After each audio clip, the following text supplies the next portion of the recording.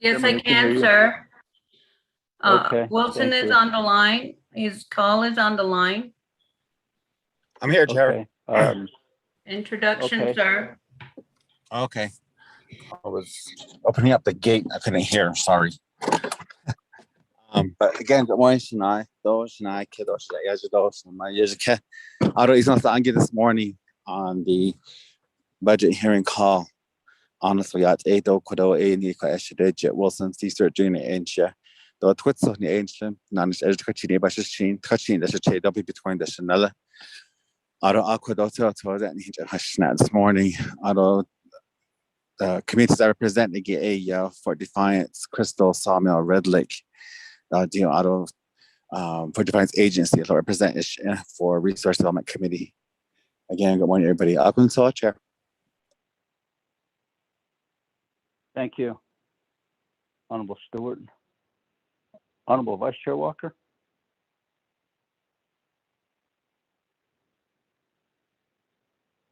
Honorable Daniels.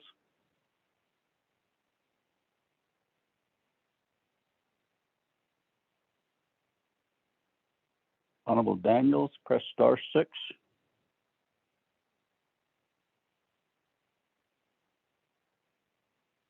Honorable Freeland.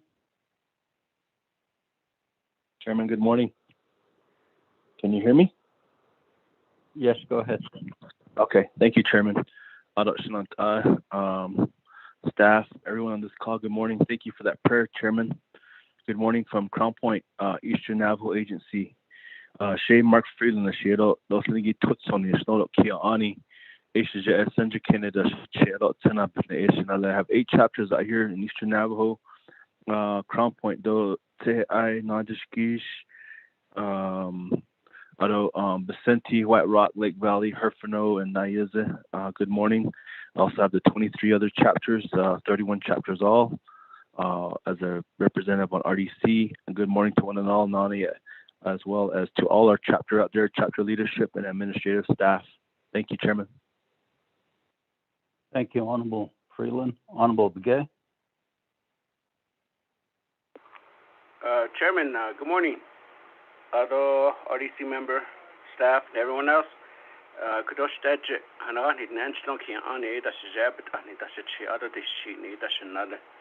So the 5 chapters, Kodo, Bathadashaki, Low Mountain, Kachibuga, Talanakan with Noslin and Mini Farms. So good morning, everyone. Morning. Honorable Vice Chair Walker.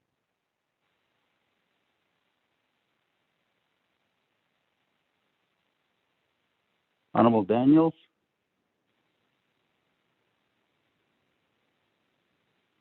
Okay, we'll move down to RDC staff. Ms. Begay. Good morning, Mr. Chair, members of the committee. Yad Benan, Shaya Shami Begay, Shado. Na Kaidan Slow the Bettijan, Bettishin, Tobahe, De Dashite, Kachini, De Dashanalo, Dai, Sun and Slam, Lay, Sawmill, Arizona, down, Nasha. Mr. Chair, back to you. Thank you. Ms. Woody. Oh, Yad Chair, Yad Bene, Ado RDC members, Yad Bene, and everybody else that's on the call, Yad Bene, Shay, Teresa Woody, and Shay Kabahan, Shaw, the Bethlehem, and the Bushing, Kian, Ada Shadow, and a Janeta Chanela, Hot OA, and Nija, that has to see the late Ado Chair, here, and General Hudson Linson. Couldn't, Mr. Chair, back to you. Ms. Woody, Ms. Khan. Good morning. Yat A. Donaldson. J. Mariana Khan, Dashajina. Dona and Shinigi A. Toyhead leaning, but Annie Bush's chain, last year Dashache, Sanjakina Dashanella. Good morning to you, and hope we have a very wonderful meeting this morning. Thank you, Mr. Chair. Thank you, Ms. Khan. Mr. Tahi.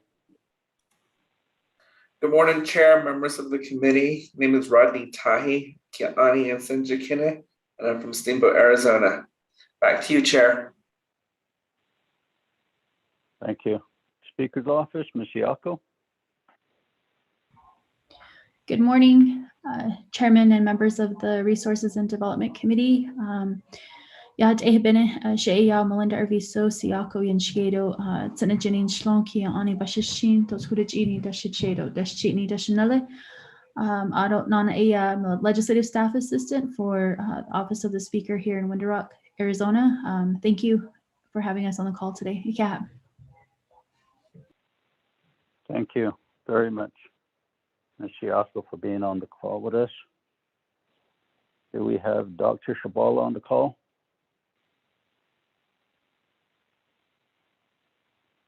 DNR staff?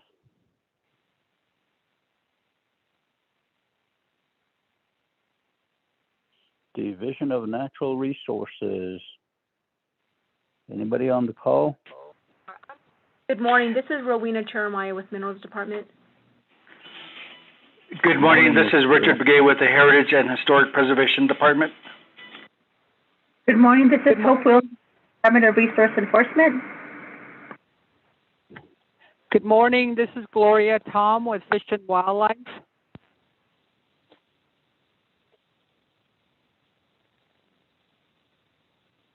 Dr. Shabala?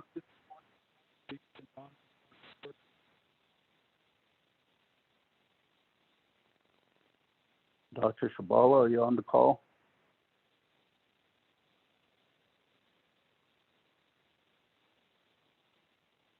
Good morning. This is Joe Begay with Fish and Wildlife Animal Control. Good morning, Mr. Begay. Out there, Ben.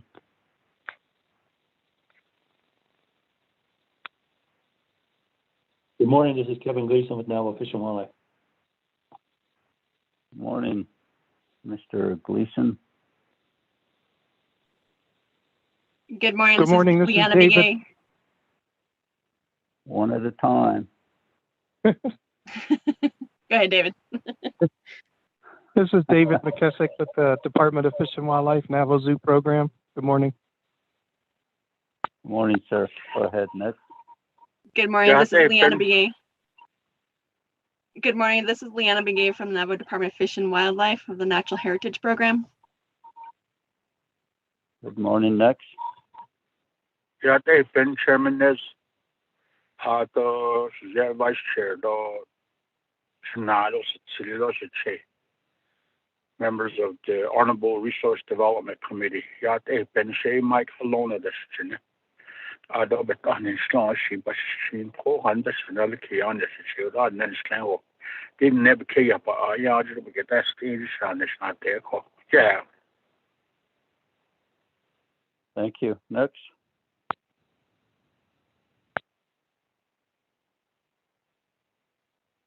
Dr. Shabala, are you on the call? Press *6. Good morning. This is Gloria Tom with Fish and Wildlife. I don't know if you heard me earlier, but I'm on the call. Yes, we did, Ms. Tom. Thank you for the work that you do for Fish and Wildlife. Thank you for being on the call. Staff, could you contact Dr. Shabala? I believe this notification has been sent out now for about a week or over a week. And we would like to have the Executive Director of Division of Natural Resources to be on the call.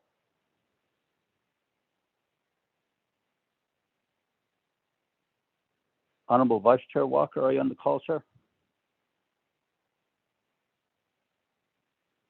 Honorable Daniels? Yate Beneshe Rick Nazin, Shia Wasanan Snow, Zeta Chini, Bashish Chain Sun Habitan Dashik Shado, Kia Ani Dashinala. What other than Shnido Hastago chapters, Bonash, Nishige, Yaha, Hogback, San Juan, and Anizara for Fruitland, Burnham, and Newcomb. Welcome everybody to RDC's budget hearing today. We will be discussing Division of Natural Resources budget today.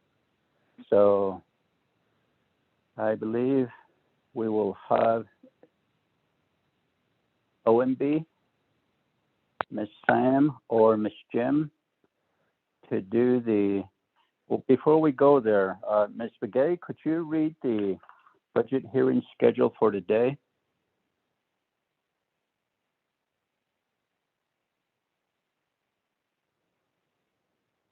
Ms. Begay?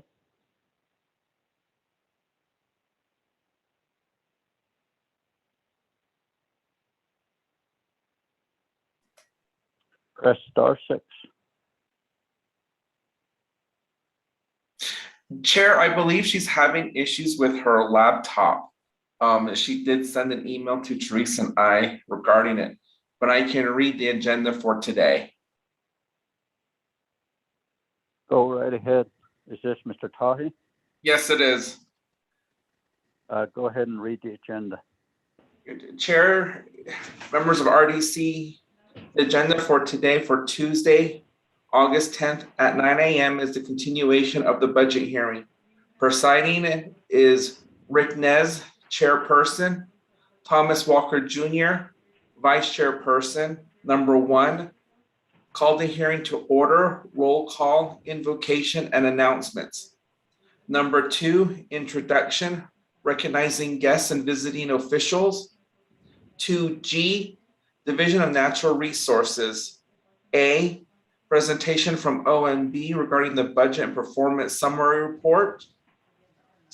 GB, budget overview and statement. GC, budget presentation. GD, discussion recommendation for unmet needs, COA, and legislative concern. 2H is a revisit. Number 5, conclusion of the meeting, of committee meeting, other announcements, and adjournment. Sure, that is the schedule for today. Thank you, Mr. Tahi. Could you go ahead and read the rules of order for conducting budget hearings as well? Thank you. Okay. Chair, the rules of order for conducting public hearings for the budget hearings.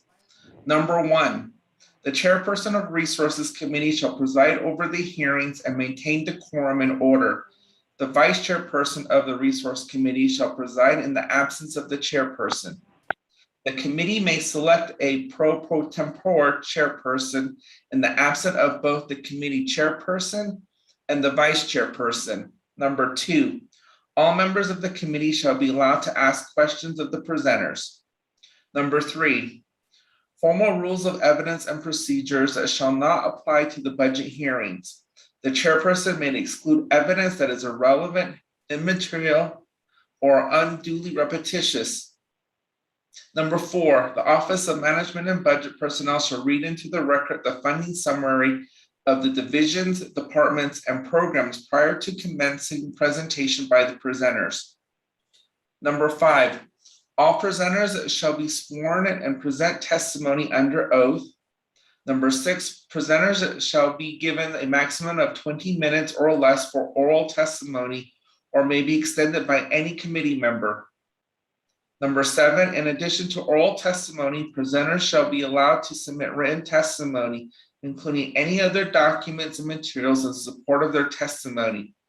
The presenters shall identify such materials and documents for the record. Number 8, testimony shall be pertinent to the issues identified by the committee.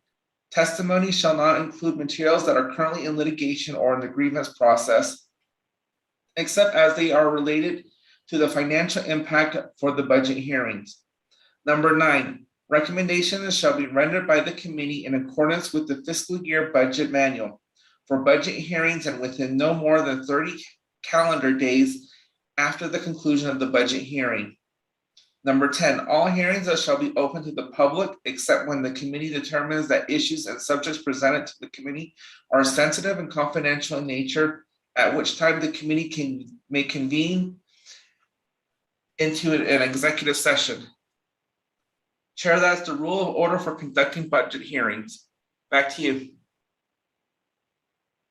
Thank you very much, Mr. Tahi, for reading both the schedule for today as well as the rules of order. OMB, Ms. Sam or Ms. Jim, are you on the call? Good morning, Mr. Chair, members of the RDC Committee, Chairman Nez and RDC Committee. My name is Darlene Sam. I'm the Senior Budget Analyst here at OMB overseeing natural resources. Also joining me will be Ms. Rhonda Johnson, who will go over the performance information, and then several contract analysts from contracts and grants to cover the report for the external funds. So if we can go straight to the OMB report, you have the cover. It's a 26-page digital copy. You have the cover sheet there. The Navajo Nation RDC Resource and Development Committee Fiscal Year 2022 Budget Hearings, Division of Natural Resources, Navajo Nation OMB report. And the following is the table of contents, letter A through G. A is your fiscal year 2022 fund type budget summary. B is your FY 2021 third quarter budget expenditure report. C is your FY 2021 third quarter performance assessment report. D is your FY 2021 third quarter plans of operations status report. E is your FY 2021 legislative concern report, and there are no COAs for FY 2021. F is your FY 2021 external funds expenditure report. G is your FY 2019 single audit report. And going on to tab A, page 4 of your digital copy, Division of Natural Resources Fiscal Year 2022 Budget Summary by Fund Type. You have the business units listed there for the general funds. And then it's a 2-page budget summary by fund type form. So I am on page 5 of the digital copy. The bottom line, the first page was the general fund. The second page is your proprietary and special revenue total. So the bottom line grand total fiscal year 2021 approved budget was $30,674,631. For fiscal year 2022 Navajo Nation funds proposed general fund $19,958,631. Indirect cost $268,373. And your general wage adjustment from the personal lapse fund $350,439. Your proprietary fund $9,585,000. Fiduciary fund 0. Special revenue internal $4,957,278. Special revenue external $127,441,763 for a recommended budget of $162,561,484. And going on to tab B is your FY third quarter budget expenditure report. And page 7 of the digital copy is your budget status report as of June 30th, 2021 for Division of Natural Resources General Fund. Original budget, bottom line grand total $4,915,882.69. Revised budget $19,987,796.58. Actual expenditures $11,683,247.56. Encumbrance of $449,017.32, and budget available $7,855,531.70, and the expenditure rate is at 60.70%. And note on the bottom one asterisk, it represents under expenditure by 65% or less, 2 asterisk over expenditure by 85% or more. Next page is the same budget status report, but it's for your non-general funds. The top is your special revenue fund, the land acquisition, and the water code. The bottom half is your proprietary funds. So together, grand total original budget $4,506,525. Revised budget $20,787,042.91. Actual expenditure of $11,330,989.71. Encumbrance of $1,505,141.57. Budget available of $7,950,911.63. Expenditure rate of 61.75%.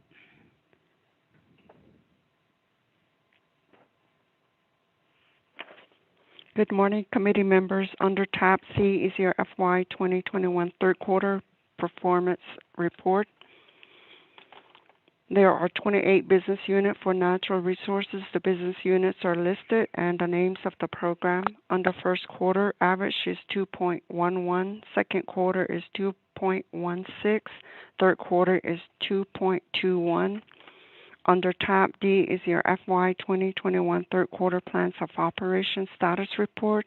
Again, for the business units, all of the plan of operation has last amended in 2016, 2019, and following that is the statutory references for the plan of operation. Under your tab E is your FY 2021 legislative concern report. LC number 23 is for all divisions and programs to implement handicap designated areas, and this was due at the end of second quarter. For the third quarter responses, we did not get any response within the Division of Natural Resources, so the status is non-compliant.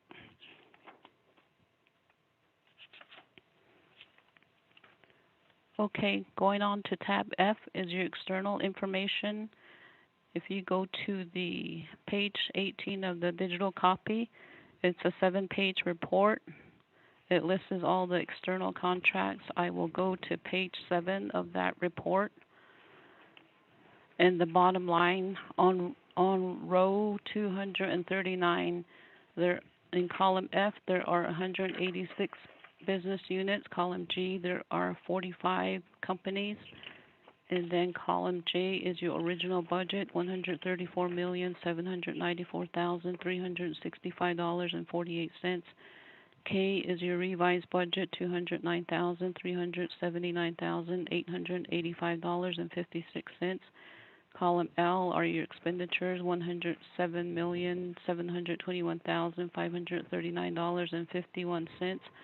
Column M is your open commitments, $14,393,963.41. Column N is your external fund available balance, $87,264,382.56. Column O is your percentage expense, 58%. Column P is your percentage balance of 42%. Next tab is tab G, your FY 2019 single audit report. For Division of Natural Resources, there are 2 single audit findings. And just to note, back to the division summary at tab A, OMB has not received 2 corrected budgets. That would be for Parks and Recreation, business unit number 91501, and also for the Land Acquisition Trust Fund, business unit number 415000. That can be discussed when the program presents. That completes OMB's report. Chairman Nez and members of the RDC committee. Thank you. Thank you very much for the reading. Let me go to Division of Natural Resources, Dr. Shabala.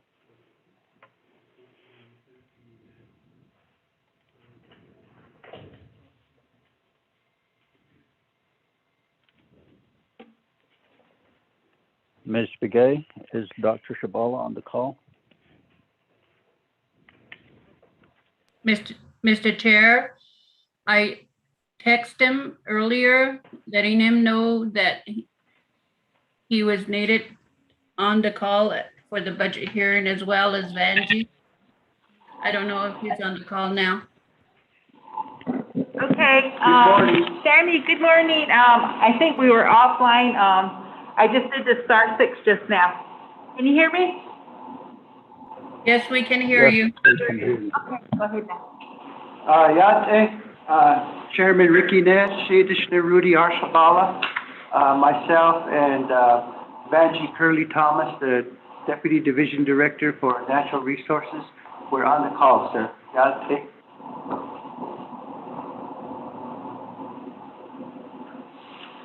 Can you hear me? Yes, we hear you. You may proceed. Thank you.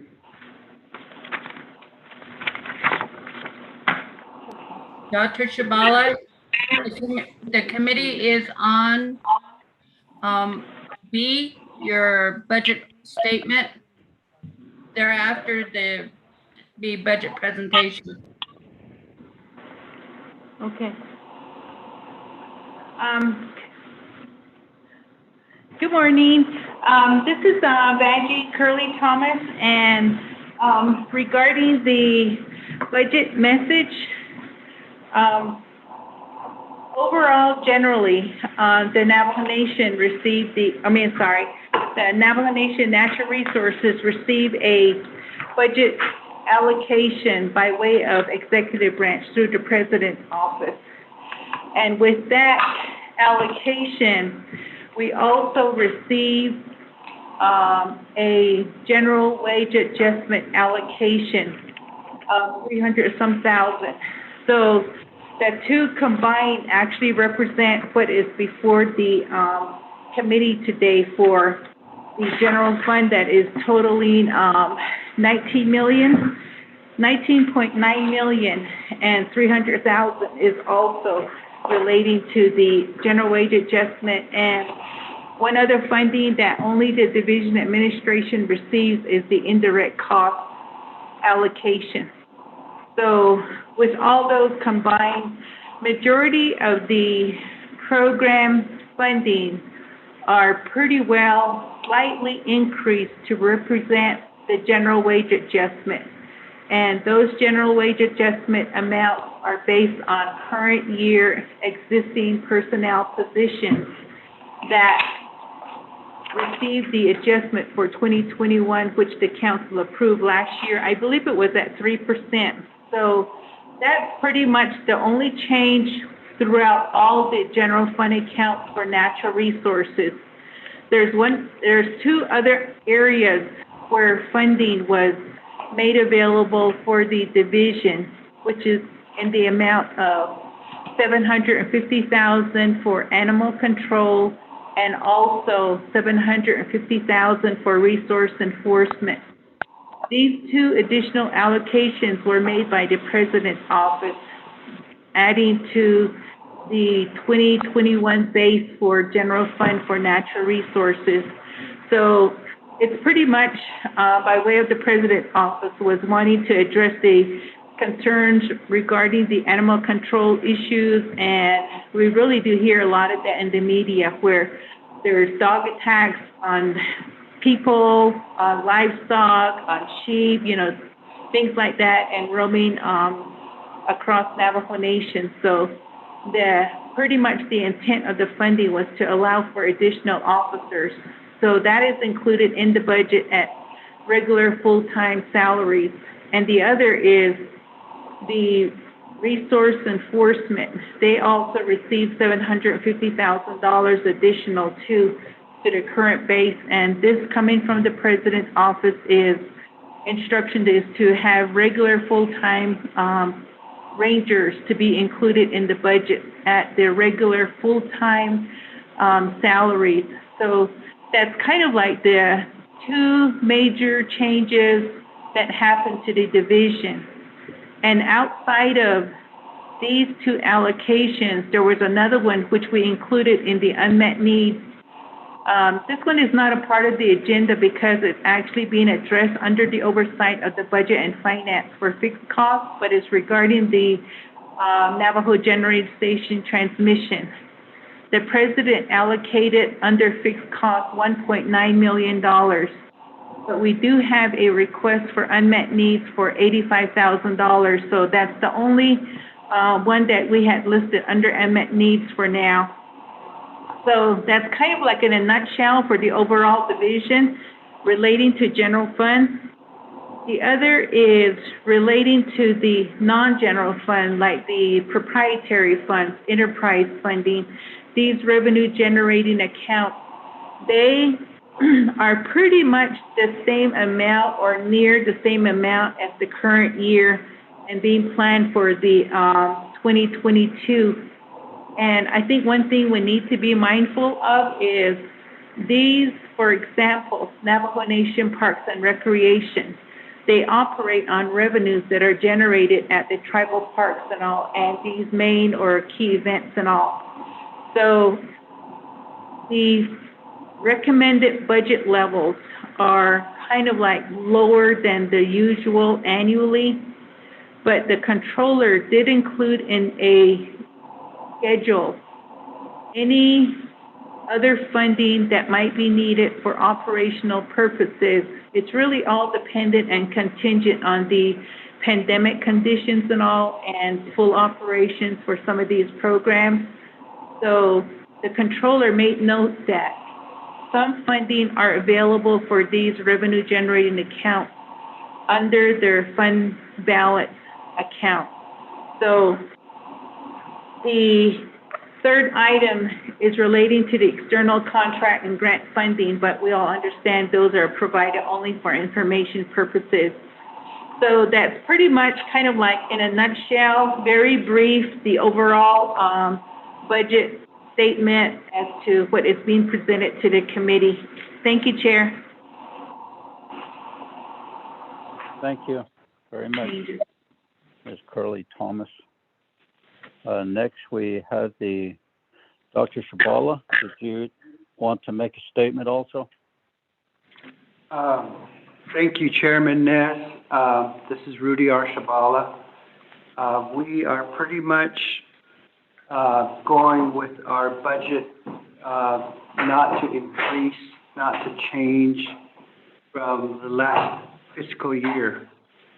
And where we've resubmitted our budgets for the Division of Natural Resources based on close to the numbers that we were allocated the last fiscal year. We all know that a lot of our operations throughout the Navajo Nation government of the pandemic, COVID-19, in a lot of offices, so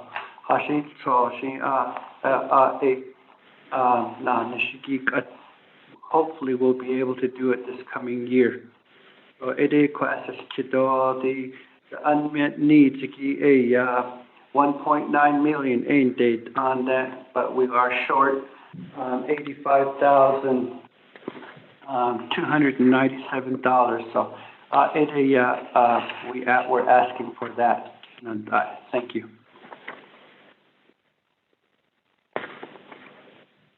Thank you, Dr. Shabala. Next, budget presentations.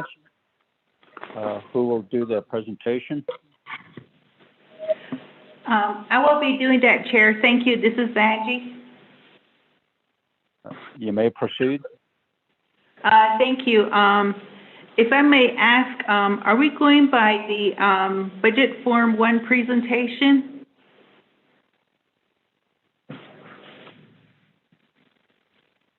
We're going by what you provided to us. Okay. Okay, thank you. Beginning under tab 2, this is the DNR administration. And on budget form 1, we show that for 2021, the current year, we have $687,017. This is made up of the general fund amount and also the indirect allocation for 2021. So proposed for 2022, we have general fund amount, bottom line, $728,358. So looking at the two, the difference between is $41,341. And if you look at the information on your left side of budget form 1, it shows the distribution of funding. General fund, we received $445,481. And we also received the general wage adjustment allocation of $14,504. And we also received the indirect cost allocation, which is $268,373. So those combined make up the $728,000.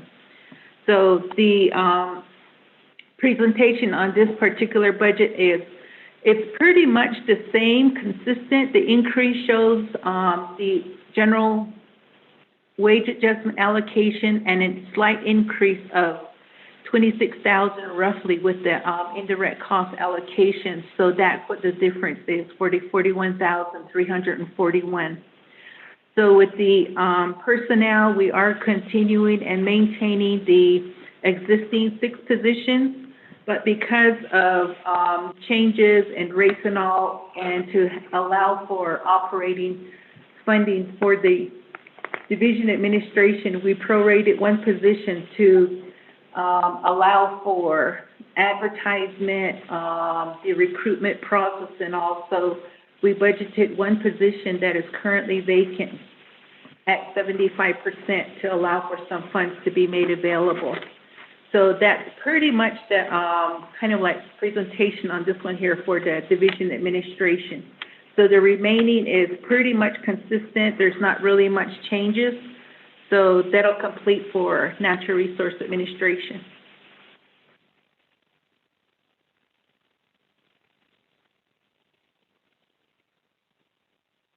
Shall I continue to the next tab? Yes. Thank you.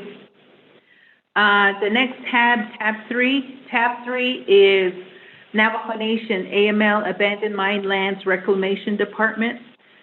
This one here is totally contract funded. There's no internal Navajo Nation funding. So the contract funding, there's multiple years where funding is available for operational purposes and that are still active as of today. So totaling all that, there's 14 roughly accounts that are provided, and they're broken down by Budget Form 6, which is following Budget Form 1. And under that, we receive a total of estimated $43,733,699.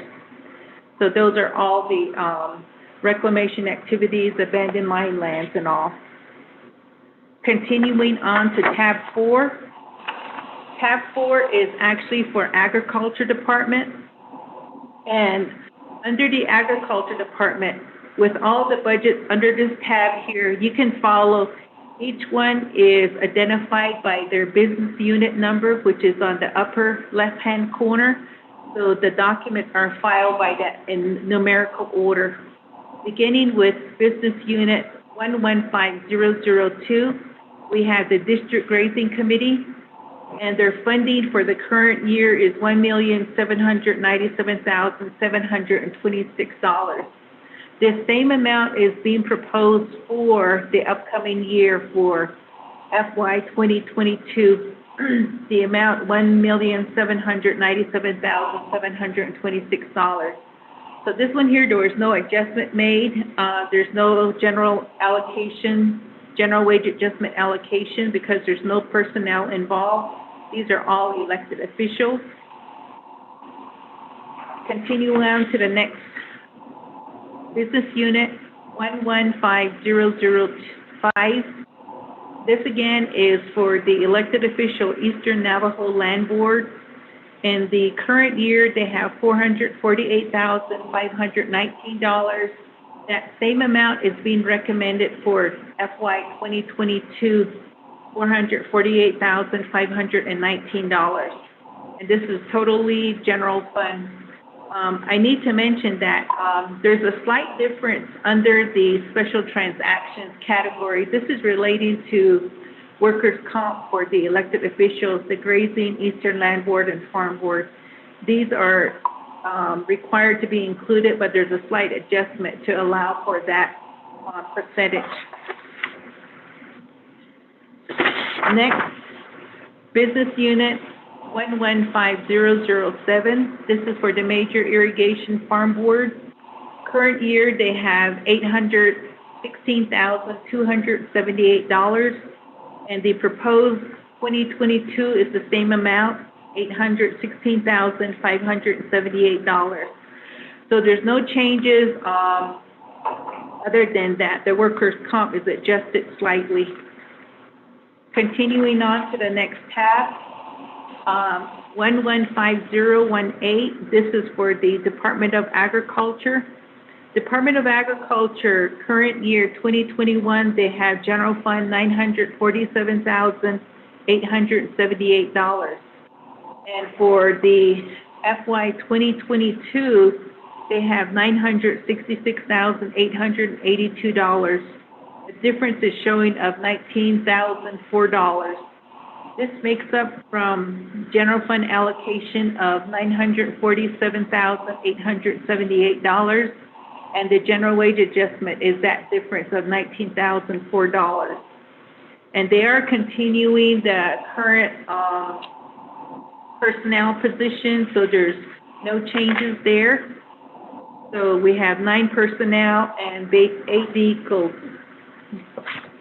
Continuing on to the next program, 115034, Navajo Veterinary and Livestock Program.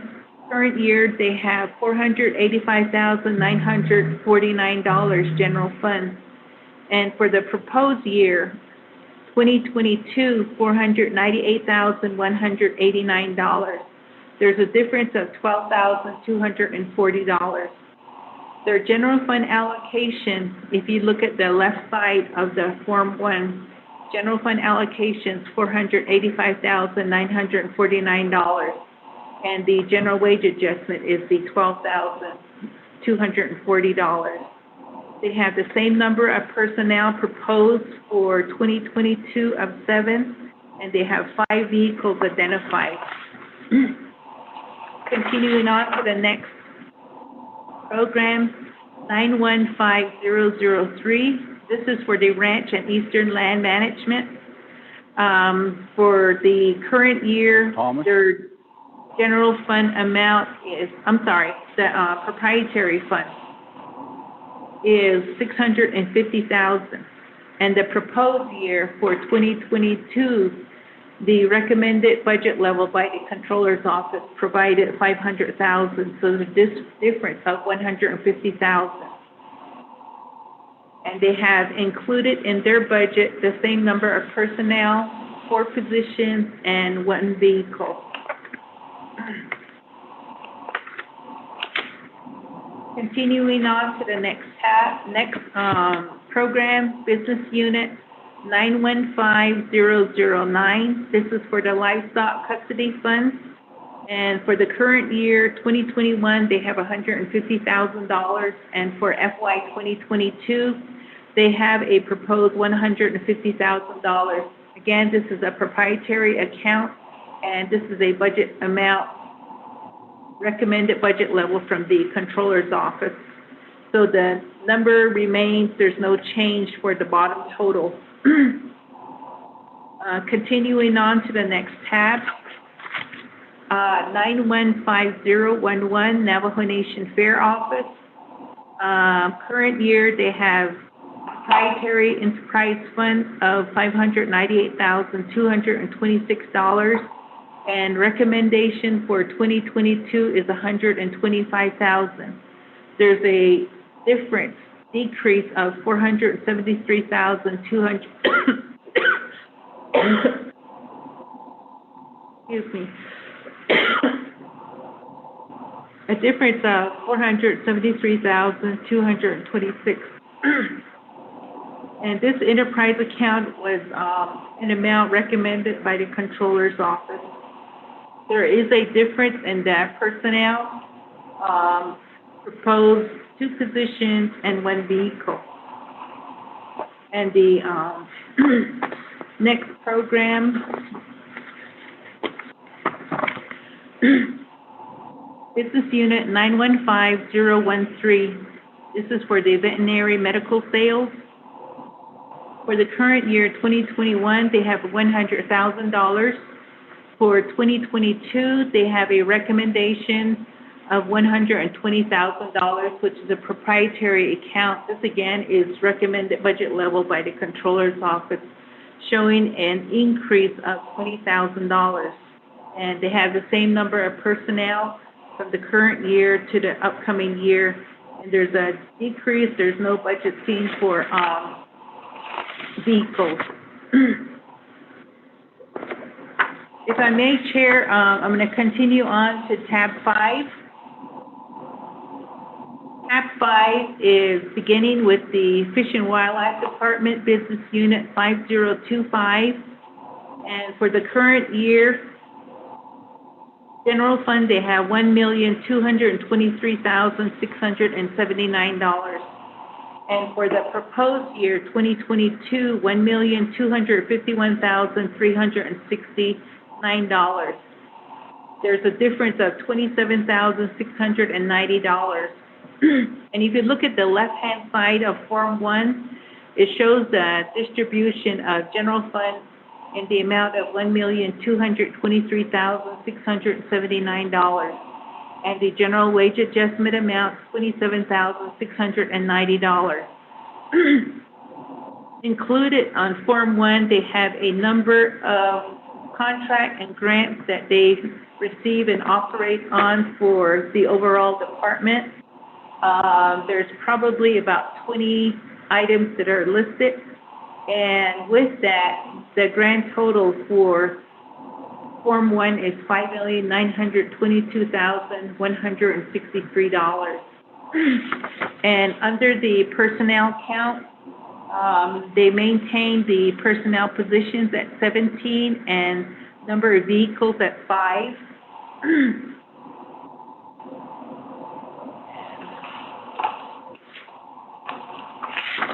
Continuing on to the next business unit.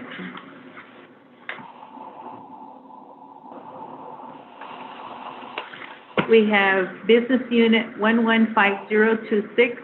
This is for the animal control program. Ms. Thomas? Yes. Before you go further, I believe that we may have to go one at a time. Let me go to my colleague, because on each one of these, we're going to have to carefully vet all the numbers as well. So just pause there for a moment. Let me go to my colleagues. Honorable members of RDC, I believe we have a very thick budget binder before us. And if we just go through each one like we're doing today, I think we might miss something. So we just better go one at a time. So if you have any questions or comments on the first business unit that was read to us, let's start with that instead, perhaps with tab number 2.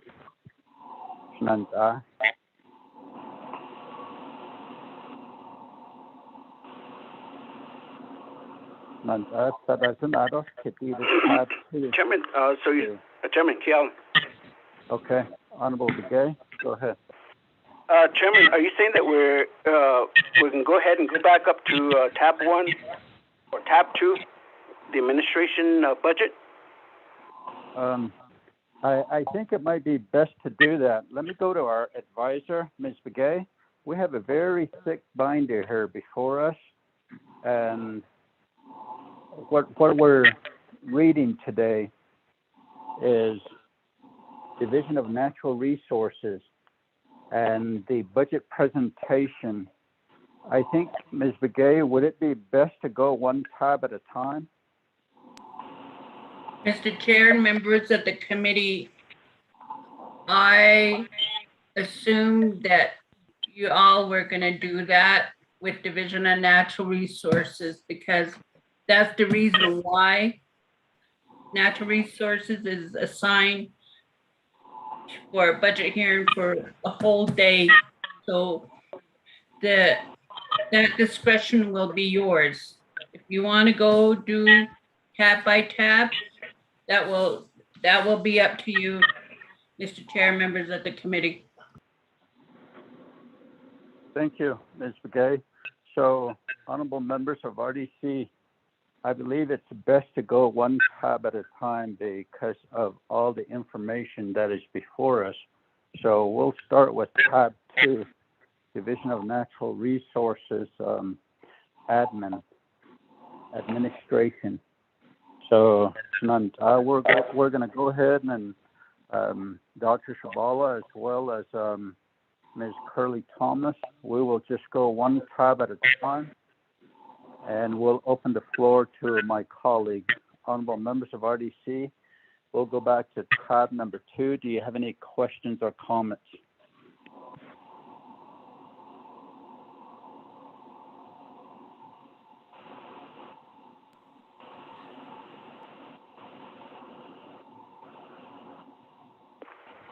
Chairman Kellen.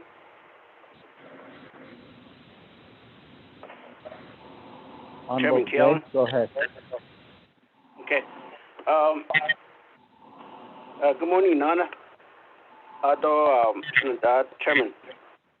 Kudo, Division of Natural Resource, Landry. The Hastaki, the budget, the Kishi took upon I appreciate Dr. Shabala and then the Miss Curly.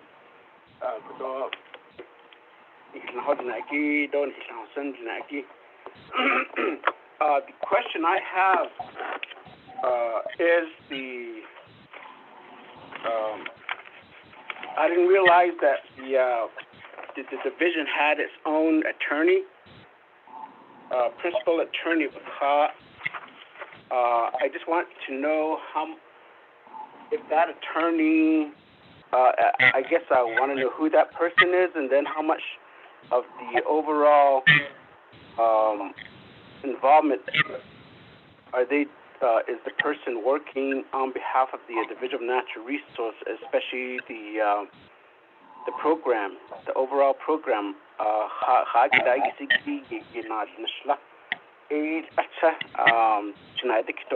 Chairman. Thank you, Honorable Begay. Ms. Curly Thomas. I can answer that, Chairman Nez. Can you hear me? Rudy Shabala. Go ahead, Dr. Shabala. Yes, we do have an attorney as part of our staff at the Division of Natural Resources. And I will say that this attorney that we do have on staff has been on staff for a number of years. And we're very fortunate that this attorney, Robert Allen, is trained in natural resource law, and his law degree has everything to do with natural resources. So I rely on him every day in our everyday work, legal opinions. We have a lot of jurisdictional questions out on with other entities, the BIA, the state, the federal government. I see, I'm not sure, I'm on my third year in my position as the Executive Director for Division of Natural Resources. And Banji can answer the number of years that we've had a Division of Natural Resources attorney. He does know more than the Department of Justice pool of attorneys regarding anything to do with livestock, wildlife, land. Thank you.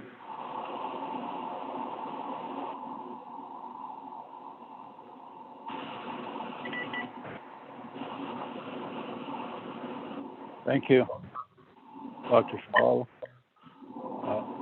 Honorable Begay, do you have a follow-up? Chairman, I appreciate the response. I'm not questioning why he's there or anything like that. I mean, how is the attorney helping the development? Because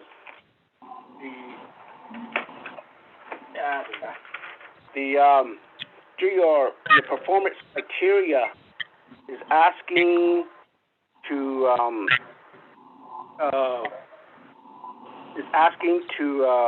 develop master plan. Master plan up of your goal statement. Good. As overall,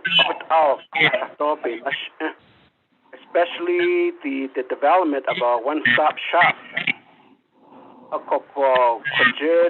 Right of way. A cotton what to the no behind station. A coco elahate ego programs the key yinad nishato. Although how are they closely working with our legislative council or Department of Justice on a lot of these areas, because at this sheet holds just Wednesday last Wednesday Twin Arrow the quit sheep had I see Z and has take to and hot take Ado Division Community Development which has the hashed contracts right of way. Ado and they there's always a bottleneck at certain program. For example, right away for a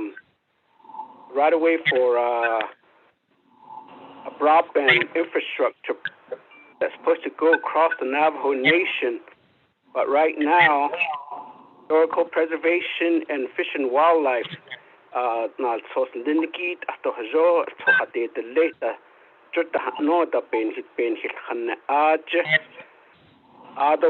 one stop shop Diego with a quadrit up at the niche and with the initial koto bahnaiti kit a coco halate out internally quadre is right of way to state do federal is not the shut and what information and how much is the attorney helping the program in streamlining these process.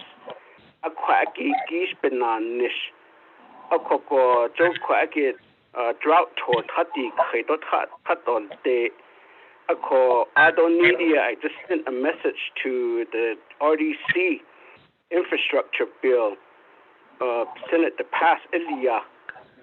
A coco of that ego ila behani that a sato and the whole kid. What is it that the Congress needs to do to streamline a lot of these processes?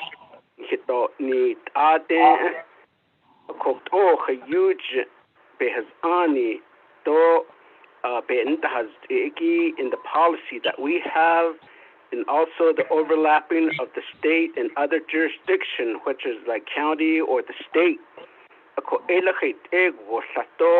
Program that's a and what information could your office produce to the committee to say that these are the areas, because what is the overall master plan of the Division of Natural Resource that we need to follow as well. Master plan developed why I would think that was in place at the beginning of the first year of the administration. Chairman, let me go ahead and pause for a response. Thank you, Honorable Gay. Dr. Shabala. Yeah, Shanala Kialan, Aroshan, Ricky Ness. Drop tour, aside any Kate Hatia, Aro the Nebekaya, that was Argo Abakao, the Sokaido, the North Sea, the Das Tinido, and Sienta has Tito, the Nebenta has Tiki. Adon Sito could the executive branch, the office of the president, so Abakate Hatia, so.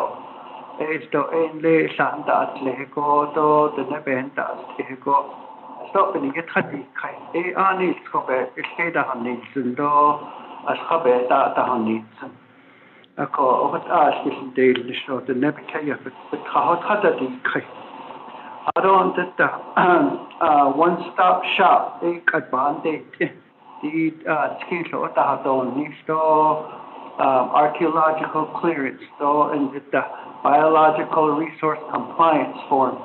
It's federal requirements out on the Navajo Nation Environmental Protection Agency. Actually, stop us and Abesna Nishlaton Nistati Nido Saton Nisna Nishtani. I call based on the end that the had on Aslago NATO clearance cities any archaeologists out on the fish and wildlife the webinar so that need beta has that has aro to nastin data ko hale lo do list that the nido a contract that a peso a katin han deal hinan silly yen hashil sabo na hoti Chito, this Navajo Nation, Hinhata, Soldado, Achadon, Nito, Achadati, Akodi, Itahi, Coelpis, Dale, Nishigi, Ahuichin, Le Kayanta, Nihico, Ado, a Compa, Soldado, in a society contracts on the Ado, the Lista, Ahadas, Lenako, Ado, the Quico, Shinde. Say sort of say Jin Hata Hakieto. I see Nan Mishiego Basala. A coho Ahui Jinahan and go out of Hashi Sako. Eight do or Nanish Biyashi Ada do out of Hashi Tansen Kishana do that's eight. So that's a chunk needed as or other sheet add up the Yego Mikiat or Yego Bahi, either even the Shata husband or Eastern Italia. A couple other a Nathan's election and social.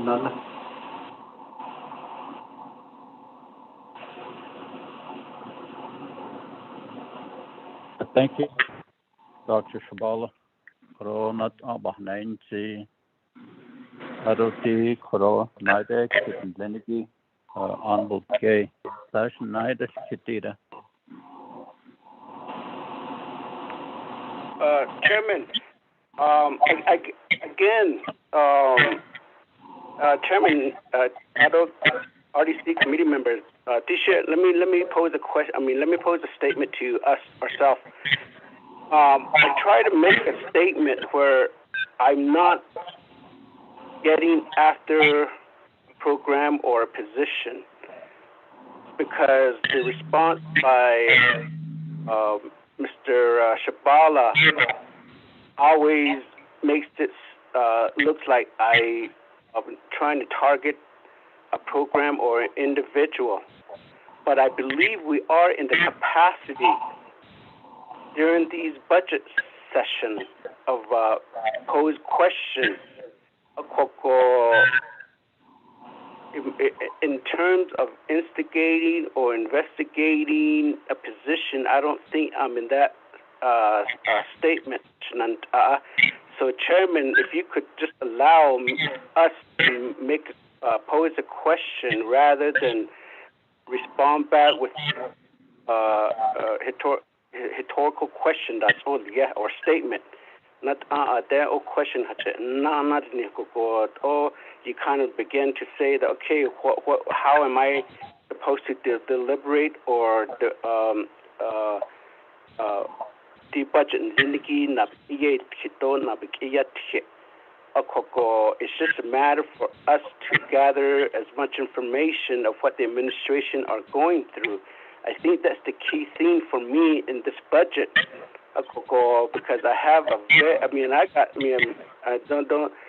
don't be surprised that we'll be continue talking about the Division of Natural Resource by midnight, and that's how much questions I have. But if I do that, then I'll be considered as ilano todo hinda na just the to ni to hot abishan sa case or litiki to 8 chairman. So I would appreciate if there would be only a response at getting clarification on these budgets, so that way when we go before the council that we argue about it of these budgets. I could say that these are all then when you get to the council and then other council members begin to ask those questions, I believe that that's where the six of us comes into play to justify these budgets.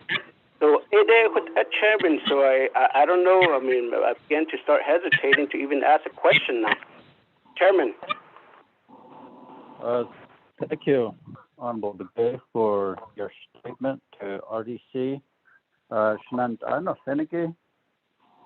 I did the fourth day guna budget hearing bane kaito ni hitaha ni deho koho peso dani jen hita no konhol just Division of Natural Resources ADH bahol jisnla. Ako corona idos kiriki ahot and idos kit. Aro ara Division of Natural Resources Nevada budget ni hitchen days nel. So I hit ara nas Haida on not on nan hit a kita. Yen kisn't had na hot on eats and deep base or lana needs and deep and get base on eats and had neniki eben nachin koro fish bahasa unbatato deep base or koho okay digi the dahan neat go koron his behas neniki tau na hat eats it on hitch hat eats.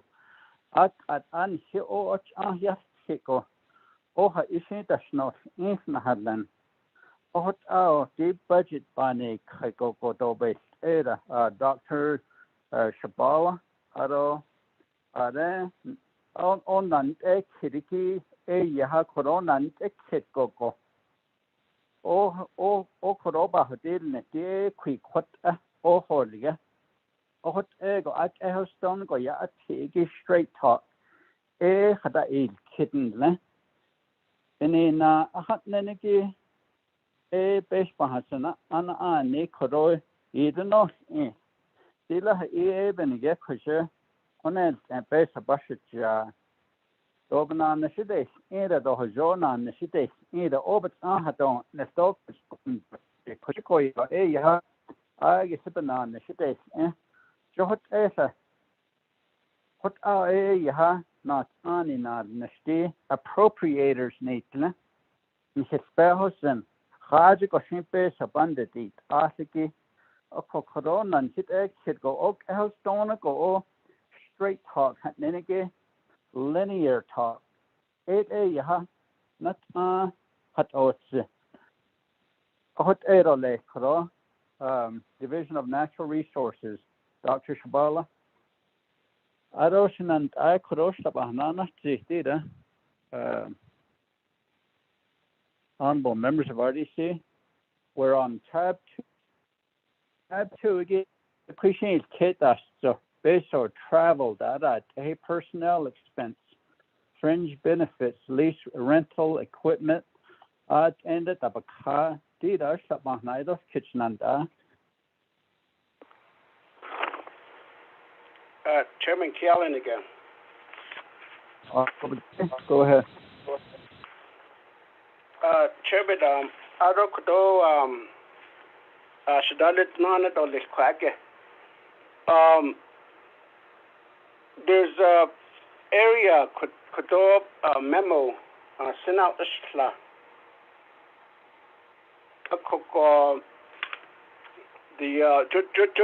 The administration, I'd like to pose this to the administration.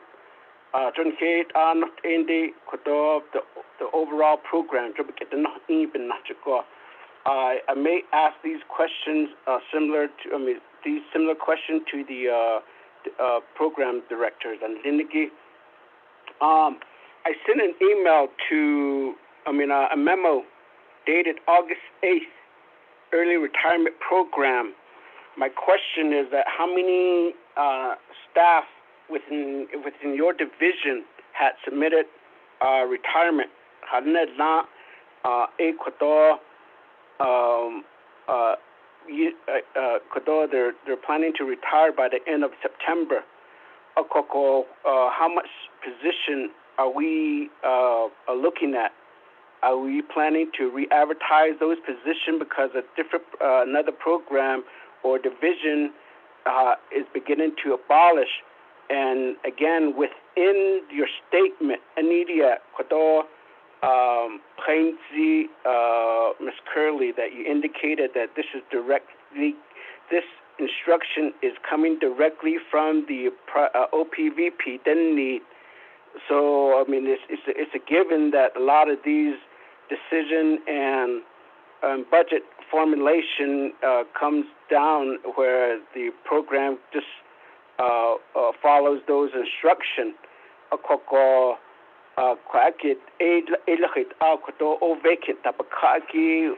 is the program going to are they going to continue to hold that position, or are they going to abolish those positions? Chairman, then I have a follow-up question. You hear me? Yes.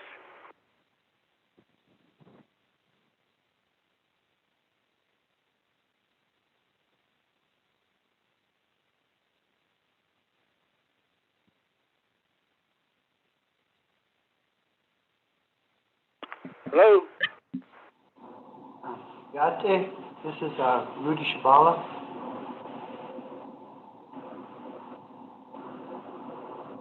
We can hear you. Yate Shanala, Nathan Kitigi. July 28th, I think it was a deadline for applying for enhanced retirement. And the end of the fiscal year, a retire that at least. Because says Shitosh sponsors Kuita is Niliki Division of Natural Resources Yanda Nishiki. I don't have that information, Shanala.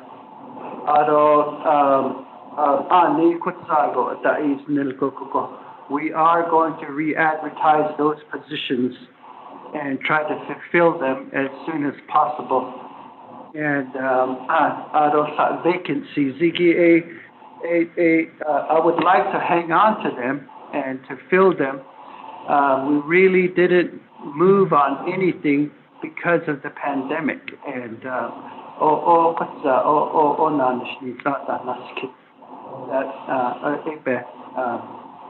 answer and legislation. Thank you. Thank you. Ms. Begay, can you hear me?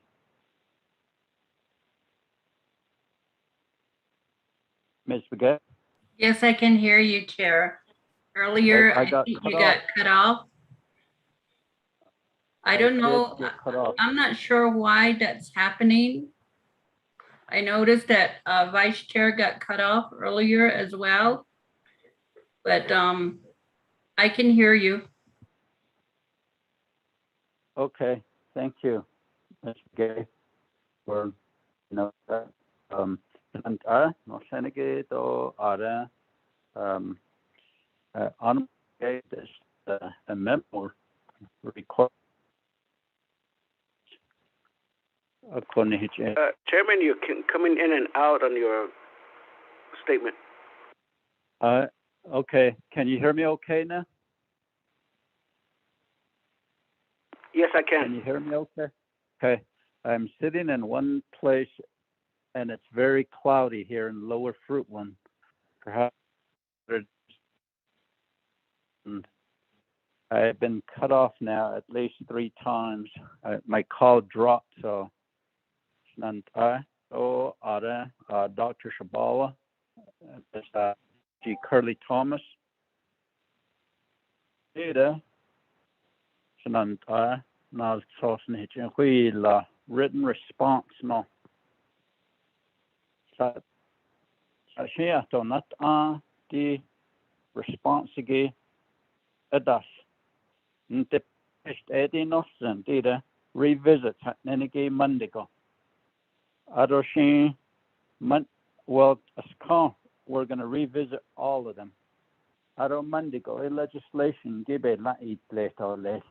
According source sato Artan Hitchenda Ego in Hispahus and Koro Lana Elenido Benyan and Hitakidiki, Dr. Shabala and Miss Kirby Thomas or Aran Hitchinch, I don't email his own the not in Kakwagi. So it is what about this.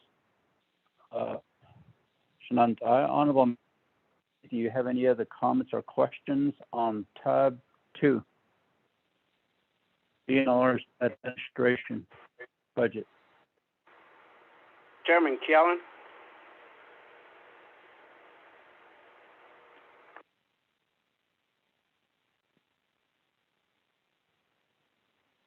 Honorable Begay. Chairman, Nandole. Dr. Shabala Shanale Ado Kodovis Curly.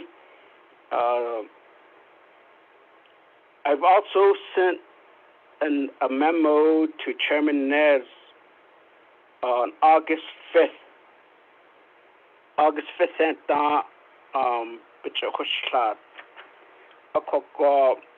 again, I'm raising these points to you, to the division director and the top administration of Division of Natural Resource, because obviously that decisions and some of these will be made by you guys. Potential amendment to the fiscal year 2022 Navajo Nation budget as far as the subject line on this memo. And I don't know if any of the program have not received it. Please let our advisor know if you received it. I mean, if you want to get a copy of it. But Navajo Nation Ranger salary. Just like the EPA, I've asked that there's vacancies in those in criminal enforcement. I think not having those enforcement on the Navajo Nation is really the reason why we have a lot of situation on the Navajo Nation. Ranger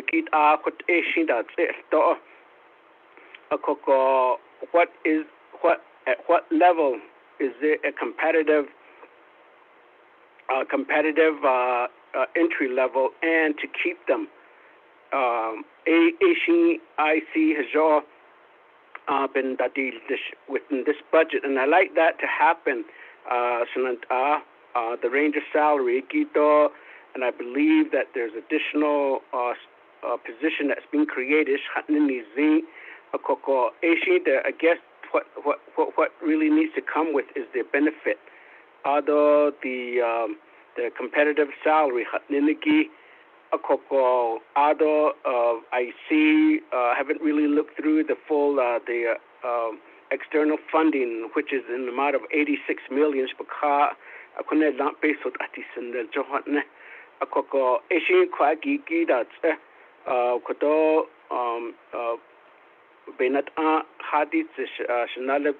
The range of salary, what would be the very best approach. Now on the second one, establishing agency grazing official office. The recent scenario, I mean, we know that we can't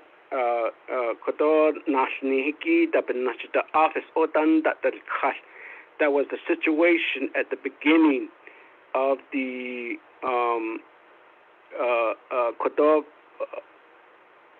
chairman emergency legislation development the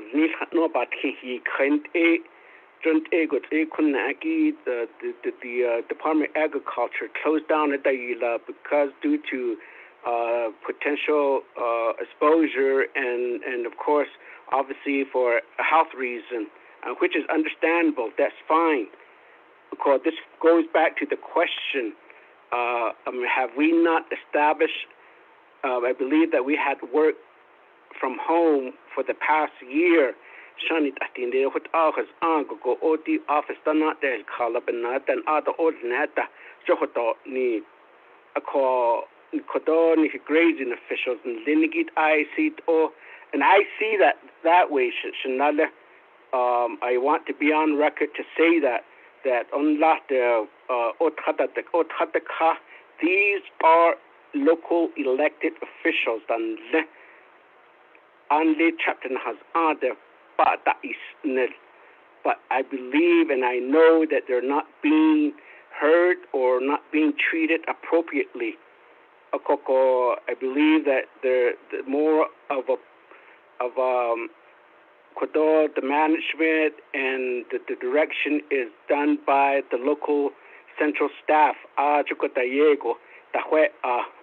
than the elected official.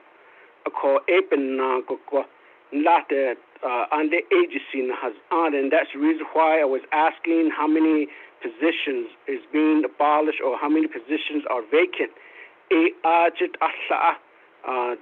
agency has and I'd like to pursue that, establishing an agency grazing official office at each of the agency. I believe that they can spare an office over there. Because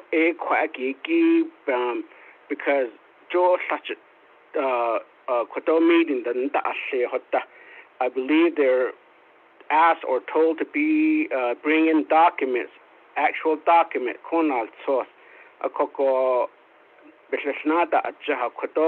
or you taught the desk after the wear and tear of the vehicle, and then getting them away from their daily job as a grazing official. I've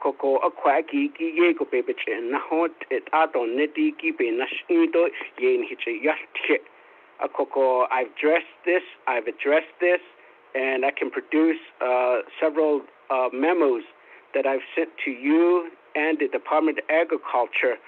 And that was one of the recommendations that was done when the RDC went on a agency visit about 2 years ago. That was one of the main ones that had been brought up. The agency level, the grading officials. Why does it have to be in Window Rock? So I guess the reason why I say this is that if you look at the retirement offered in Window Rock, I believe it's being targeted to decrease the work, the top heavy hatniniki.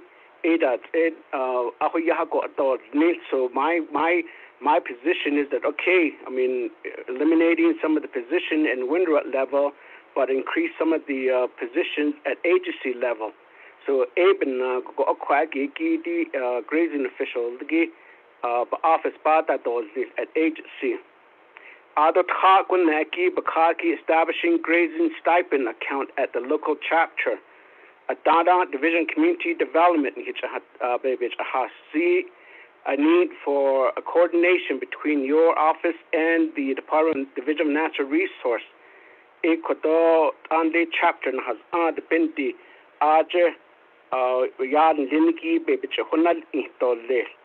so within this budget, I'm requesting from your office to coordinate with the Division of Community Development to establish these funding grazing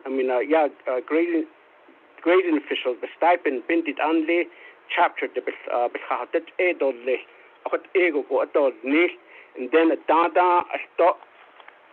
we talked about the chapter stipend, chapter officials, and Lindiki, the regular chapter official.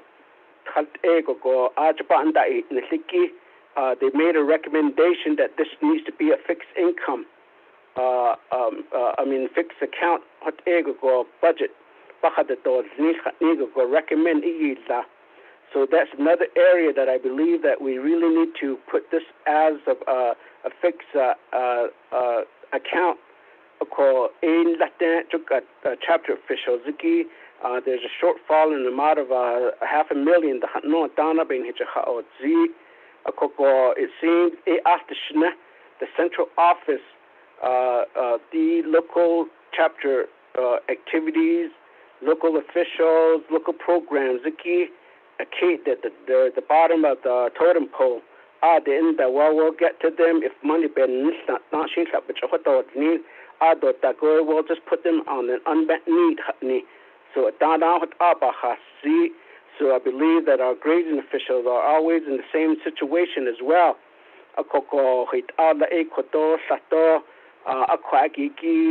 a division director, that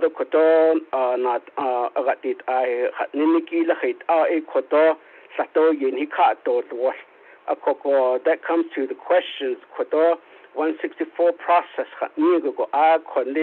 DOJ. So now that we have an internal an attorney, I mean, why can't the person be in the position to review a lot of these 164 process? That's the other question that popped up on behalf of the grazing stipend by STG Baby Natchet. I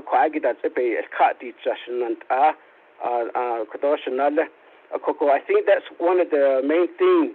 The other number 6 the Fish and Wildlife additional staff and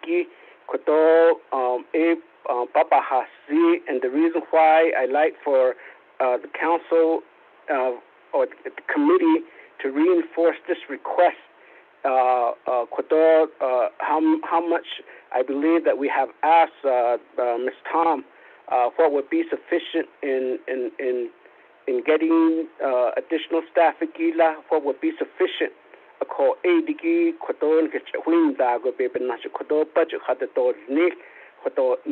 But I believe all of our program have been instructed to be confined in whatever amount they were given. But I believe that that's where we would come in to, strategize what is the appropriate in adding additional staff to the Fish and Wildlife. And I'm sure others like Mr. Halona's office, is this a good timing to really establish the one-stop shop position? Opera funding, that cares funding, Washington, then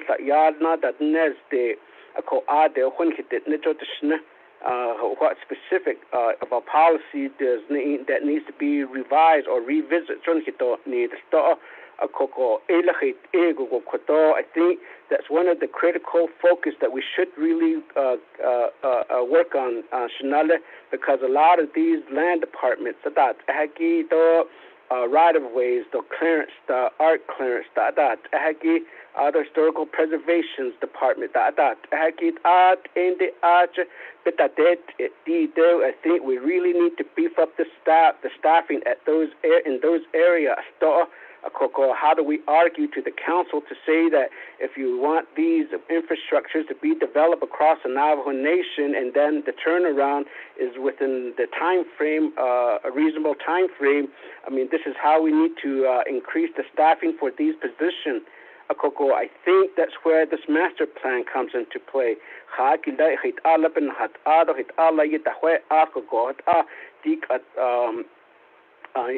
Budget and Lindiki be tapakat on their performance statements.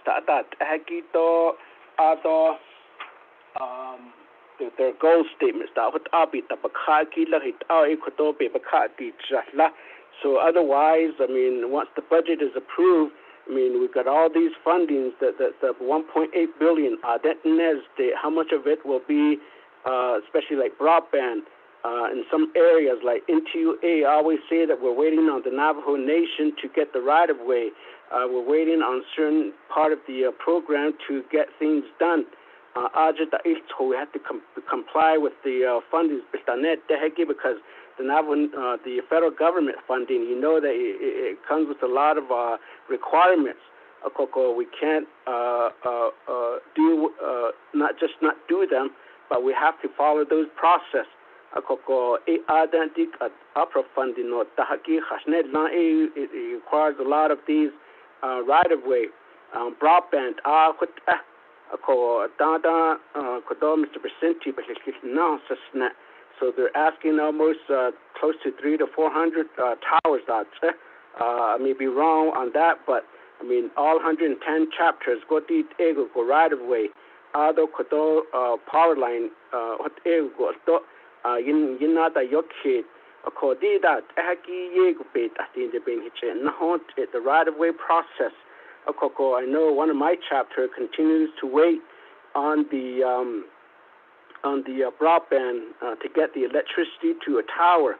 A quite right away be behind I don't get it know the bayet and I know kodo situation is Mr. Halona, and I've been sending emails to them. It's been kodo into A and the cell carrier quite to hajo is that after do it all kodo the hajo tihon neta, and then the same way with the power line kunanet huge quite not it all consent form. See those are the areas that a lot of our local chapter officials come into play, especially the grazing officials. Just think about it. If the office is closed, I mean, where do these officials turn to while the office is closed? So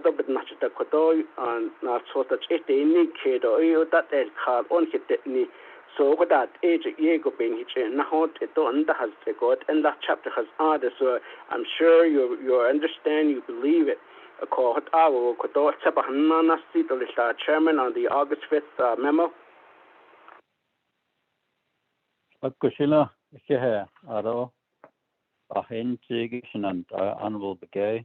Before we go back to Dr. Shabola, and Anna sent the binders that we have as kids. So we're on tab 2, Division of Natural Resource. Aro AML, the Kegon, Aro Department of Agriculture, Fish and Wildlife. Dr. Shabola, back to you, sir.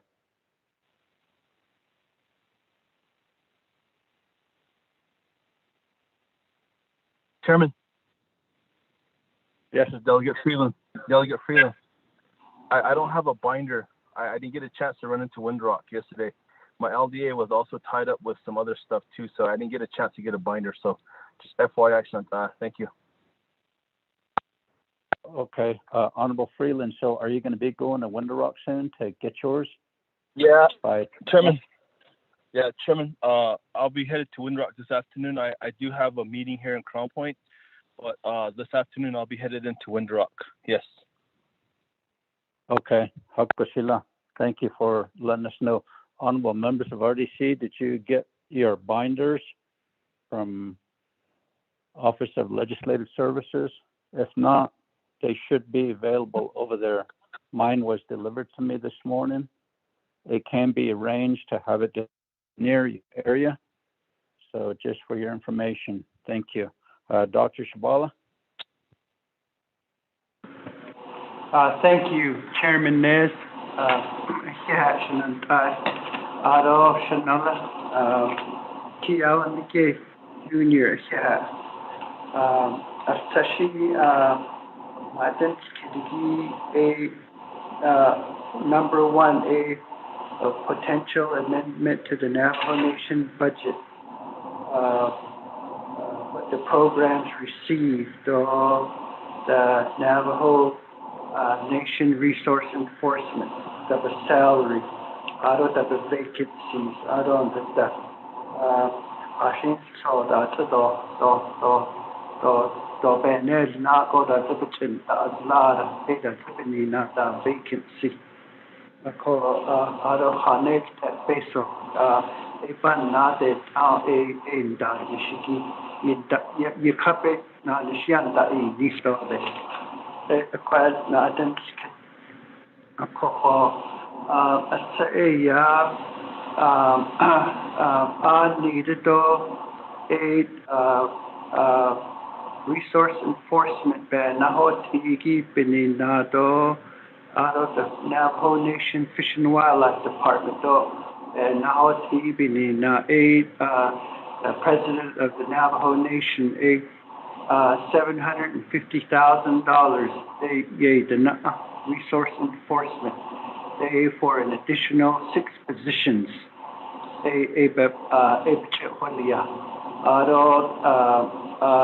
Animal control, $1.2 million.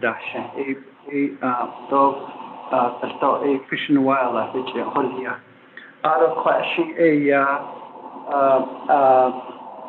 salary adjustment, Vanji,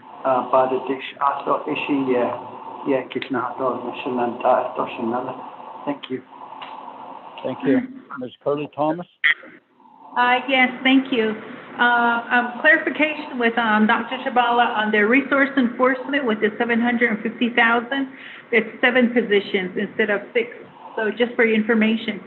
Otherwise, regarding the competitive salary in terms of the rangers, to our understanding, the Department of Resource Enforcement did work with Department of Personnel Management in preparing the needed documents to have a survey or a review to be completed. So an update has not been received on that, but that will require the position classification questionnaires to be submitted. So we'll need to get an update on that from the Department of Resource Enforcement. Thank you. Thank you, Ms. Curley Thomas.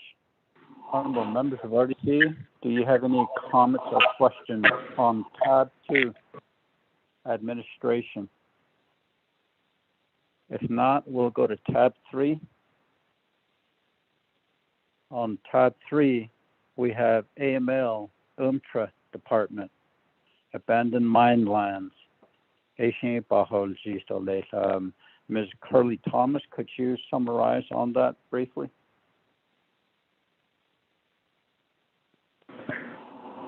Thank you, Chair. Good morning again. And regarding tab 3 is the Abandoned Mine Lands Reclamation Department.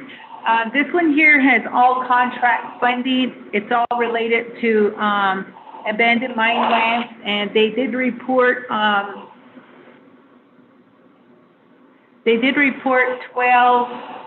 contracts that are currently active and on the books.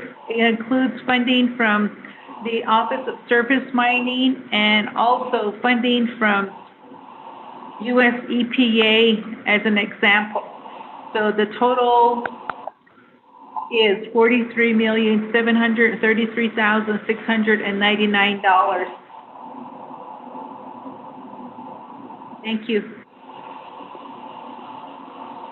Okay.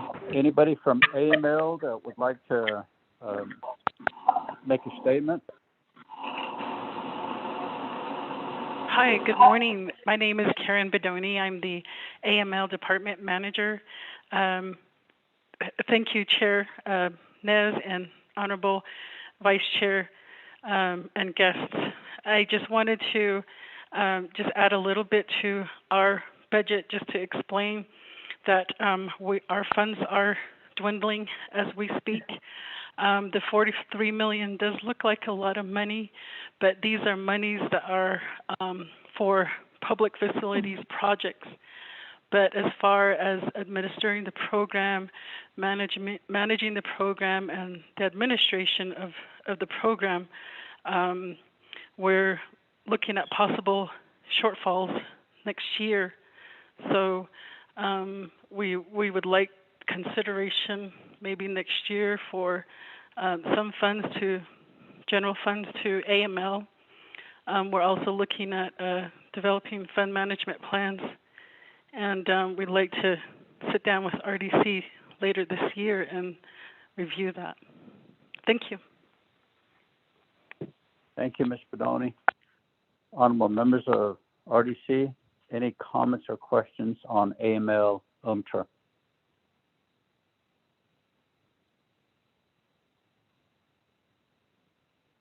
Chairman Freeland. Honorable Freeland, you have the floor, sir. Chairman, thank you. Thank you, Shantai, colleagues and staff, Dr. Shabala, Vanji, Ms. Curly Thomas, as well as Ms. Bedoni. Thank you for that. It's always concerning as a delegate whenever you hear programs stating shortfalls. And we hope that this doesn't impact personnel, particularly. If it's operational matters, that's different, but we don't want to start looking at having to lay off people or having to deal with any of those types of matters, personnel matters. Yeah. I don't know if this program or other programs under the Division of Natural Resources would qualify for ARPA, maybe some matching funds under ARPA. I don't know if that's something that the administration has already put together or started thinking about putting together as far as what specifically are going to be the requests for ARPA. This is one of many programs that are so vital to the executive branch. And I think of the Rangers, I think of Fish and Wildlife, I think of all of the programs, ag, everyone that's under this division. If there's any way that we can help carry these programs through this coming fiscal year and get them on to the next year, it's hard to hear the term dwindling or cuts, or it impacts services. And I think as a nation we've gone through enough cuts in the past. And when are we going to start increasing? When are we going to start having all of our divisions and programs receive more funding? I hope we do get to that point. I do hope we get to some sort of remedy. It all involves revenue. Of course, this was a hard year for revenues, but we got to come together collectively and start putting all of our minds together and start thinking about how can we create new revenue sources and what do we need to do to make that happen. So just thinking more terms outside of the box, Chairman Otto Shantai. It's really hard, and I always remember one comment being made to one of our programs, stating they can't even afford a travel vehicle. I mean, that's really we shouldn't have to hear things like that. And I hope whatever was stated by Ms. Bedoni doesn't impact laying off or having to require layoff individuals, because it's a bad time for us to start thinking about laying off individuals, and at this time, especially when we're trying to get out of this COVID situation, and everyone needs an income to support a family, and financially they need to be stable. So we need to help as many of them as we can. So, Chairman, just my comments and thinking outside the box again. Thank you. Thank you, Honorable Freeland. Honorable members of RDC, any other comments or questions? Naidos Kiddish. On AML. Chairman Kealan. Honorable Begay, you have the floor. Okay. Not much of the as far as the budget, but the resource that's available is what I want to at least commend the staff. Some of the staff had followed us during this drought tour, and I do appreciate some of the staff coming out to mini farms to assess the diversion dam. I think there's a lot of skill across the programs. As you know, that we always hear about outsourcing or going out to have a study or engineering study. No, the Hagoshi, Blagana, Dotoko, based on Liniki, Tahinte, the engineering assessment, Kodo, Sato, ye Yastkito recommended that you la dos and hit show the last day of our tour. And I believe that hit out la a Kodo, establishing a lot of these infrastructures across the Navajo Nation, but yet we really don't have sufficient resource available as far as funding. But we have some mind and some expertise within our programs. I believe that a lot of times we don't utilize them. Within your master plan, that each of these programs will be able to work across each of the other programs within the Division of Natural Resource, especially working directly with each of the chapter. Art clearance some type of infrastructure. So the one thing that you've indicated, appreciate that, along with the BIA regarding the diversion dam.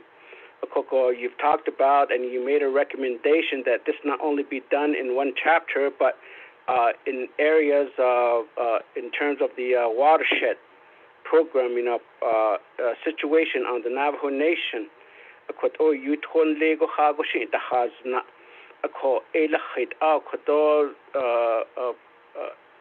Resource such as AML has, that we could be able to utilize them as well. Maybe there needs to be the plan of operation may need to be revised, or that there needs to be some type of because if they're under 638 contract, usually they're confined to certain duties in order to perform utilizing those funds. Local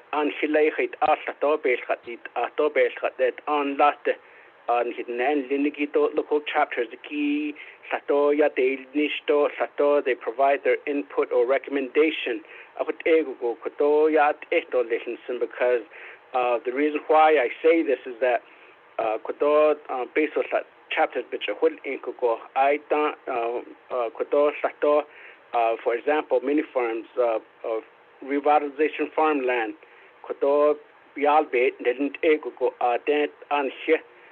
Study it almost 125,000 in Windrut level. I believe some of these things could be done within our program.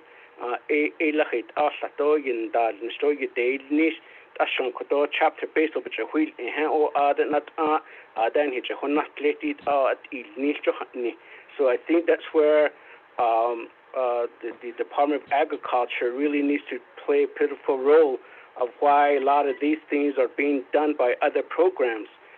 Such as the other programs are quite such a you daily show you see baby the holding hand or quite and that so what ye go shishiti though other AML I know that you guys have a lot of resource and some expertise within you. So my main question is that how can you expand your service out to the other programs or to the chapter to help a lot of these engineered areas to help our local chapters and the community. Chairman. Thank you, Honorable Begay. Ms. Bedoni? Thank you, honorable committee members, honorable chair.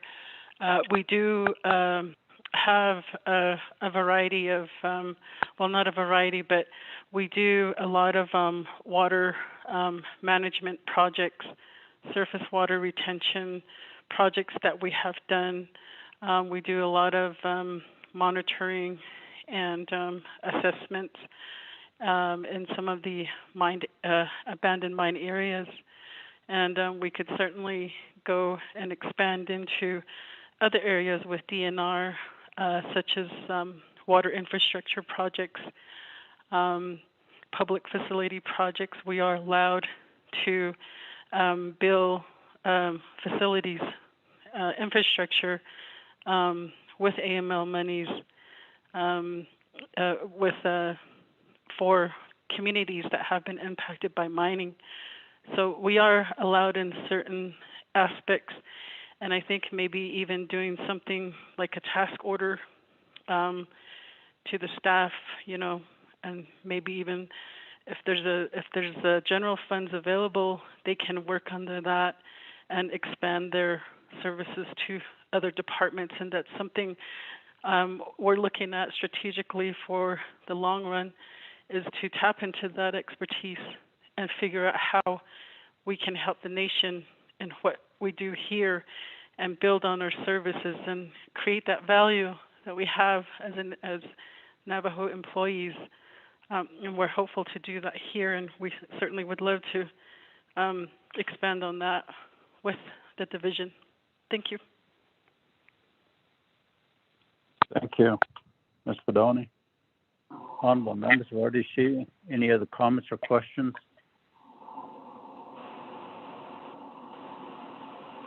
Mr. Chairman. Honorable Vice Chair Walker? Yes, Chairman. You have the floor, sir. Yeah, Mr. Chairman and Resource Development Committee, although your staff, although the presenters, DNR, Shana, Dr. Chabala, though Shinado, Vanji Thomas, although Nakanda, Shigi, Edo Shin, Nikinahas, Tado, Adoda Isado, Deido, Kilabenia, although the presenter for AML, Ms. Bedoni, appreciate the presentation. Just, I guess, a question or two on the AML grants.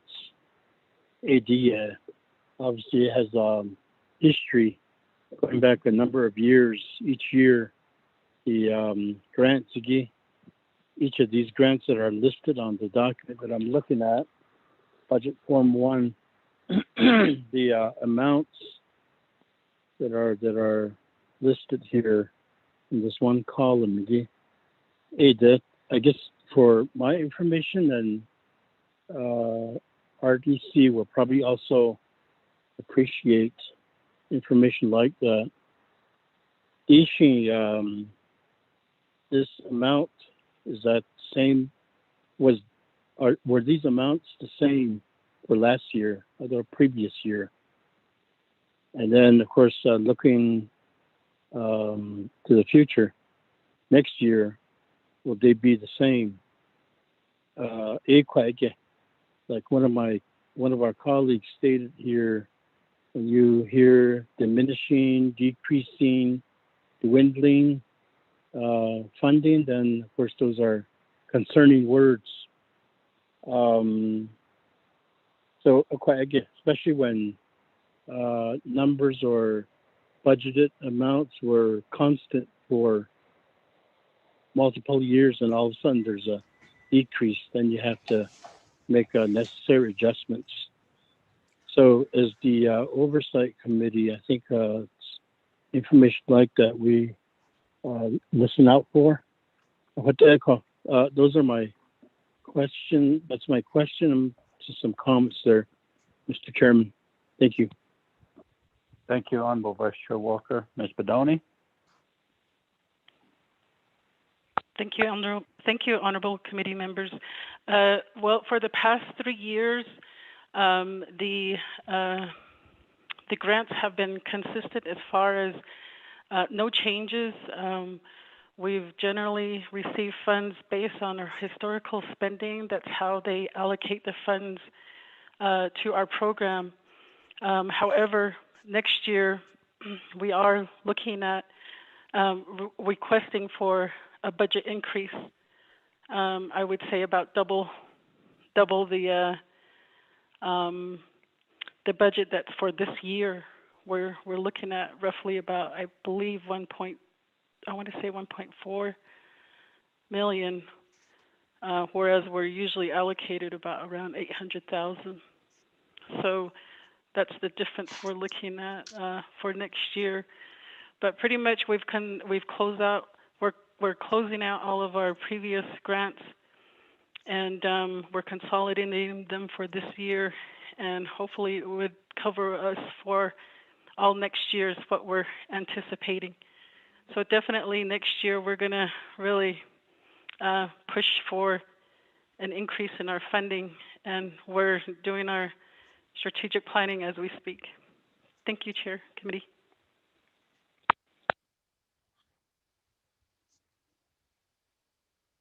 Thank you, Ms. Bedoni. Honorable Vice Chair Walker, do you have a follow-up question? No, I appreciate the response, Ms. Bedoni, as our committee members, Mr. Chair. Thank you. Honorable members of RDC, any other comments or questions on AML, UMTRA? Mr. Chair, this is Daniel. Honorable Daniels, you have the floor, sir. Mr. Chair, thank you very much.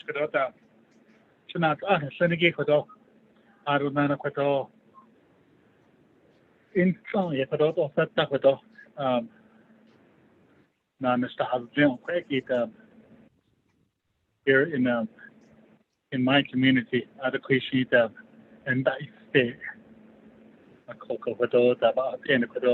In front of the division of natural resources budget.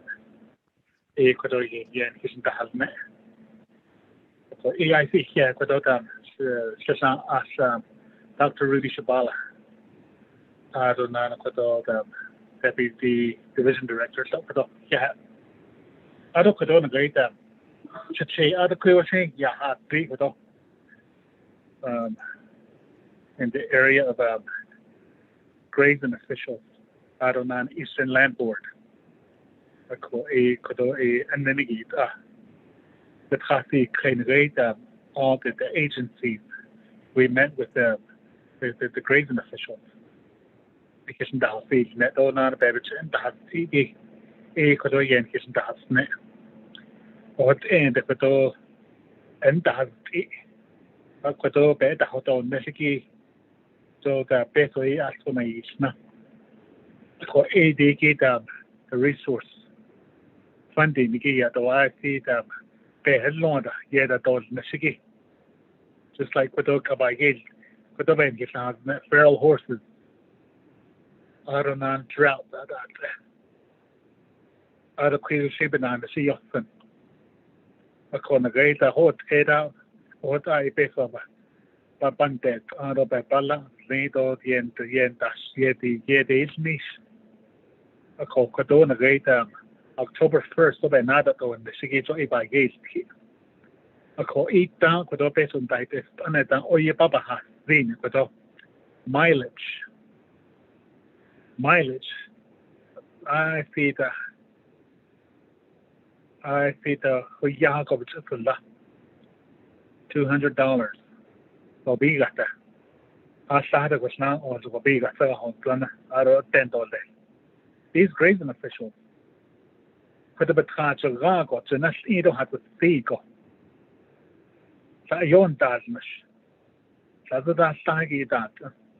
I don't know that they use their own vehicle to wear and tear that hegi should have been I don't know the oil change that is beyond them can you baba can sister late I could always Baba made up his someone first case called a congress the whole era based on the oil and it could all a congregation now as Dr. Rudy Shabala, it's a hard thing within the department.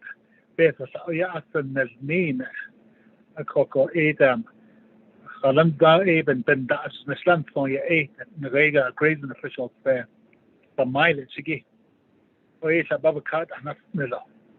A co AIC, and that the store lesson. I don't know quite the cut of what eggy. But that side as an hit grazing official. I call I don't know Eastern Land Board. But I see something on the sheets on. I made us up a God and deep. So could on the northern cheeky. I call that ego. I see that in niche.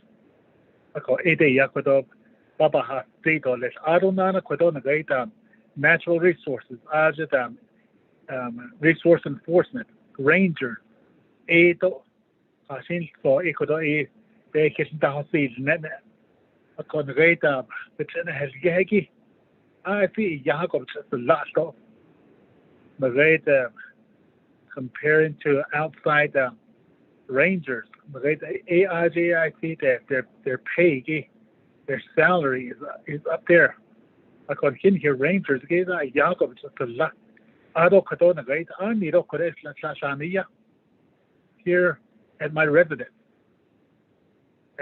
here Shania ako I see and I see kodo then it's in how ige kodo Western Agency today and found us it's not to cover the Western Agency get found the kodo not Western Agency you on so a position tiki Hanzala but in Nisland so yeah the rate resource enforcement Aja in Michigan Aja Miss Wilson Joy Aja yeah I call it how is this being addressed on Ecuador the rate to get more rangers the Western Agency and other agencies throughout the Navajo Nation so it is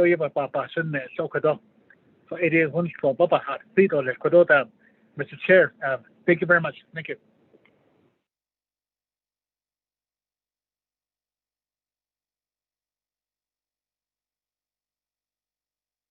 Thank you, Honorable Daniels. Behind Tigashi, let me go back to Dr. Shabala for now. Yes, and Chairman Nez, Ado Yateto, Herman Daniels Jr. Kodo Nadin Eshi Seda Shanala EL and this kit done that the Department of Agriculture on the Beberman Bisnas Ado the Yanda Kato the Ebe that agency go Sahoda the Antas a office banda the dot us Adon the Elevate Ado no not this kit Ado should not Ashbina didn't kit the base of I see something is Lada. Ado and the Ado you can Laki Chidibit happy now? Hello? My fingers crossed my face. I bet Chidibit mileage.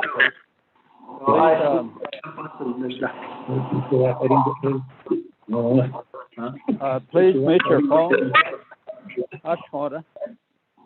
Please mute your phone. Not now. Please mute your phone. My phone muted us. Someone needs to mute their phone. Dr. Shabala, you may proceed. Oh, yeah, it's none the call it's not Ashia Hazigi, it is need the Bebenan, Bada is and Ado Ibikahan on the Spada Ado Nikena Lagi Hashim, so Ibich is La Ado the Nava Lacha, Ipa mileage. A call ni so she could have which is Lagi, though I see though I see what ain't the banana spasa Namigi, is the Beba Hodney home site Lisa Dante, I don't know the Babana, so Dante, a be it said lastly, I don't be it said a banana spectacle, a nanish hati, I don't even nush in the a archaeological clearance of the Hatnido biological resource compliance form. The Hatni. Of course, not this kiddo. Class 2014 at the Department of Agriculture proposed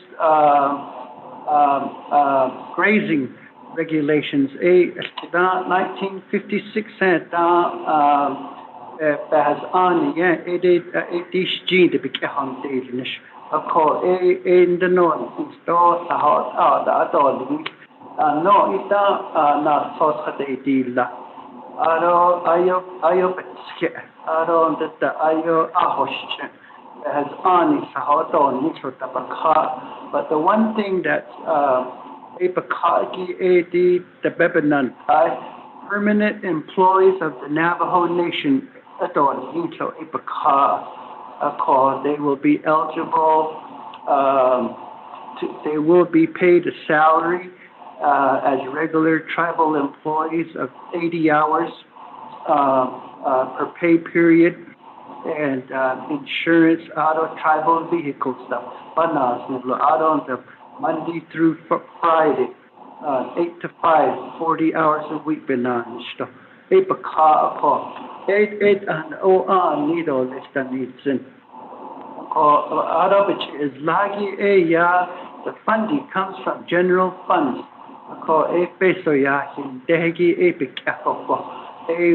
We can get more salary and more mileage. Bebanan idle land board agenda Nishiki Fatoni. Assistant Dale Nistojo Asagi, Danitsundo Asagi, Nahataban City Case, Lashna Asto, Chairman Nes, Hale Tashi, Eto Nishiki, Sato Nisto, Lato, Peso, Askan, the budget of Asiki, Askan Dale, Patada, City, no, Don Nissen. Yeah, Dr. Shabal, Arabahin Sigi, Shanandana Senegi, honorable members of RDC. We're still on tab 3, AML, the UMTRA department. Igi Karo Karen Bedoni, the Kitna Snati Beso, Kid, and Lenigi Quaggy, Stabana, Kid, Arab Kekon, a Department of Agriculture. Arab Kekon, D tab, Sigi. Fish and Wildlife, Forestry, GLAD, Idaho Historic Preservation, Land Department, Minerals, Museum, Parks and Rec, Idaho Resource Enforcement, Water Resources. No, yet they unmet needs. A code DAML, Gishaban, Idaho Kitchen and that. Chair, comment. Okay, let's go ahead. Chairman Nez, Vice Chair Min Walker, Aroshanaka, Arokudogi, AML. They need any Bayade, Hiegi, Kwagi. I have posed this question, Karen, to EPA yesterday, but with the uranium reclamation, we know that those are ongoing issues. So I know that you stated with this project, with this department, you're looking at additional grants and whatnot. Are those to continue to keep this program in this area of uranium remediation going, and to help in the EPA projects on that side, and then as well the staff that are going to be there as well, and just looking at the budget forms. Those are the only questions I have just to ask out, and then otherwise, thank you for your time and on this project, and also being the department manager on that side as well. Thank you, Mr. Doni. Thank you, Ms. Bedoni. Thank you, Honorable Chair, Honorable Stewart. The reclamation is ongoing. It's something that that will indefinitely, it'll continue. As far as the uranium remediation, we work with Department of Energy, Legacy Management. We do work with the Navajo Nation EPA in a cooperative agreement. What we do in that cooperative agreement is we identify project sites for maintenance and monitoring and assessments each year, and that's something that we need to continue. And we do work with Navajo EPA we'd like to strengthen our partnership in the remediation of the sites. And then also with the funding, we did request some in the ARPA for the to supplement our program and projects. Thank you, Honorable Chair Stewart.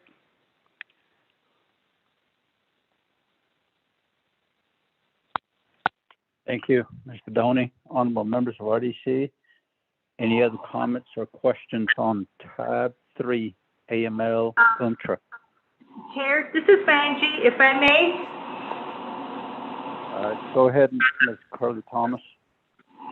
Yes, with AML, the division administration just wanted to make some remarks that, just to give you an idea of some of the projects that are in effect and what may be planned.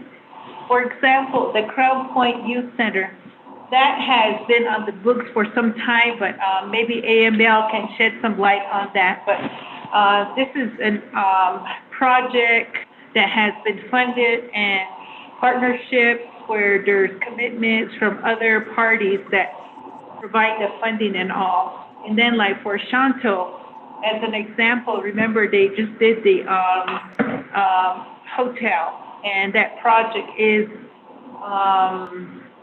funded as a partnership from AML, just using as an example again. And then also the idea about proposed wells because of the conditions that we're experiencing right now. So AML is looking at this to look at helping the not only the division but local communities in terms of looking at proposed wells in terms of water projects. So this is just to give you an idea of what it is that the department is planning for and had planned for and working with the different communities. So I just wanted to share that. Thank you. Thank you, Ms. Curley Thomas. Honorable members of RDC, slash behind us, Kitty, tab 3, AML, UMTRA. At then going to the Department of Agriculture. Chairman Callan. Okay, Honorable Begay, I apologize. Go ahead, you have the floor. Chairman, di kodo sitsile yaki hotesna aki jo Danda EPA Director, do Division of Environmental Protection Agency program Danda ni to present da illa. Akoko jo halate I've asked the director that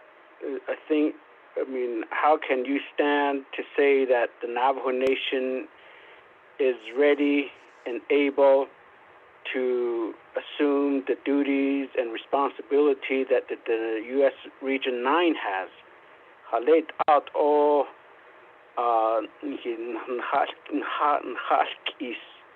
o adon hila kota ota inisho peso onas nel ajit o you settlement at the aliaga gon he kote peso chehatani tha jondishni. And I think that's the same situation. How can the Navajo Nation AML office also partner with the Navajo Nation EPA? A lot of these things, it goes back down to addressing and mediating the uranium sites across the Navajo Nation. Although the program is probably working under the Public Law 9587, that's it, Surface Mining Control and Reclamation Act of 1977. As a division, the program joined force to address a lot of these things across the Navajo Nation.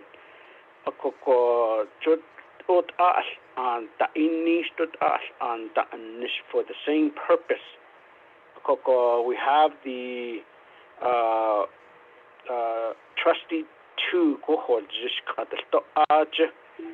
so a lot of these things are being developed or or coordinated by the Region 9, and I think their office is located in San Francisco. Akoko elahit ego kodo yaden liniki nada needs and no, but koje be hada test ado be settlement at the aliago go pesot o unas nedo aja the contracts ki non-Navajo is a shinda sa hotan a coco and he could the peso did attendon he peso at then dahitati no oya del a coco. I know that last year the council, or 2 years ago, last year, kodo public hearing but he couldn't end.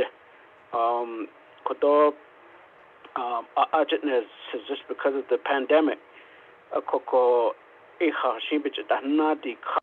but earlier there was a passage of the 10-year plan by the Region 9. Kodo, I say, and I want to say this on record, that was just forced onto the Navajo Nation to support it without major input by the Navajo Nation. Although one time we did ask for a direct consultation with the Region 9. I think the last person, I don't know if that person's still there, Mr. Duncan, attorney, from Department of Justice, Mr. Card,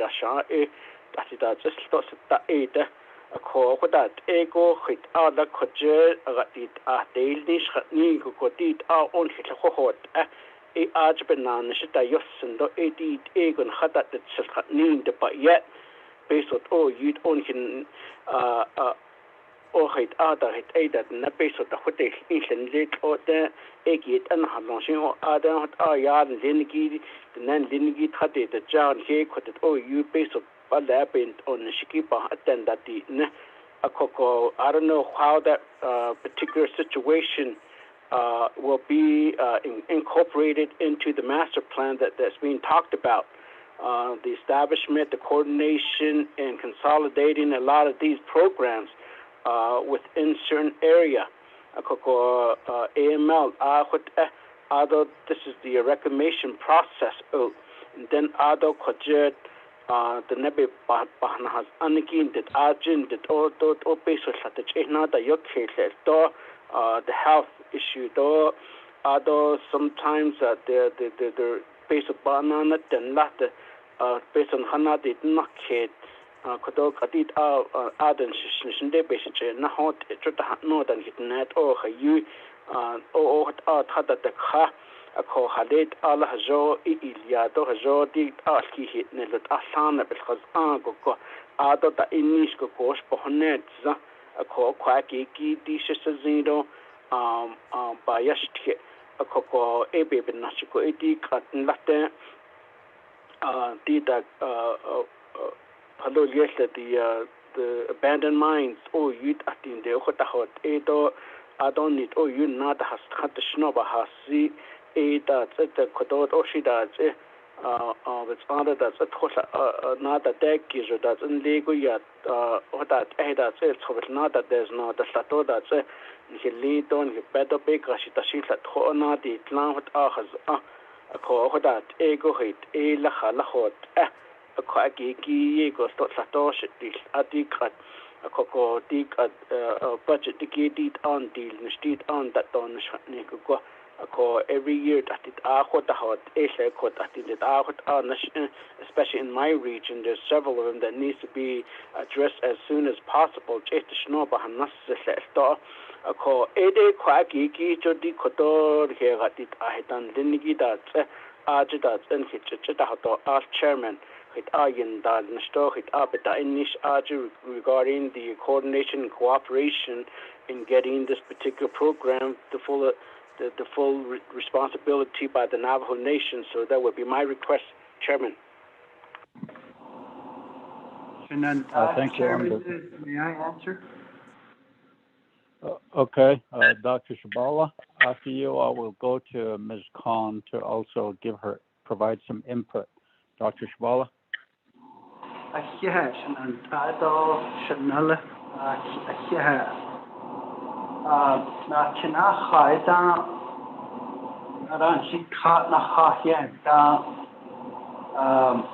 San Francisco da EPA a yanda shiki a satellite leo atina ado ita ta no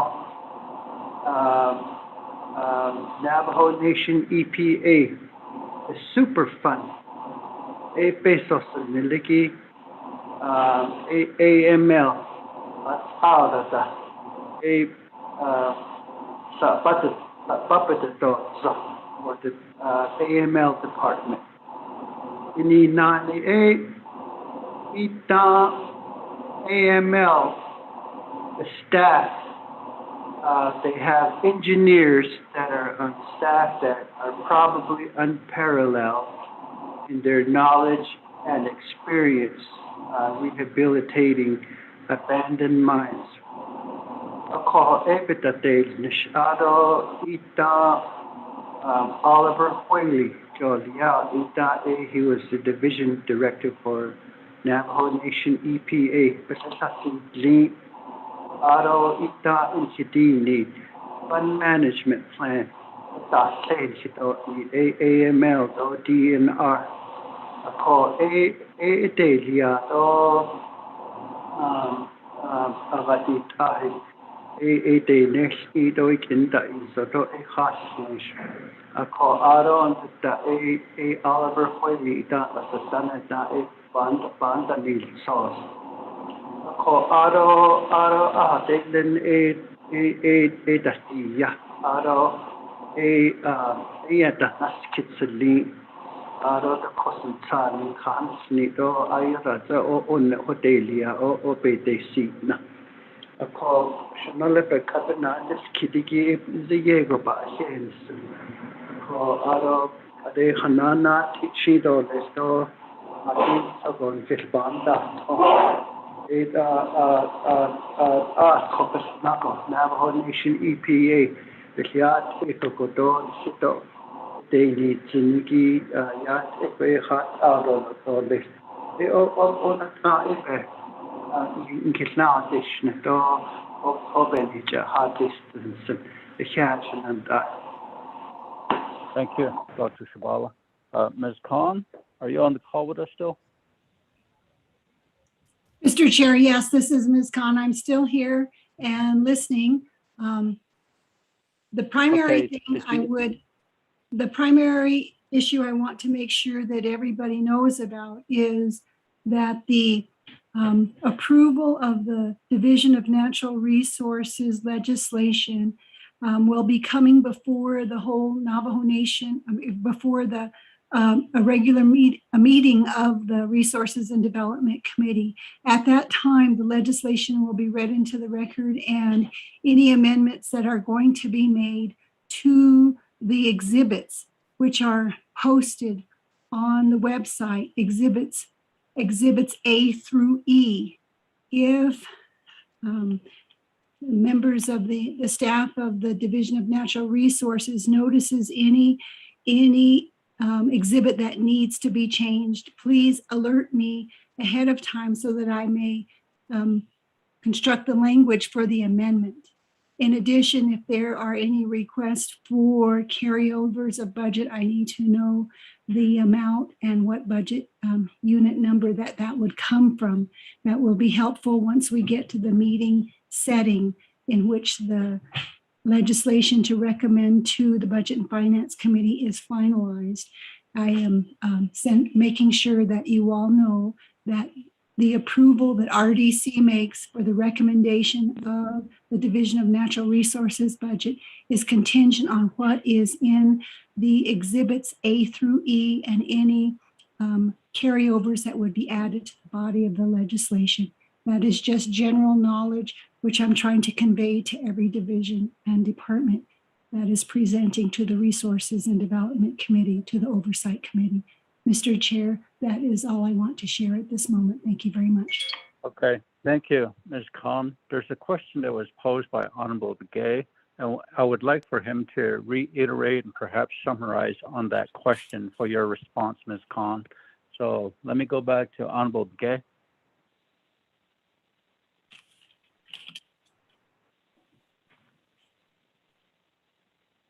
Honorable Begay. Chairman, I'm sorry. Just another follow-up question? I was asking you to reiterate your question for Ms. Khan. Okay. My specific question to the division director, while we're on the AML, Ms. Khan, is that there's a push that the Navajo Nation has been doing, but not fully openly about it. But how can we continue to coordinate and put maybe under one umbrella of all and every program that is relating to the abandoned mine situation, and not only the reclamation portion of the mine site, but also in the health area, the compensation part. So I believe that all of that should be, again, in cooperation with yesterday. You probably heard me made some statement yesterday about why the Navajo Nation EPA continues to ask for funding, but yet the outside U.S. Regional 9 office continues to monitor, I guess, taking the lead in managing on behalf of the Navajo Nation. So I think that with all these settlement in place, and I believe, and I have indicated this to Department of Justice, that I think there needs to be a revisit to these settlement to where a lot of these funding should be able to be utilized for a lot of these programs that the Navajo Nation is supplementing. Some of these general funds that the Navajo Nation are giving to these programs, which are appropriate, but I believe that the Region 9 should be able to supplement a lot of these positions in operation while we're remediating the open mine pit and then helping our Navajo people with compensation. So that's the reason why I think there needs to be a better organized program under one umbrella on the Navajo Nation to fully assume these duties and responsibility on behalf of the Navajo Nation. I guess that was my overall statement of a question. My overall question to Mr. Shabala about how do we need to reorganize this particular program, because we really don't want to. They always say that we don't want to mix the federal funding and the tribal Navajo Nation general funds. But how can you separate that?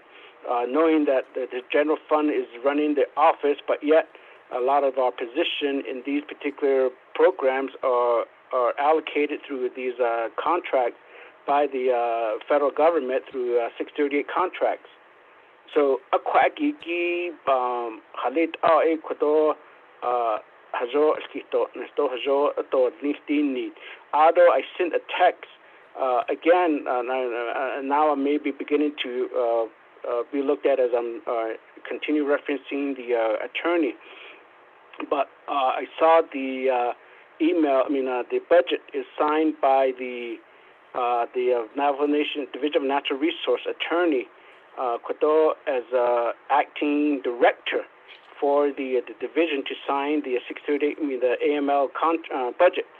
Akoko Halit Elanson Benina Bahas Banna Itish Kitigi chairman.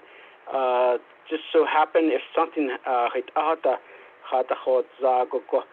who will be defending the division, while the attorney will be in the position of a division director. They can't be a division director at the same time defending the division. The delegation of authority case in the Lanson yet case chairman. So Ede Quado I don't know. I mean, I may be thinking too deep into a lot of these situations on the Navajo Nation. Koko eben na go kodo without a division director cannot be also at the same time defending the division. Koko kwagiki that's a bit bad that's it out unless if I'm wrong. By chairman. So there's a lot of things that also we need to be mindful because a lot of times always ends up in the litigations and things like that. So chairman. Thank you, Honorable Gay. Ms. Khan, could you respond to that delegation of authority by an attorney? Mr. Chair and members of the Resources and Development Committee, the delegation of authority, I guess that is the manner in which the attorney had signed the budget forms on behalf of the director. As far as whether that attorney can represent the division during the time he is acting, at this point, I don't see any problem with that, but I haven't had a chance to research this. This is, of course, Navajo Nation law, and I have not had a chance to research that issue. I will look into that. As far as putting the AML issues under a better organized program within the Navajo Nation with respect to the AML issues, that would require an amendment to a plan of operation. Delegate Begay has brought up the issue of mixing of Navajo Nation funds with federal funds. However, that does happen with a lot of our programs already. If there is a desire to amend a plan of operation, that can be done, and that could be asked for by the program to the division, and with the assistance of its attorney, who you have been referring to, and also Department of Justice for assistance in doing just that. And of course, that would require approval, legislative action also. As far as the issues with regard to yesterday's presentation by the Navajo EPA, with regard to working with or having to wait for the federal EPA Region 9. I don't know how many of you have recalled last council, there was an attempt to make the Navajo Nation have the full responsibility with regard to the federal EPA issues, and that was legislation sponsored, and the issue of making the Navajo Nation EPA have the designation of supremacy here on the Navajo Nation. If I recall correctly, either it was voted down or otherwise did not progress through the system. And I do believe that the attempt was to bring that to the Navajo Nation Council twice. I don't know the legislation numbers or what the votes were, but an attempt was made to address exactly what Mr. Delegate Begay has been talking about with regard to Navajo EPA. Again, I will speak with attorneys in my office with regard to acting director position being prevented from acting as an attorney during the time he is acting. Also, I would bring to your attention that the Navajo Department of Justice has the Division of Natural Resources is also a client of the Department of Justice, the Navajo Department of Justice. So it does have legal representation through the Department of Justice in general, just as the Navajo Department of Justice provides legal advice and legal assistance to all of Navajo Nation departments and divisions. Mr. Chair, thank you. Chairman Nez. Dr. Shabala.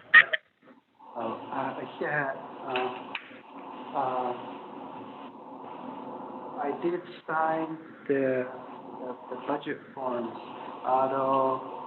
We sent them to OMB. Review the Lado corrections. The DNR attorney delegate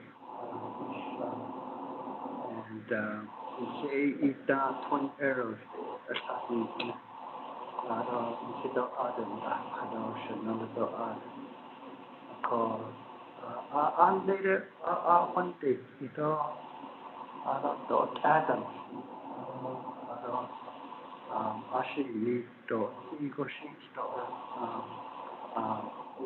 issue dot either dot next but the Queen days this Adeya Islamic so it's now we cut off cut days work on the AML so Navajo Nation EPA so Asian and Shiki President of the Navajo Nation Office of the President they speech darkness Shanala Iniki Batayan that he next or na kina haida a call issue it all spouse and on this Kaki the executive branch of this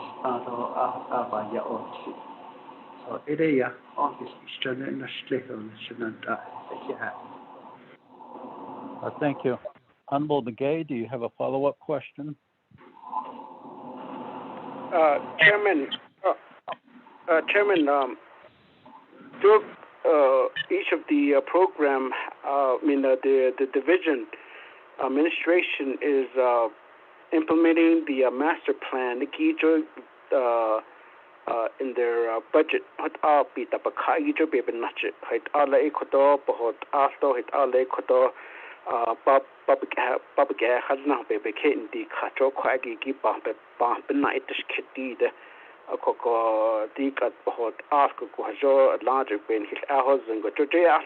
are our justification in defending the budget.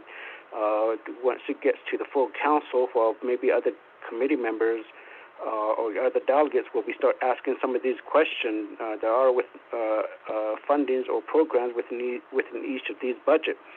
Ko ebin mas abin large but say the codon ishan osilo ado do bayati gita ekodo bebe ban banai kit ko ebin nas kodo di AML the shinigito ado kodo the 10-year plan. How do we incorporate that since that is already being passed by the council?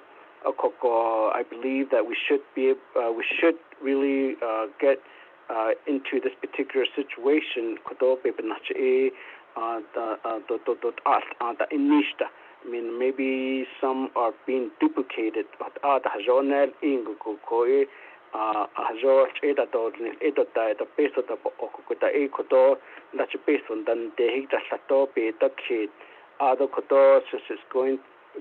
Since it's coming from the Congress of a public law called APAP. I believe they brought this up when the RDC met with them in Shiprock about 2 years ago. The Queen to recommend Ilian, and I can recollect that these are some areas of a funding need. The were being brought to the attention of the RDC for any possible advocacy for additional funding through these public law from Congress. Called Ishin that Agida Zahit I Koto Nasta Papenati Nito Lito Ajit Al Sato Base upon Nata Dodge.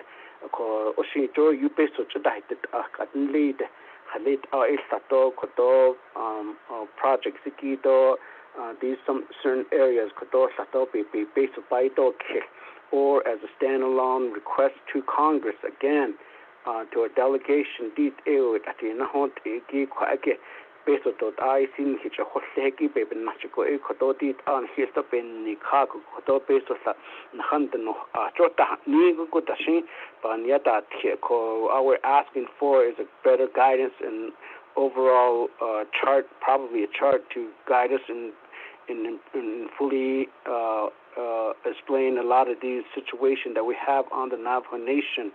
Halan leden hit hatte na has to yego hit ada nagi ben na to epan ben na saton da itil kit ko the di hot at the nigo ko la at on the hit ada chida da sa aja nana yedo da hit ada sa ala ben na da inista jo ko agi kin si kit khalet ela di ni to dit a ko to ni da no ba ya thio kon la la e to de the to other the chapter the which reported on either planning meeting done that if you look at a lot of these agendas, none is being of any chapter resolutions or any report from a lot of these programs. Called EP Nash Eagle go add draw the chapter the in nada it is kitnifla hot edo had hot no then called EP Nash hot AFD Hajo Edo Lisgita Hajon Hishan and Dostis Aden Division Director Naslinigito, other working with the AML and then the EPA and then everything else. Kudo Bejo Shibil Kate as Nadika Chairman. Thank you, Honorable Begay. Dr. Shabala.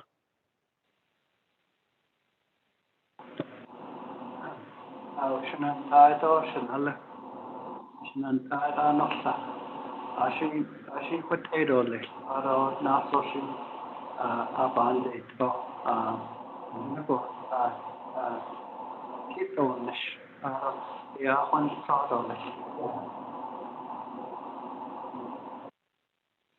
Thank you. Honorable members of RDC, we're still on tab 3, AML UMTRA. Are there any other comments or questions on it? At then Goshinas Sananda, we'll go to Department of Agriculture. Mr. Leo Watchman, you have the floor.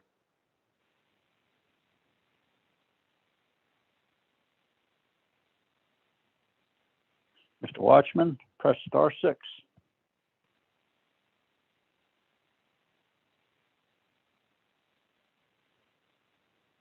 Mr. Watchman? Dr. Shabala, could you get a hold of Mr. Watchman? Yes, and I was just texting him a few minutes ago, and I'm on the line, Ina. That's just about 5 minutes. Okay, let me have Ms. Carly Thomas go over that budget then. Thank you.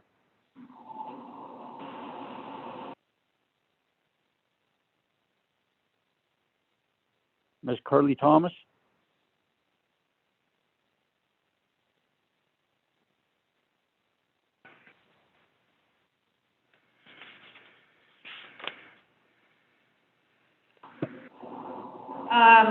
Thank you, Chair.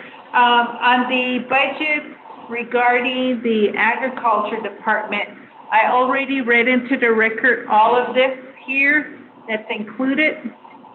So I guess if there's any questions, we can try to help out with that until Mr. Watchman gets on the call.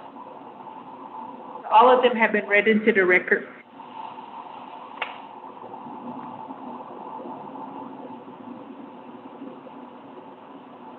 Thank you. Mr. Watchman? Mr. Chair, I am on the line. As Ms. Curley Thomas had mentioned, we do stand for questions relating all of our business units. There's several of them under Department of Agriculture, ranging from the grazing committees, Eastern Land Board, Major Irrigation, our administration, Eastern Ranch Management, Veterinarian Programs, Livestock Custody Fund, the Fair Programs, and Livestock management. With that, I stand for questions. I think most of the information has been read into the record. Thank you, Mr. Chair. Thank you, Mr. Watchman. Honorable members of RDC, any comments or questions? Bayla,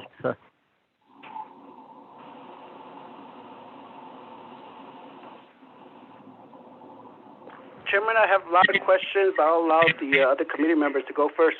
Kealan. Honorable members of RDC, Klaus Snyder, Kit. Ro Nantaya. Pitchen Hudesh, please. Do Naidos, Kit Gogo, Dobaha, G Gogo. Chairman, comment. Okay, Honorable Stewart, you have the floor. Inana and Chairman Sinai, Chairman Nez, Aaron Dash Yaja, Vice Chairman Walker, Aro committee members and the Glenigi, Sinai Ke, Dosh Major Ke, Aro staff, Mr. Shabala and Randy Curly Thomas, Aaron that for Mr. Watchman, Nana, and then the staff within this area, Iggy, Behain Ziggy, Mr. Watchman, all these various programs, committees under your oversight and whatnot. The area that I want to ask was with the district grazing committee meetings that are held monthly, quarterly, and also the farm board. In attending a couple of this year and in attending a couple of District 18 meetings, I had asked, I never asked this before, but I had asked if being involved, also being a part of the farm board for Crystal and Red Lake, listening to their discussions, knowing that these committees pretty much address kind of like the same issues that I've seen as permittees and the probates, transfers, and etc. down the line. I've asked, how are they working together to make sure, because we do hear a lot.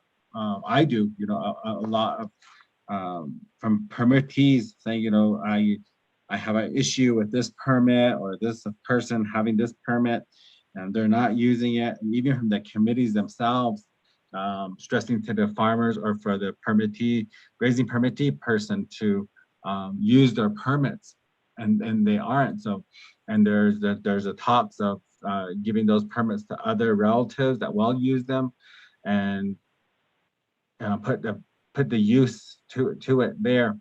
And so also with the BIA's involvement as well to address some of these issues, and then what we've been hearing, as far as the roles of the committees, the Farm Board Committee and also District 18, or the District Grazing Committee, not District 18 particularly, but the District Grazing Committees as well, and how are they working together? My question back to them was, do they attend each other's meetings, and are those possible so that they can address these issues in a team effort to make sure that everything is addressed for the community member?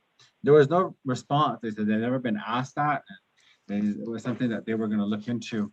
That was one area. Then the other one was the question Kialmigay was addressing earlier, the agency offices, and then also looking at the district or regional sites as well. We were talking about that with Division Community Development, with the heavy equipment operators. Is there such a thing being considered under these committees as well, to have like a regional or a district office for these individuals? Knowing now that we have hauling permits out there that need addressing, we also have some issues with the grazing permittees, and what can we do in this area as RDC? What can I do with the RDC on this side, to address these issues, concerns that I'm sure my brothers and my uncle hear about as well from their areas? So how can we as RDC help you and these committees address some of these issues like that? in the budget, knowing that this is probably has stayed the same as previously stated. So those are just some comments I want to make on that side, and to bring to attention through this budget hearing. It's a time for us to ask questions and to give our recommendations as well as hear the recommendations on that side, not only from the unmet needs, but what can we do as a committee to assist. That's what I want to ask at this time. Shana, Chairman Quetta. Thank you, Honorable Stewart. Mr. Watchman. Thank you, Mr. Chair, members of the committee. I guess just to sort of jump back on that last question was asked in reference to some form of agency or regional centers, the one-stop shop, I think has been talked about, discussed before, or an assignment was given by RDC on what it would cost to do these agency offices, and we did provide that to the committee. Enhance that, we also, through our Agriculture Infrastructure Fund, under our year 2 funding, we have labeled ag centers, and that was trying to provide at least 3 different offices on Western, Central, and Eastern as a part of a service area. That has been funded. It's just it's under a year 2, which we're going to be getting our year 2 budgeting beginning in October 1st. Hopefully that will have some measurements and also reporting on that. In terms of the elected officials, whether they have teamed up or are looking at these challenges as a group or are individual. There's 2 requests that have come out from them. One is that since the pandemic, they really have been meeting less, and whether that has anything to do with the question is being asked or performance, one of the requests is that there potential carryover for all 3 of the elected agricultural officials positions as a whole. The highest amount would be about $200,000 for one committee or one one group, to around $75,000. So one of the things that was being asked is, can that be redirected? It goes back to the comment he made about meetings with permit holders, meetings that are held in general. Whatever reason why they were unable to spend those funding, well, goes back to the regular meetings that are scheduled, and maybe we need to, with the 4th quarter, or maybe if it is carried over, designate those dollars for direct services, and I think that would probably be an answer moving forward. Lastly, the department with the division, we redesignate some monies that look at the requirements through federal permitting, and that goes back to the backlog of permits we have that are cited to be either transferred to or probated.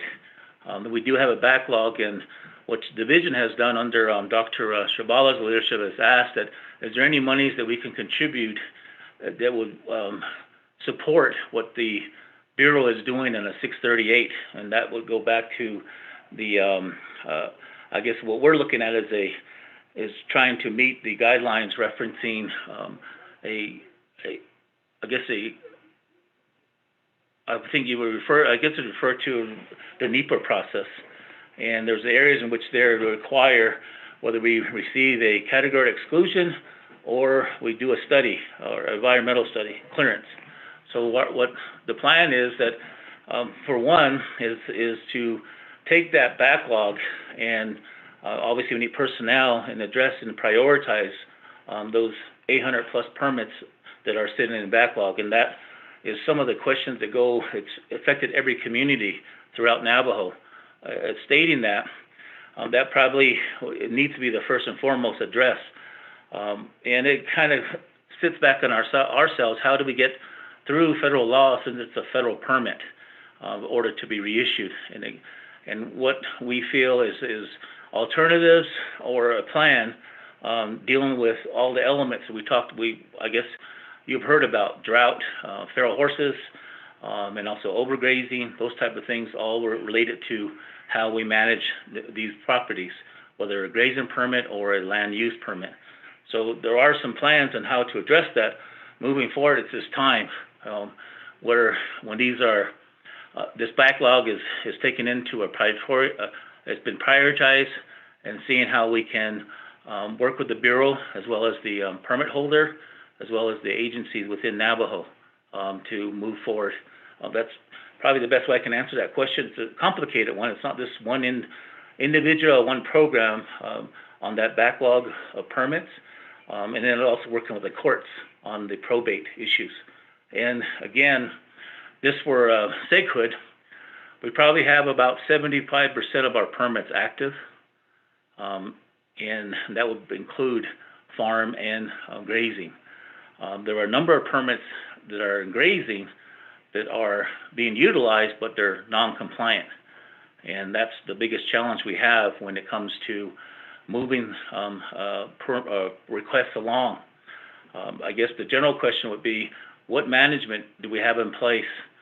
And it kind of goes back to some of those things that have been challenged and been presented to RDC, where dealing with drought, don't say reduction, but yet there needs to be a management of the livestock to either defer or I guess it would be destock the number of livestock out there, or alternative methods of feeding our livestock and our livelihoods.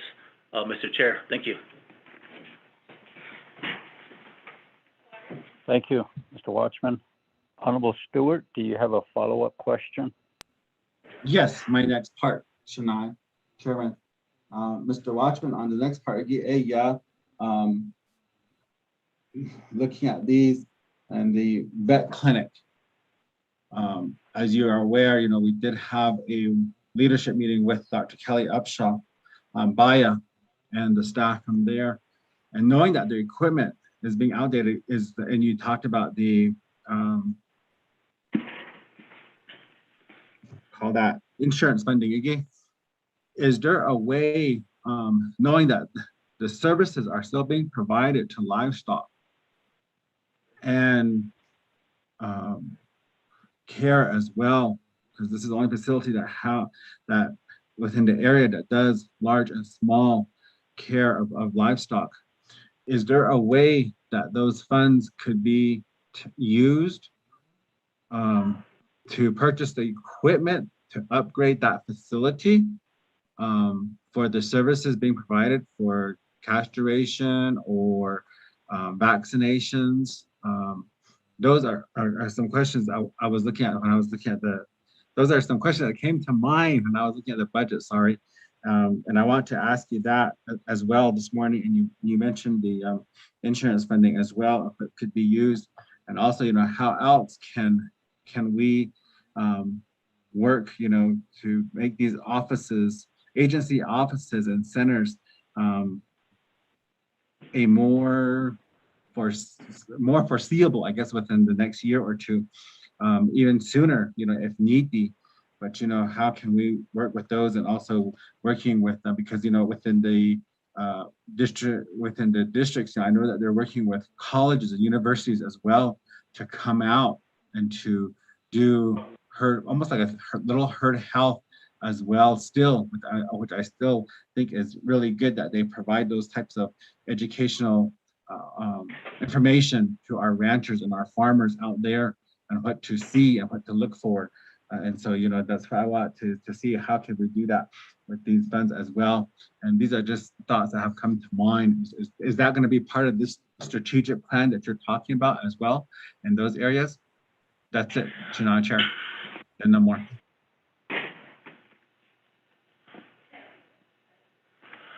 Mr. Watchman? Mr. Chairman, if I can answer? Yes, go ahead. Thank you, Delegate Stewart. There's a couple fronts that we've been pushing. I mentioned earlier, the Agriculture Infrastructure Fund has the year 2 monies coming forward. Within that, there's some replacement of equipment that our current vet programs will be receiving, anywhere from, I think it's about $300,000+ to, that was planned a couple years ago for some direct needs, and I know it's already been a couple of years right now or thereabouts. That's when that becomes available. That's one target.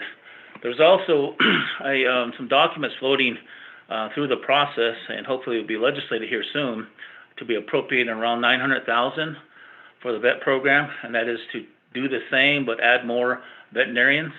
That was an initiative that Dr. Shabala has been pushing. It's just been taking a while to get that appropriated. It's gone through the process on the executive side. It's moving to the legislative side. Hopefully that'll be coming before the committee here soon. In addition to that, the vet program is sort of a hidden gem, even though there's a lot of challenges they have. They have made more money and exceeded their projection for the year, and they're also be coming to the committee for a raise in their ceiling. And majority of their investment goes back into medical supplies. And as we move and hopefully get these appropriated, and also year 2 comes, we can be able to replace a lot of our old equipment. Lastly, the Ag Center, the concept is to look at services that we currently provide and see how we can enhance those. We are having some difficulty on finding land. I think some of the areas that we do have control over is Eastern has some difficulty. Most of the land that we have control over, ag, is as a part of, say, a ranch property.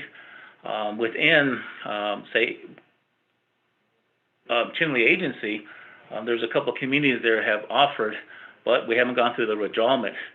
In Western, that's kind of the same thing. We do have some properties there, but we are kind of tug-of-warring with the chapter on one of our previous sites.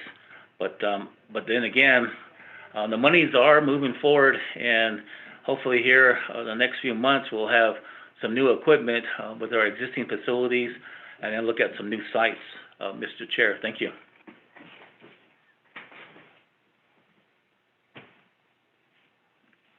Thank you, Mr. Watchman. Honorable members of RDC, do you have any other comments or questions?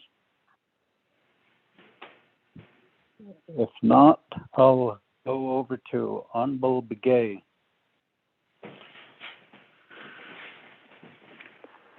Chairman, Nana, Mr. Watchman, your program, budget need to present Eliagi. Again, there's quite a few questions that I'll have. I guess 3 or 2 of them will be that I'll be asking for you to provide documentation to implement the request that I'll be making. I don't know if the program was supported or not, but the one thing that I'll ask within this budget is to establishing the agency grazing office at each of the agency. You did indicate it to us, the requirement. I mean, what would it will take for it to happen? But you never implement that into the proposal into this current budget. Yes, you did provide it to us, but as of the way we see the budget, it's not implemented. So I guess that that's one thing during the revisit. There may need to be a change of policy, of the budget, because I don't know if the overall budget needs to be resubmitted on this particular situation. Although the establishment of the grazing stipend to be established at the local chapter. So I've mentioned this to the Division of Community Development, Ms. Yellowman, during their presentation, that can you cooperate working with the Department of Agriculture, how we can transfer this funding from the department to the local chapter based on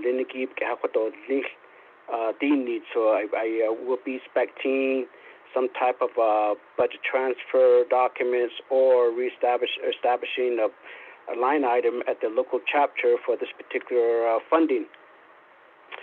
So that's the second one. Then the other area, Bahadesihiki, you got the the grazing district program, you got the Eastern Land Board program, you got the Irrigation Farm Board, you got the Department of Agriculture, Veterinary and Livestock Program, Ranch and Eastern Land Management, Livestock Custody Fund, Navajo Nation Fair, and Veterinary Medical Sales.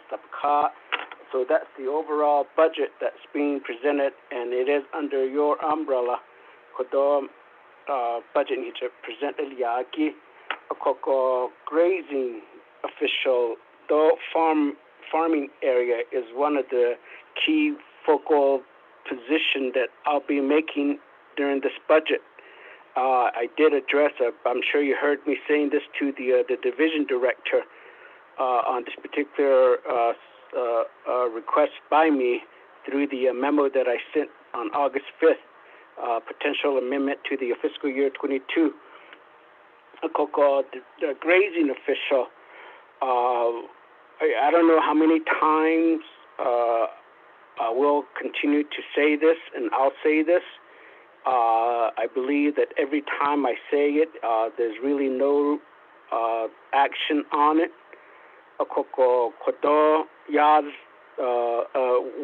For one thing, I believe that the program really needs to acknowledge that these individuals, the grazing officials, I guess that's the key word right there, official, they're elected local officials at the each of the district.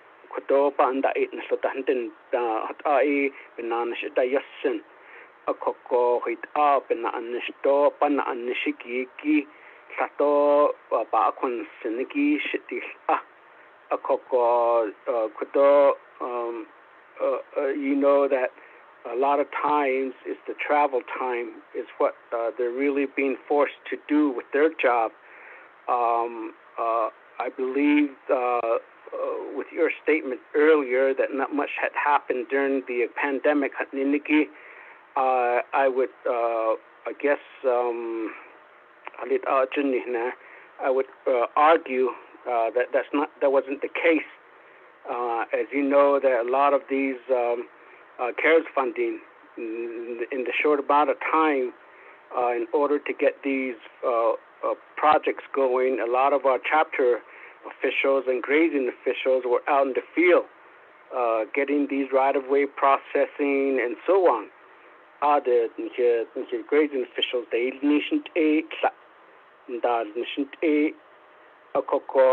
without them, now no development would be done across the Navajo Nation, period, the way our policy is right now. But yet, if you look at the budget, especially their travel time, 200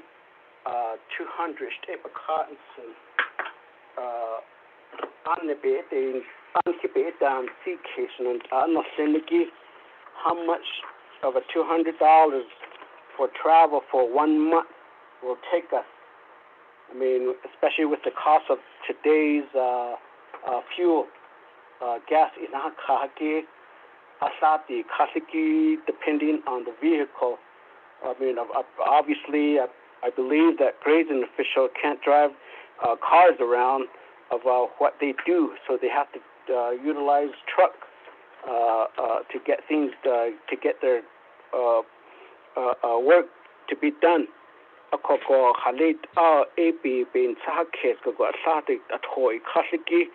If there's a branding for that day and it's about 10 miles or 20 miles off the road, I mean, or 3 are lined up, I mean, that whole $200 will be gone by half of it, probably will be gone by that day.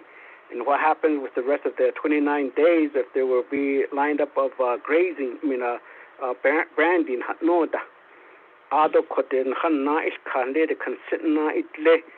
if you look at each of the chapters, not plan of operation, if you look at the chapters land use plan, how many chapters pushing power line projects, how many the chapters are pushing water line projects, how many the people are pushing for new housing, veterans kadeni sape balanda isli housing and daito ni koko aged consent forms that ehgito right of ways that ehgito everything else. But killed town hashnet land here grading officials in Liniki, non Liniki be neat, but yet could their budgets are not in go do la Diego Shaponet Zanda did up a Kate this since door or up and not these Nihiki a coco chairman. I sincerely like for the Department of Agriculture revisit this particular area, what is sufficient in this situation that I've just discussed and out Kodoban Sasnaki. I guess I'm trying to illustrate what each of the grazing officials, I may not even providing the full detail of what they do on a daily basis, but yet we're providing pennies out of the whole of dollar amount. But I'm sure there's some savings. So last year, how much is the program asking for a carryover? Maybe during the readjustment carryovers, maybe the one thing that I would ask maybe as a priority for these carryovers that they go directly to the local chapter, meaning the grazing officials and the farm board. That's based on Liniki bit large bus of the 80 Kodo carryovers, Niniki, Ado Kodo Nas, Yede Nistole, a Koko, A Quaggy, a travel, and then they're using their own vehicle. So I didn't put that DJ, I saw none of the staff driving their own vehicle. All of them were provided travel vehicle, but which is okay. But my point is that why aren't we doing this same, I guess, situation for our grazing officials?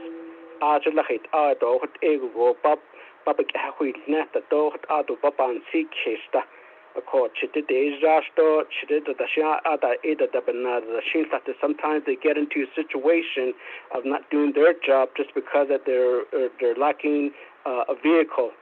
Chirida Gati Chirida Chonto, Ida Kate and Linigi, the Hatsabaga for the Kotaba Papa Dahunita, I call a gas and not the honey. Although how much they're traveling, I'm sure should like for me, you can't go over more than I have to stay within 100 mile of my oil change, so just so that I keep up with the requirement of the vehicle's maintenance.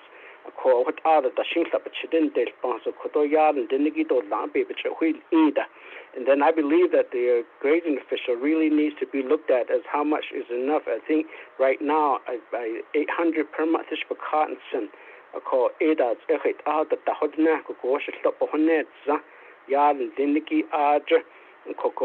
that's another area that I like for the grazing, not the grazing, the Department of Agriculture to look into. I mean, is it now time? When was the last time that there was an increase of stipends given to the grazing officials or their monthly payment? What is it really based on? What about some areas that may have less grazing permit, but they're are being paid the same amount for a grazing official that has more than 1,000? I could comparison. That's the grazing permits. That's it. That's yard and I mean, that should indicate to us is that if they have less than 200, this grazing official has less work to do, where a grazing official is managing more than 500 or 600 grazing permit in another area. Although some of these grazing officials tends to be assigned to work with other chapter because other grazing position is vacant. It takes time for that particular position to be replaced.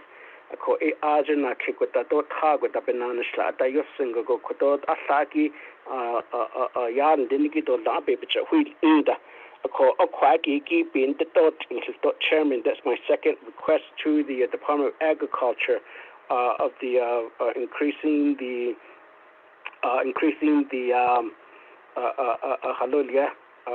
their monthly salary.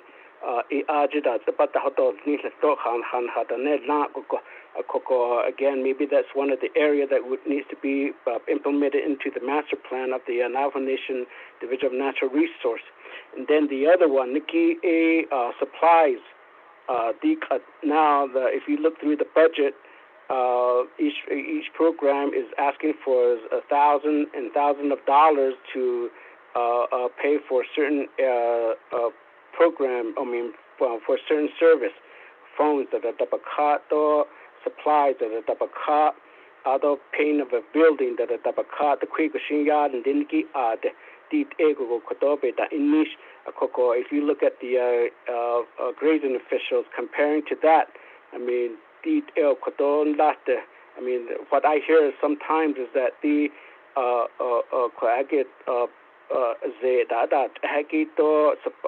issuing branding equipment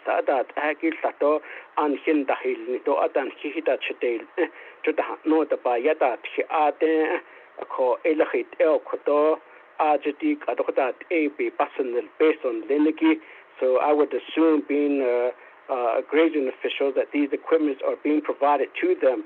It's just like for us in here. We were the officers are given so much money to access their computer. I don't see anybody bringing in their laptop or their computer to work to do their work. That's being provided at the Navajo Nation government.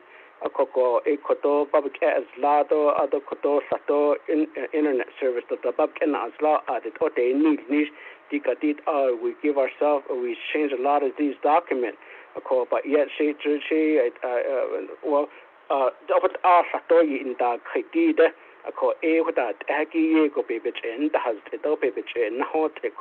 grazing officials in Liniki. So again, Mr. Shabala, I'm hoping you're still listening as well.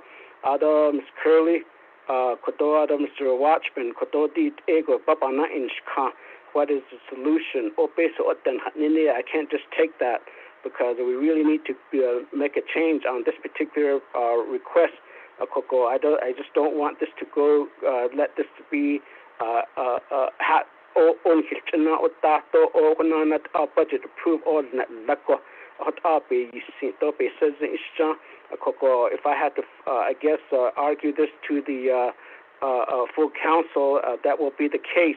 I believe that I'm just asking for your understanding, your cooperation to make a major change in the situation of our grazing official. Chairman, going back to the equipment, supplies,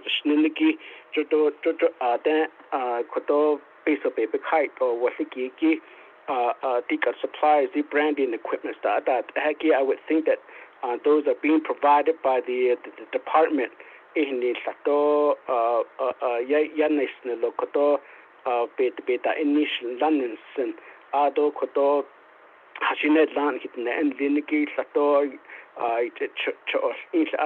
Sometimes the chapter has to provide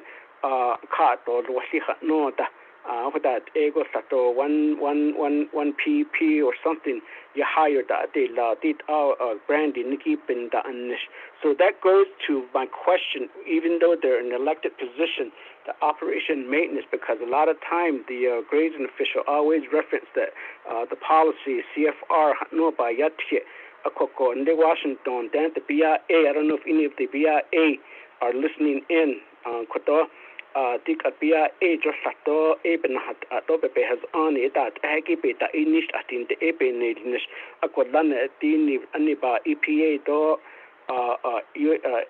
abandon mine bahasi it halit all adent or yard and diniki yego yen hika the la.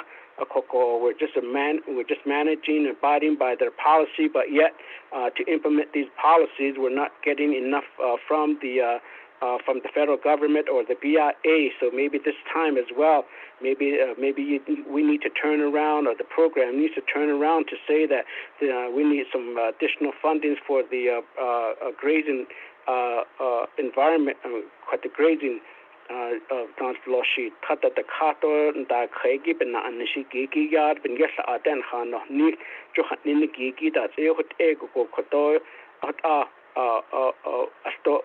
That's another request to the BIA list. Although the other one is a fixed down that kind of like a mandated position for these local officials. Grazing officials, mandate maybe a legislative concern.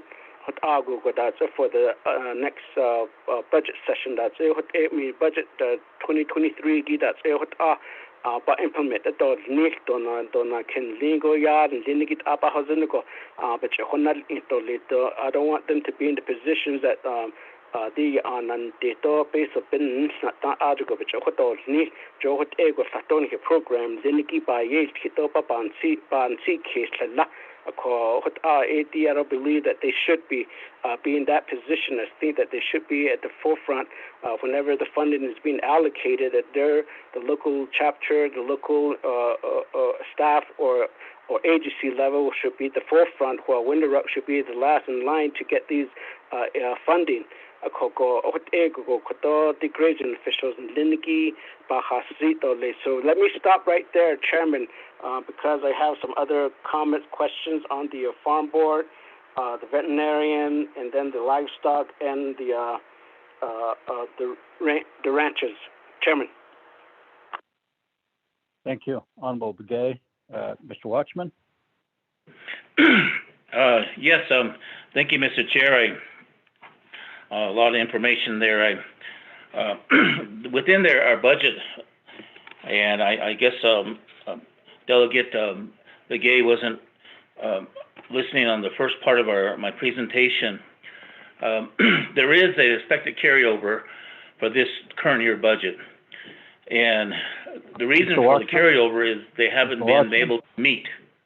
So, Mr. Watchman? Yes. Just get to the statement and the response. Okay, thank you.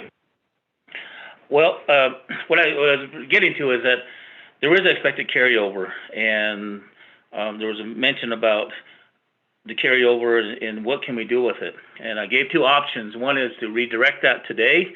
I mean, within the fiscal year, they can go for a target, a priority, or carry it over and designate it for the officials. So that's hopefully answer that question. It's not confusing. Basically, there's a good sum of money that's expected to be carried over. The primary thing is they couldn't meet, but yes, they were working, within the communities. But the stipend is for meeting under that use.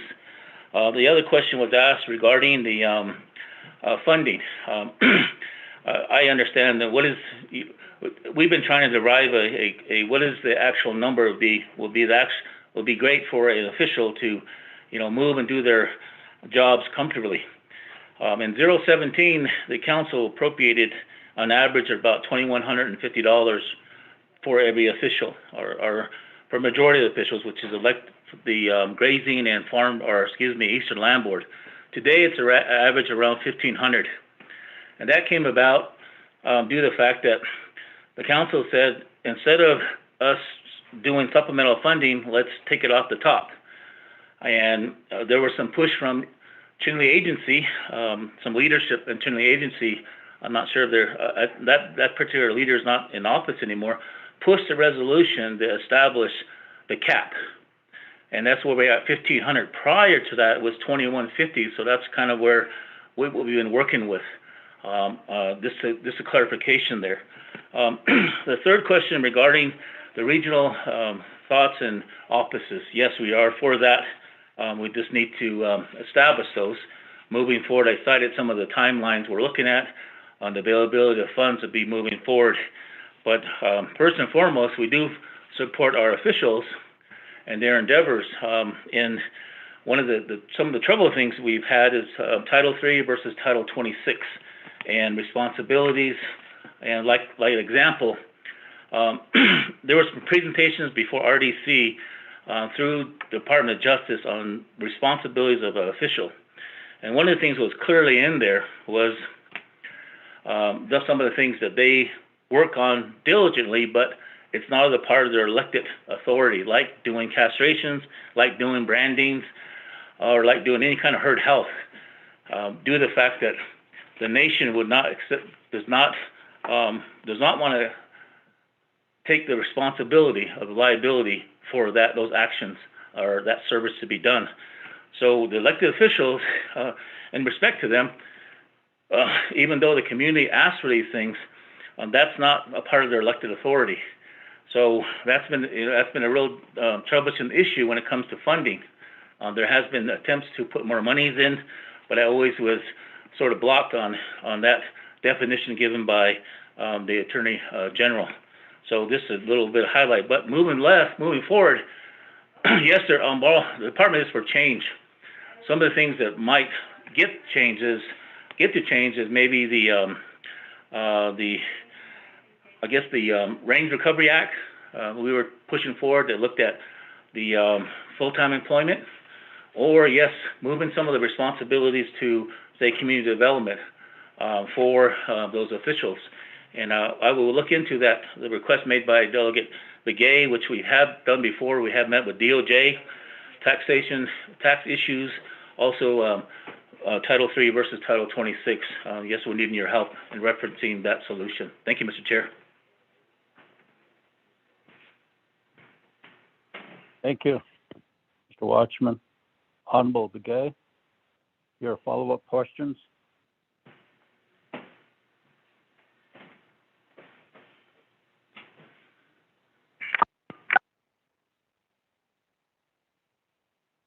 Honorable Begay.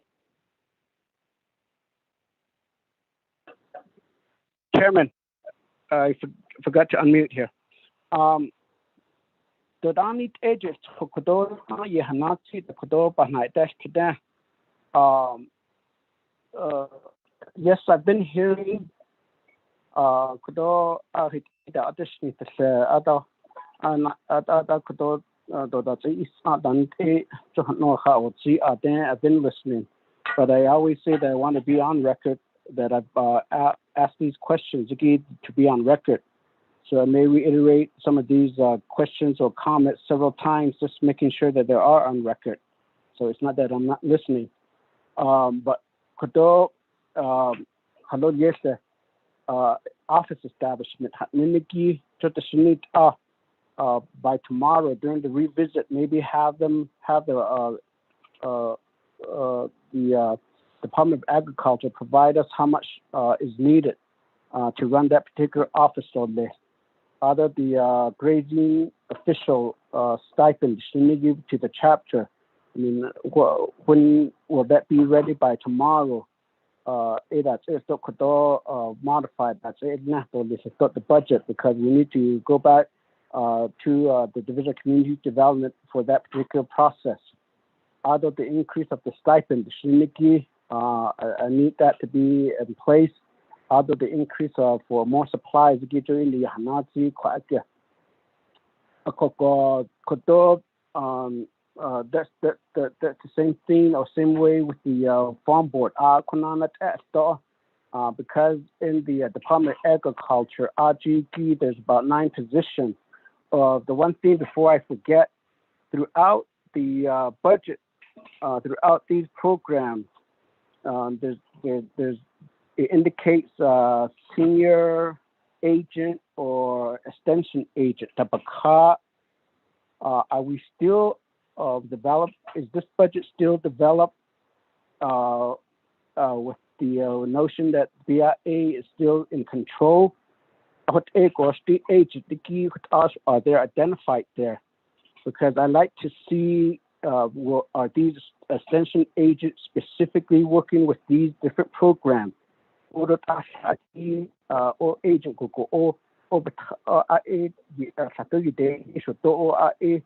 of these programs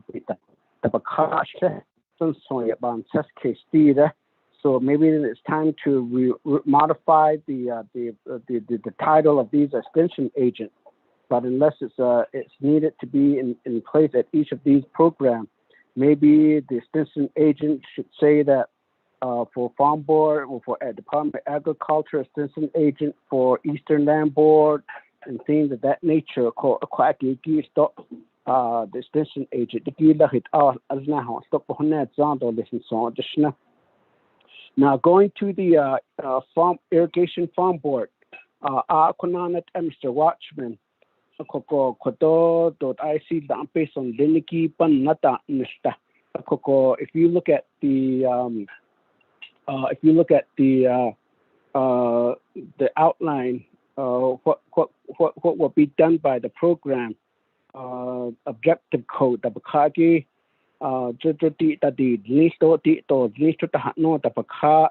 the farm board farmland. If you come out to many farms,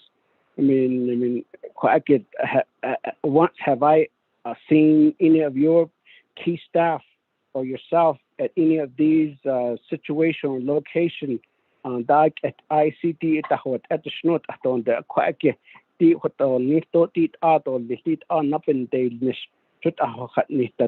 from your office, but your department is labeled as Department of Agriculture, but yet more of the grazing is more being managed out of that office.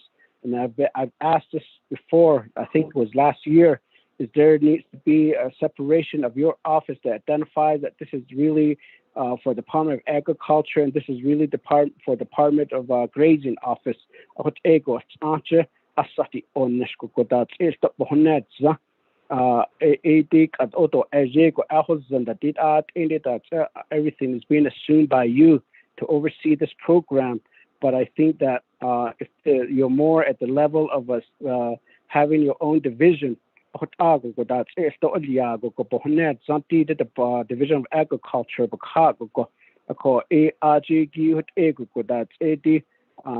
programs. Oh, you that they will be more dedicated.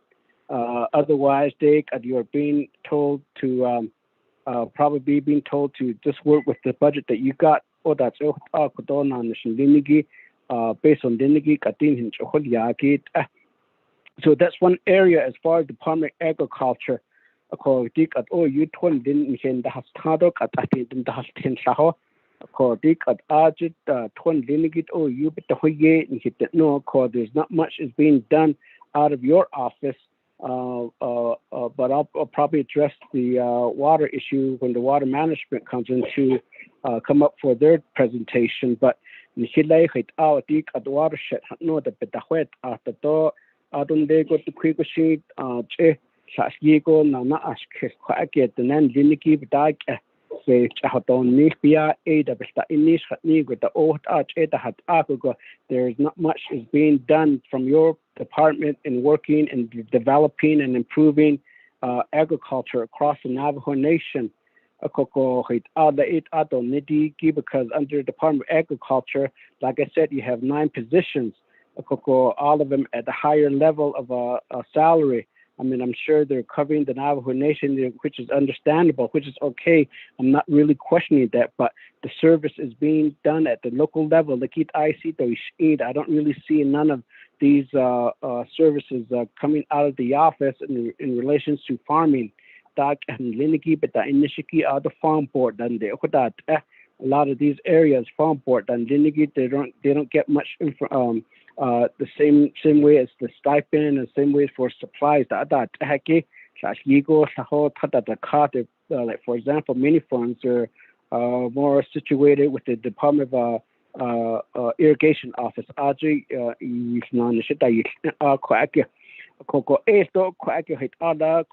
master plan. What's the overall in regarding the agriculture across the Navajo Nation? So, Chairman, I'd like to get a response specifically for the farming situation on the Navajo Nation.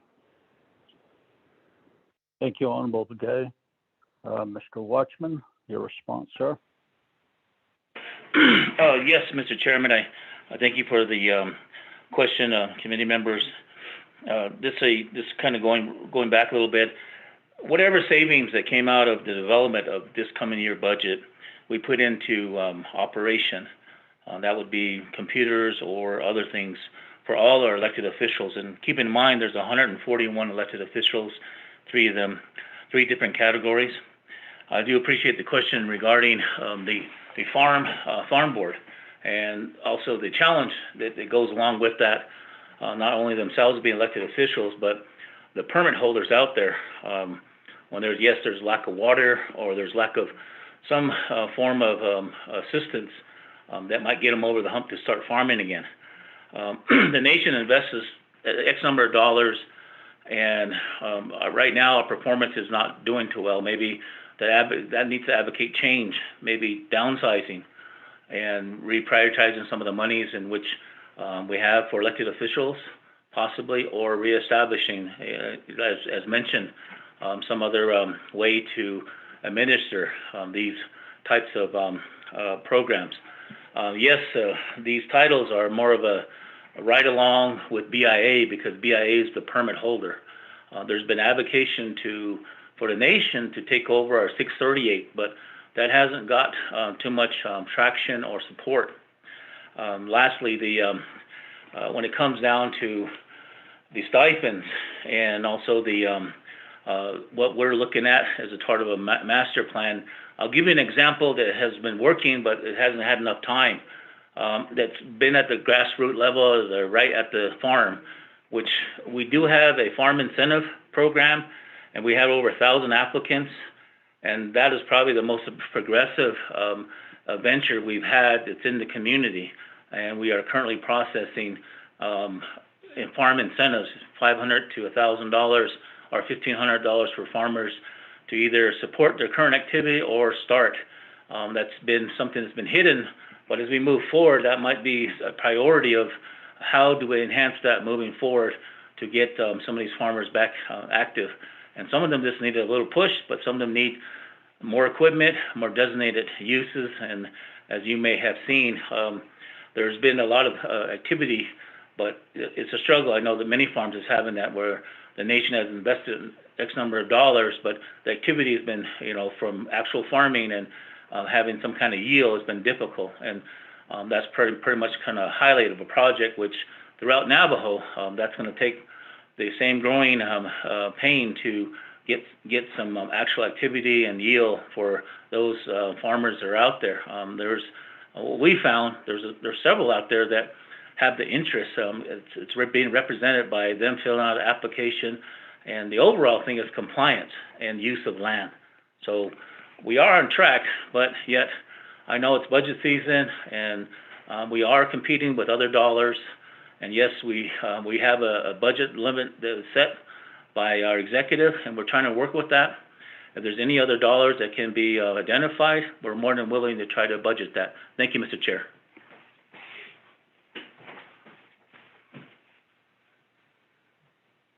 Thank you, Mr. Watchman. Honorable members of RDC, do you have any other comments or questions for Department of Agriculture?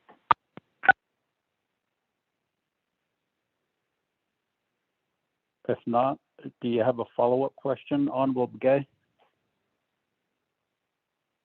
Chairman, yes, I guess probably I'd like to see how the final master plan would come about on these areas that we're talking about.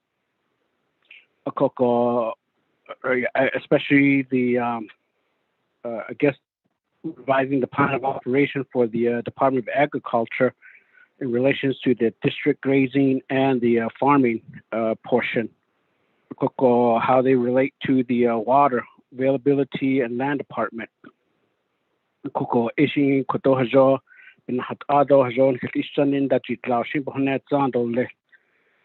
Going down to the veterinary and livestock program, again, I'm not sure why there's a difference between the veterinary livestock and then the veterinary medical sales.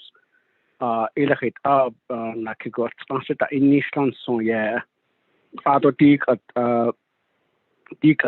medical sales, because I think there's an impoundment or livestock custody fund, because impound impound feed yard and then get hasned not koto a ben not nation legend specifically how much funds were allocated or were collected, and where is it being used? Coalition brother, Mr. Stewart, but for me, my question is that why is there 2 veterinarian and livestock program veterinarian medical cells? Chairman, I have a follow-up question after. Thank you, Honorable Begay. Mr. Watchman, your response, sir? Mr. Chair, simply, the veterinarian program is generally funded, supported with its FTEs, its employees, other operation. In addition to that, they need to buy medical supplies for resale or use, and that's under a proprietary account. So essentially, they work hand in hand. Hopefully, that's a good enough definition. Basically, it's for resale, and it's part of like a quasi-business, is the reason why it's separated. And in addition to that, the custody fund itself holds, the contributor to the custody fund is the feral horse sales, as well as any kind of impoundment that adjudicated or not adjudicated.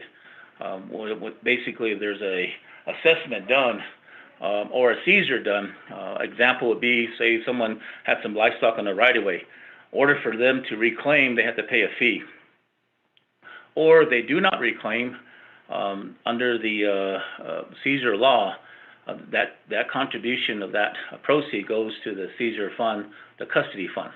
So there's about 3 or 4 different avenues of revenue source, and the last revenue source is this inspection fees done by DLIs as well as our rangers that have their inspectors. Thank you, Mr. Chair. Thank you. Honorable Begay, your follow-up question? So, could any of these funding be able to be allocated directly to the district grazing officials? Because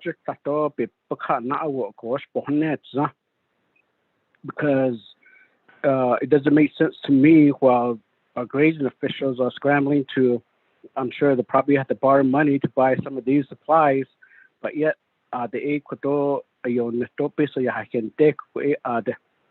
program.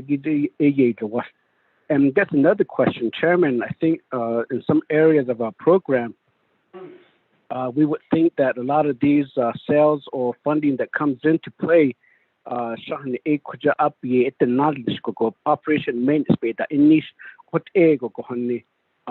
on the net, but yet a lot of time we hear programs, they say that, well, it supplements a lot of our employment. No, so I believe that a lot of these resales activity on the Navajo Nation through our program, I think all of them should be dedicated for that purpose, have that funding to be recycled within the program to whatever it made the funding from, rather than paying for the electricity or paying for the staffing or getting the computer or whatnot. Supplies on the so I'd like to see what is the overall generated funding that we always see. What's an average of the funding that we get from these medical cells, Chairman? Mr. Watchman.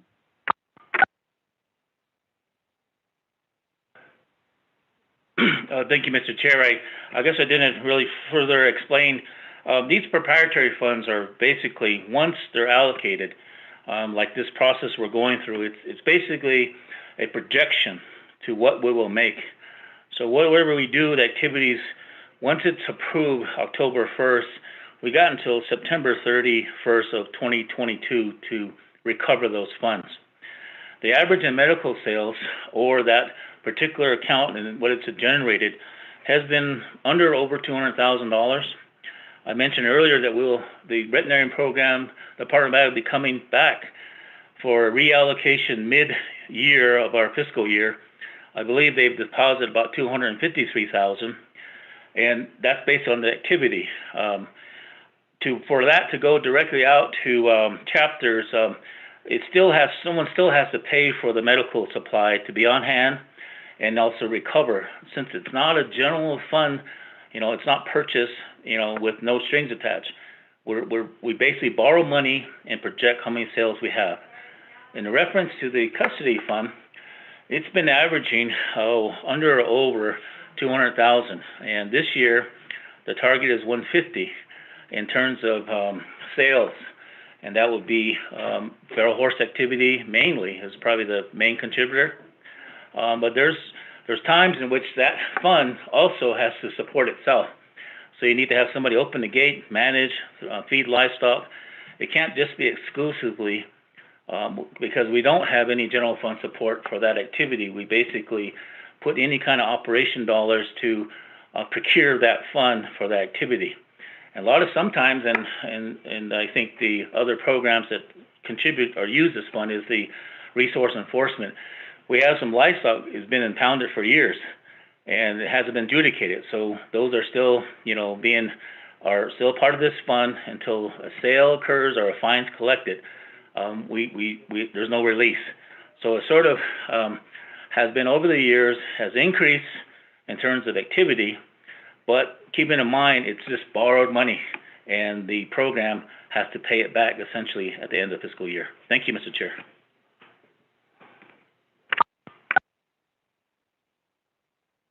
Thank you. Honorable Begay, you have another follow-up question? Yes.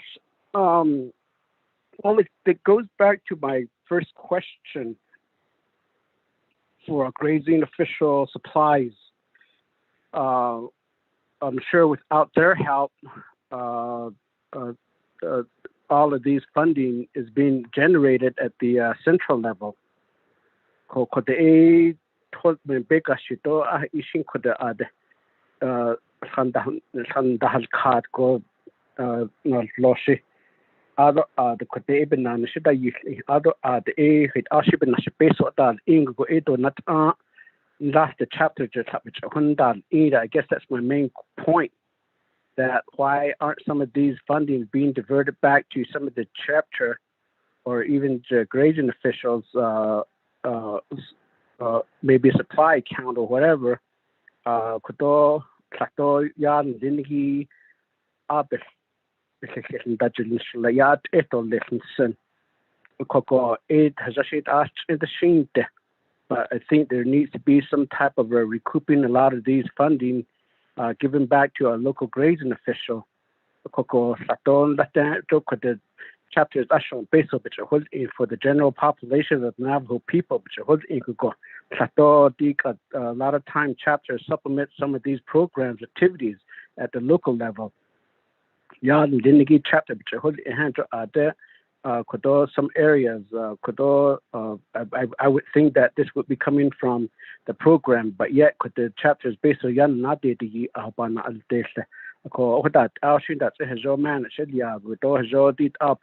that these are given, some of these are given back to the local grazing officials. No, so that way a lot of our grazing officials don't really necessarily have to have the central office provide these equipment. I mean, I believe that's another reason why we're pushing to have these agency office, because each agency should be equipped to do what needs to be done at the agency level. Not everything has to come directly from the administration at the central level. At the agency, that way I would probably hear that Eastern agencies are in now, but now you guys have to wait a certain agency. If it's everything's within the agency,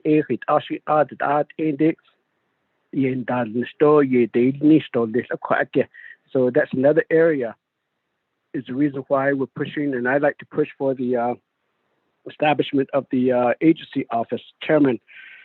Now, going to the ranch or Eastern Land Management, agent. That's one area that he hasn't responded back to me on it. I mean, why these title their title, our staff, our title agents, extension agent. Now, as far as rent, Chiki, we got several of them. I mean, the biggest one I know that we have is the Big Bow.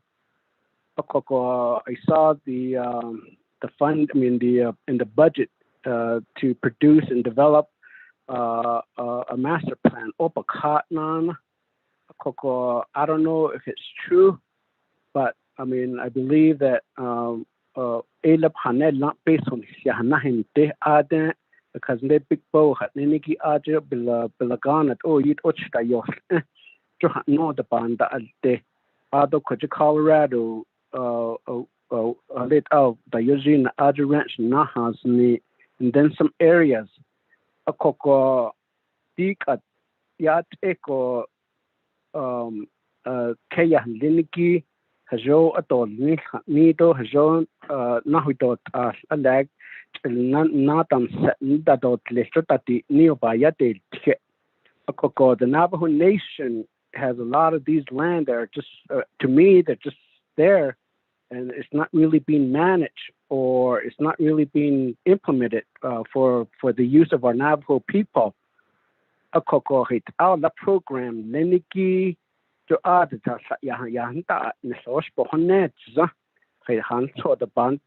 maybe lease some land for a certain period while the area that they're grazing recoup for a year or 2 years. I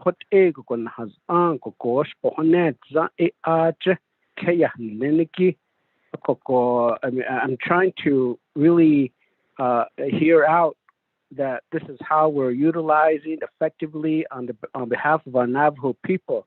DK Linigit Alnay Nahas Nidot Alnay Dit Archo Ekadilate Gitnan Linigit Ada Yahanta Nisto Ada Sabilina J no Gokota such a Hysons on the store and on the store Lesiki a coco elahit out I sit out on Nediki Ocean has named east at in this or but that Lado Pesos at then other resource personnel at then to the one in Colorado like the quick machine slaughterhouse that door a small arena door I believe 30 to something horse stall building now nel hayui a call at clean that all that door clean other yat eho kodo the then linigin that you don't that you show that no that that nahapan test case that's it the pohne dash I've been talking to some of our rodeo people. I mean, just the rodeo na shatan de toto shicha how long done de kodo the bahna it this kid so hey hit that could you provide some input of how rodeo and how clean not the ye cosine his backwards then hit out the dash Navajo Nation government but no so hey did all clean liniki been on the speaker she been on the store other on hit the net or you but the backwards no a call le been done cannot the lake a sharing that edo tan that nasotan the hal juice na a call what that ego but the in this stop and done cannot the con has chinnet the it's other holds an issue a call the sato etahos has go spiga okay siliado o peso pa il tilo o what I believe that we're really just not utilizing these lands effectively. Why can't we focus the attention back to our younger kids? That way, hopefully that they'll replace us and really have a full understanding and knowledge about the care of our land. Charles and Dorothy not lost been on this the she to oboldo she that they'll be understandable of how to manage these animals. So what that our program that needs to be coming out of the Department of Agriculture. I think that's one thing that I'm trying to iterate, and that's where some of these funding should be given to. So that's my question on the ranch and East Land Management, the key chairman. So I have follow-up question again.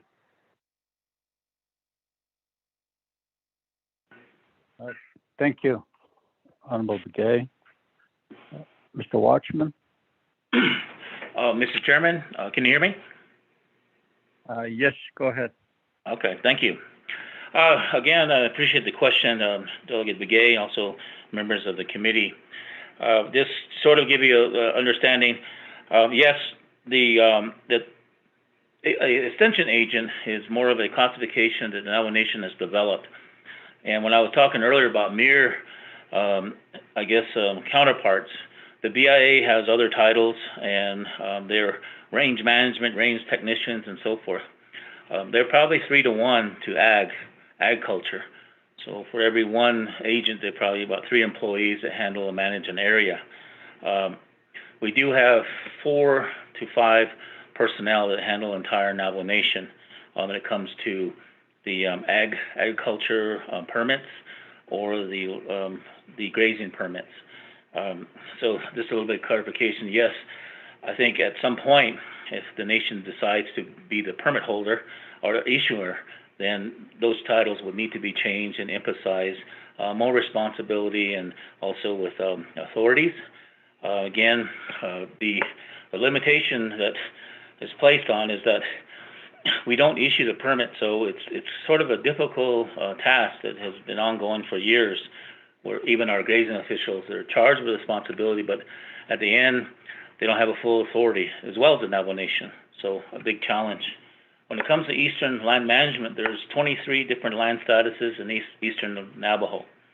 When it comes to the Eastern land management handles all of those land statuses, including tribal ranches.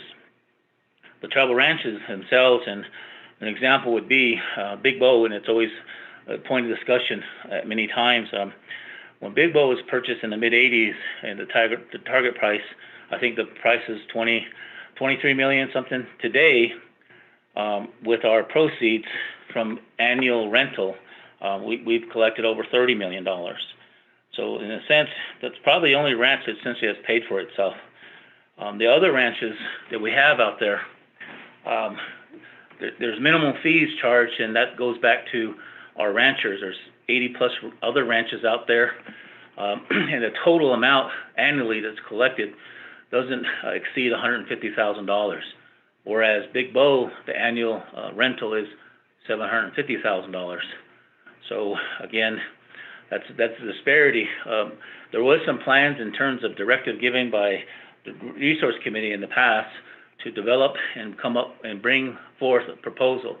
One is transferring some of the uses of ranches to say youth or say any rancher when it comes to Big Boquillas.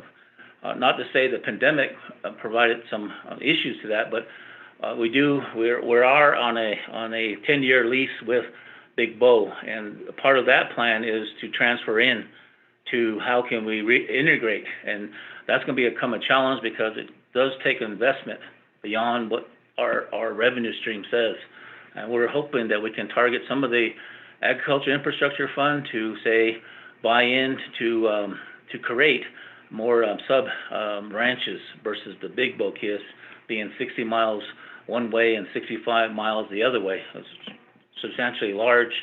When it comes to ranches on Eastern Navajo, deferring those ranches is probably something we'll be bringing forth.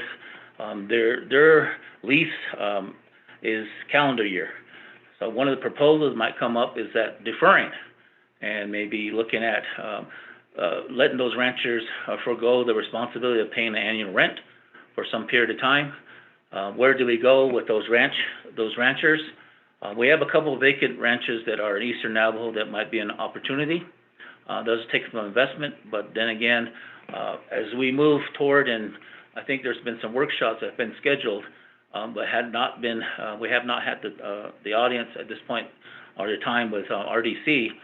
That's what the Eastern Land Grant will be proposing, some ideas and thoughts toward moving forward and also how do we mitigate the drought? Mr. Chair, hopefully I answered some of the questions that were posed there. And yes, I think Mr. Begay is right on, Delegate Begay is right on some of those questions posed, and also some of the misconceptions out there when it comes to where monies are put and also what they're used annually. And I think as we move forward here, there is proposals and have been done in the past where charging a fee, and Eastern Navajo, they pay a fee, a grazing fee for trust land as well as any other land. And that's pretty unique as opposed to Big Navajo. Now Big Navajo, we do, the ranchers enjoy no fee. So something that always comes up when we start discussing Eastern versus Big Navajo. Thank you, Mr. Chair. Thank you, Mr. Watchman. Honorable members of RDC, do you have any comments or questions before I go back to Honorable Begay?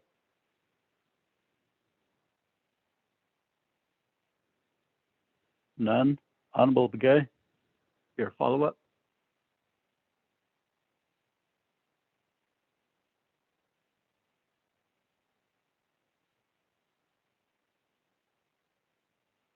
Honorable Begay?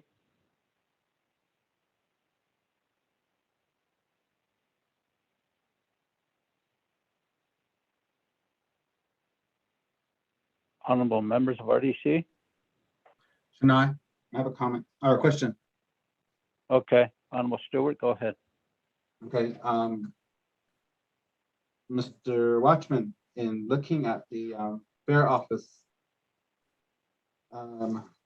summary of changes, the abolishment of the senior office specialist and then the layoff of carpenter. Can I ask why we're doing that? I mean, I know that we postponed the fair for 1 year, but looking at those, and then also does the performance criteria, does that change for the year as well? Knowing that we did cancel, or are we going to go towards planning this for next year? Which I just answered my own question, so avoid that one. But those are the two I had, sorry.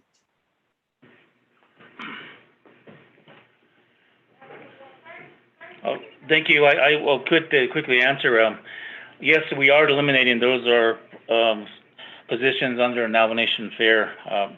We are in the process of trying to get the controller's office to credit some of our lease payments that we receive. If we are able to do that, they'll demonstrate that we had a revenue stream, even though we did not have the Navajo Nation Fair this past year or the other year. We currently have around $600,000 that hopefully will be credited to our account, and working with the controller's office is some of the requests we're going to need. And I'm glad you brought that up, is have them readjust the projected revenue stream. Right now, we currently did not meet that revenue stream since we didn't have the fair. Our anticipation, we will have the fair, and since we're talking about budget for next year, we will have it the coming year where the Navajo Nation Fair revenue stream exceeds over $1 million, knowing that normally they would get around $750,000. So needing the help of our leadership on maybe bringing that question as we move along in this process, hopefully we can get our revenues credited to our account. And I mentioned that within this fiscal year, we have collected and have already received, the nation's already received around $600,000. If we would just push that over as a revenue stream history, we should be able to change and not lay off, it's our thought. Other than that, we would have to turn to other vacancies within our program to offset those potential layoffs. Thank you, Mr. Chair. Well, thank you. Honorable Stewart, do you have a follow-up question? Shania, Chair. No, I don't, but I will ask again if I see anything else. Okay, thank you. Honorable Begay, do you have any follow-up questions? Chairman, can you hear me now? Yes, go ahead. Okay. I would be thinking that my landline is better than my cell phone, but it's giving me hard time to respond to some of these requests. I believe, brother, United kid, the fair office aquí, could abolish or could Nandalshanki is going to be vacant. Get and this is the I think we went over this, Mr. Watchman. I know you have a full administrative matter, which I commend you on, but a lot of important programs are not really being administered on a daily basis.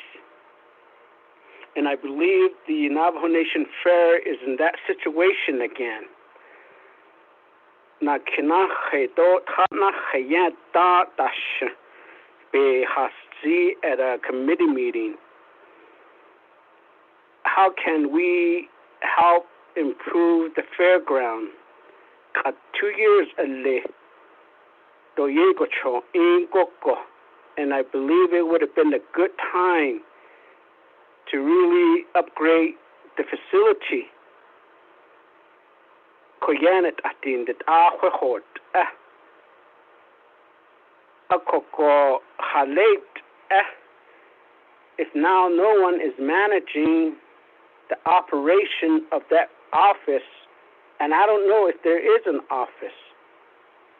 Akoko khela yisiki yinaga on a daily basis, maybe soliciting funding to improve the to improve the facility, to coordinate activities for the next year or the following year. And I believe that there should be a plan in place already that we should know what's going to happen next year, and what's going to happen in 2 years, and what's going to happen in 3 years. A lot of time shortfall several times when I was on the council that especially the one time I know the council appropriated so much money for the power program.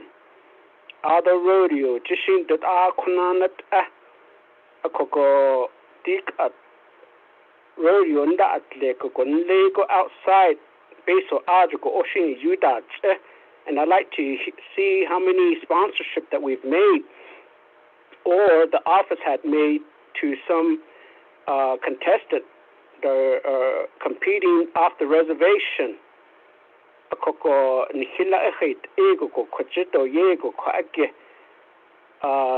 Again, this ties into a lot of activity that happens during the nation fair, that happens at the state fair.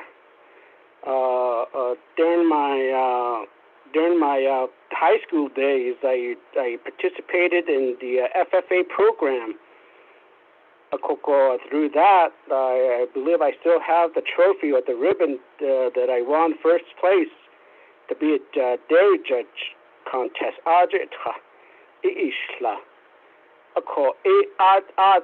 Edit out band alte, the carnival, ancient even the account Nesta Jata. A cohit, I like Hochidik at that, a hecky, some type of a livestock show, and yet some type of those activity, Dick can own that the Nasco, owners milk arch. Other show, Lake Jet on the northwest part, other shown clear Holia. Other than Kito Tata. Parking garage, Shelia, Birand, Ajo, Hasnella, Chedison during the Nation Fair or during the Fortune Life Fair. So I don't know out of that. I don't see case. Don't know about Saha case. And sin. According at fair all staff at Nashonana Yaki. So what's going to happen starting in September? And I think that's the reason why, as chairman, that we really need to establish some type of a permanent.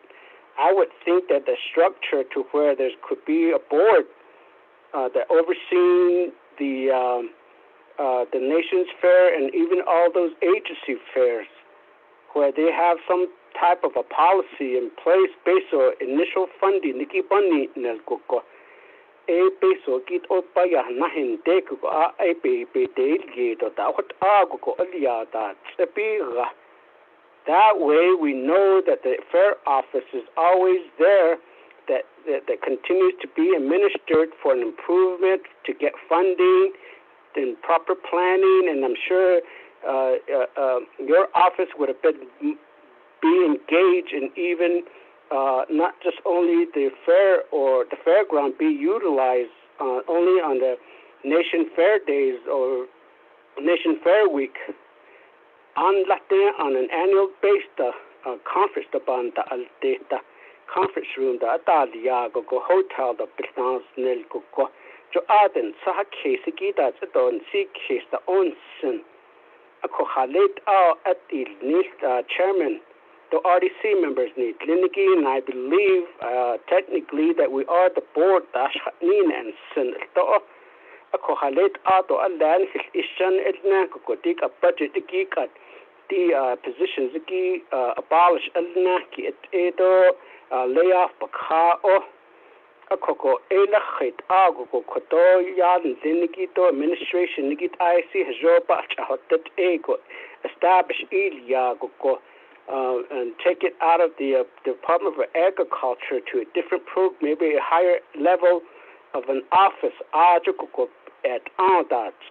because I know I'm trying to think while I'm speaking here.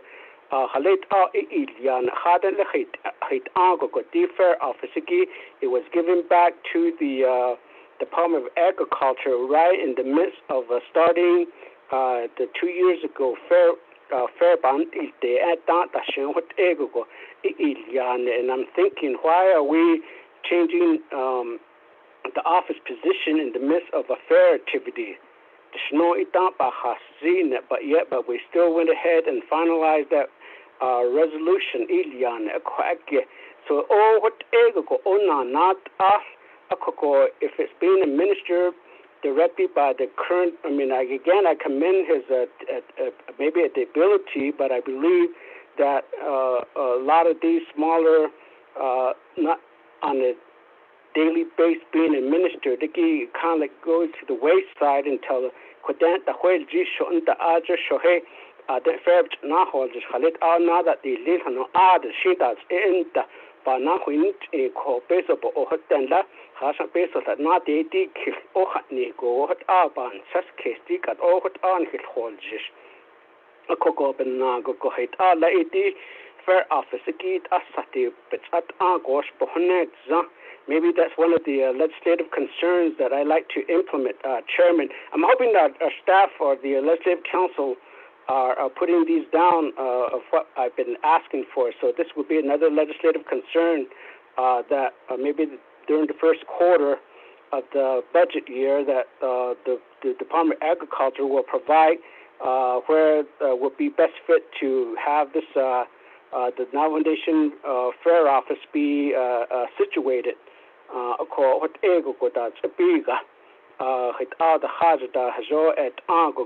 Because and again, yes, fitness is okay, but I don't believe having a fitness activity on the fairground doesn't jive with me. But the thing is that it's there right now. The Civic Center in there. And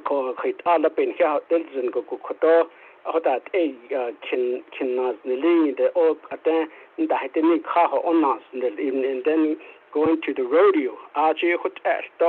The Navajo Nation should have some type of a state of the art. I'm assuming that should have even a bigger attendance bleacher or capacity hadan tsoko sa go speak and ego ok. I know a lot of time night performance you did not they can't go in there because it's full capacity so what that agent shouldn't case I don't know that's negi that's now but what aimed how do we improve our Navajo Nation fairground? Chairman, I mean, that's the ultimate question that I have to the Department of Agriculture.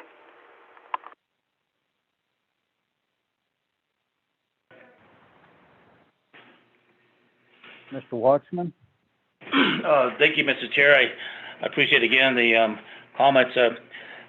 We do have a fair manager, and we have 3 personnel. They've been working all year long. I guess we've been up and down on the health orders, and that's at this point it's still prohibiting us from having an event, and that's been announced. Not only the 4th of July event that's annual was canceled, as well as the Navajo Nation Fair. But what they internally have done, they're currently in the process of replacing the fry bed pavilion. We have some bleachers that are going to be replacing the around the rodeo grounds, as well as a whole new arena, chutes, and other things related to the rodeo will be replaced.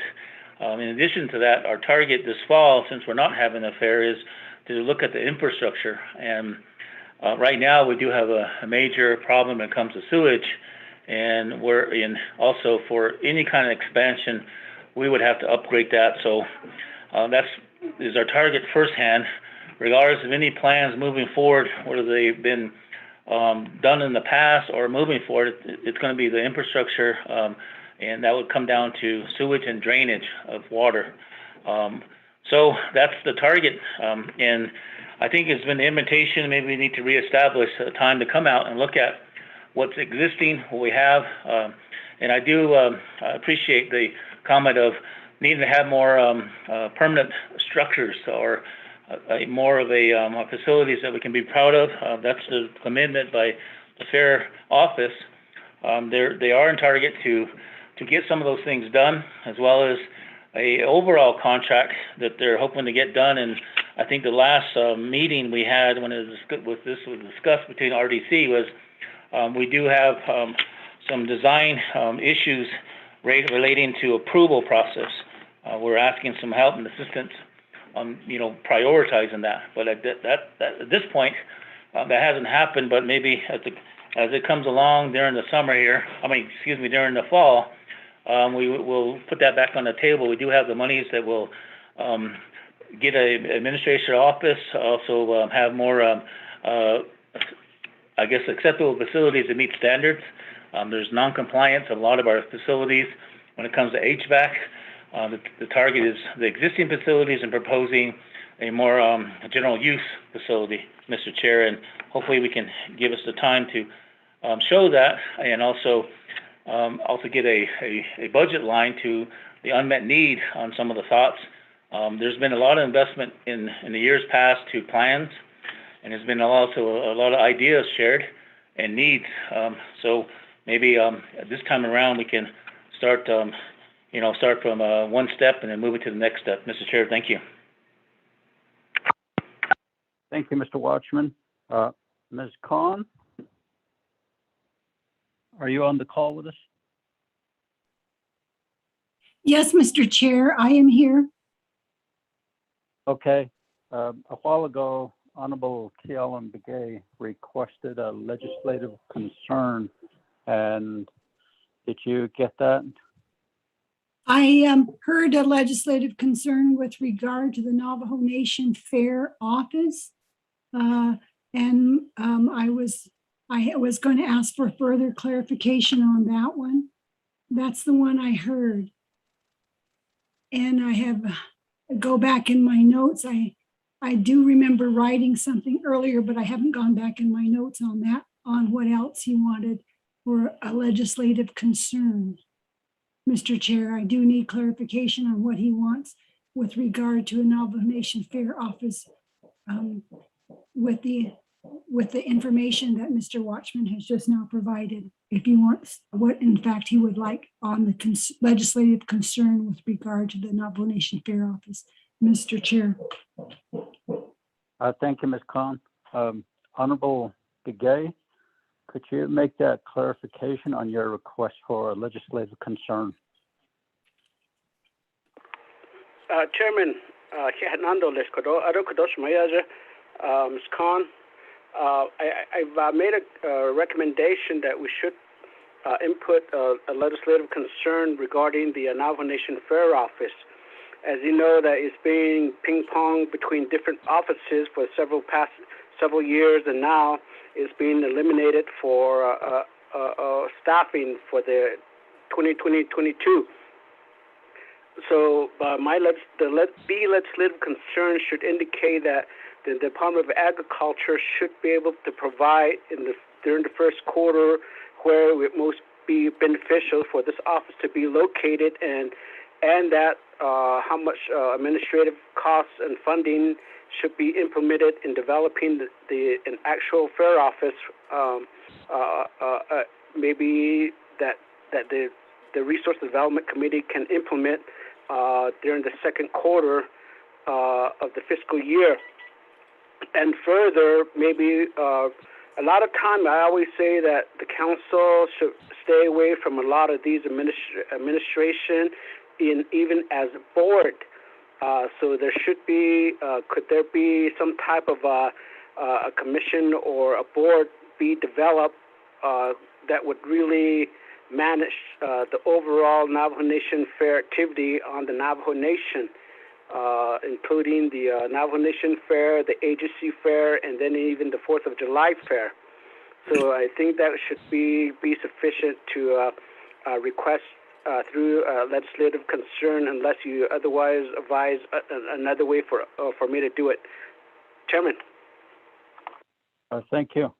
Ms. Khan? Yes, Mr. Chair.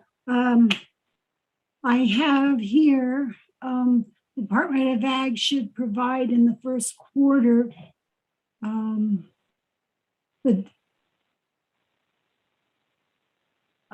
I don't know if it's a plan of operation for a fair office, or if it's a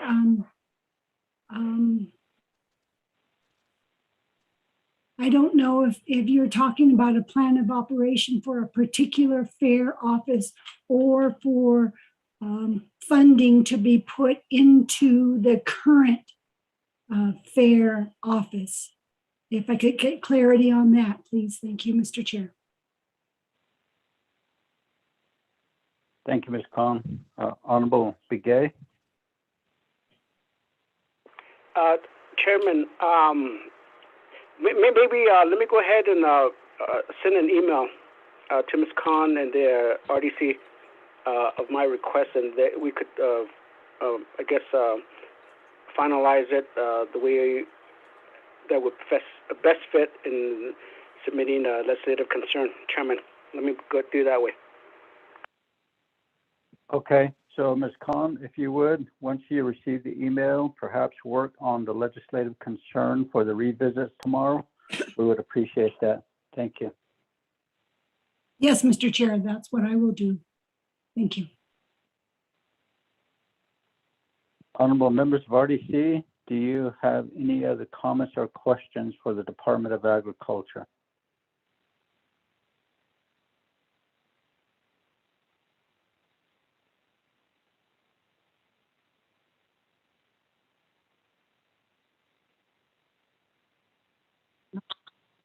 Chairman.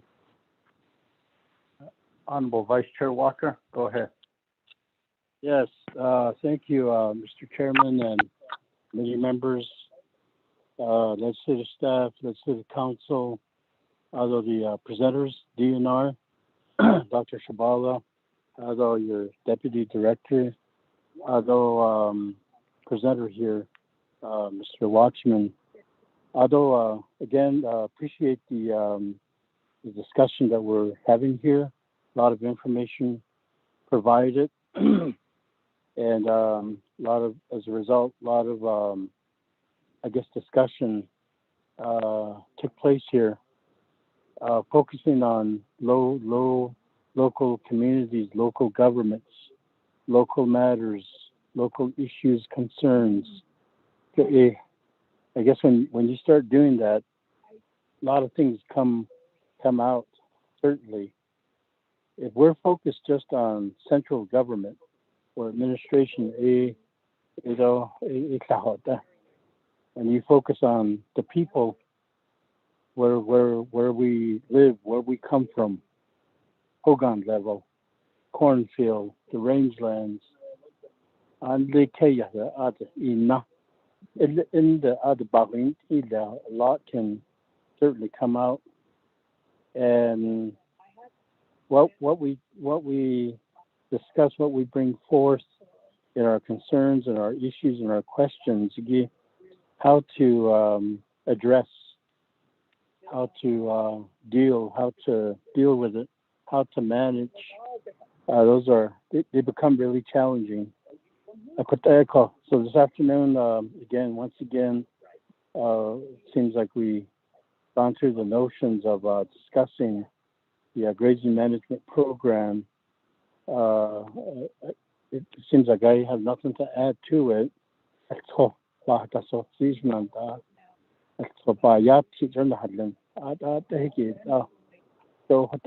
if there's 50 things that were discussed as issues and concerns, well, those issues and concerns are real. I have to say that. Aside from that, leadership, although the Division of Natural Resources, the question is, okay, what are we going to focus on in the near future, the mid-range and then long-range future for Navajo in this area of grazing management? Accountability is being neat. Jean Dode, as on the big hot needle, the Asian ish bandit. Either the capacity building to the grazing management program, the grazing officials, the land board members, farm board members, not installed the facilities, equipment, supplies, vehicles, they need in. So in that sense, it's like we are seriously interested in capacity building to better address grazing management issues and concerns. Although along the way, I think it started out with the costs, the budgeted amounts for these programs, in particular the salary of the elected officials. I call it a cost of living issue, cost of living in that area. I think we have a strong emphasis on increasing, those areas, those budgeted areas where compensation is concerned. And I know Resource Development Committee, we toured the Navajo Nation just a few weeks ago. We brought back with us after our assessment tour on the drought conditions. We were pretty determined that there, the conditions, what we saw out there, the lack of water and then the climate, how that's changing on us. We must respond. We must be proactive. We must be serious in response. Joe Quagga, I think that's what we came back with, and we set out to start addressing those. And then these budget meetings came about again.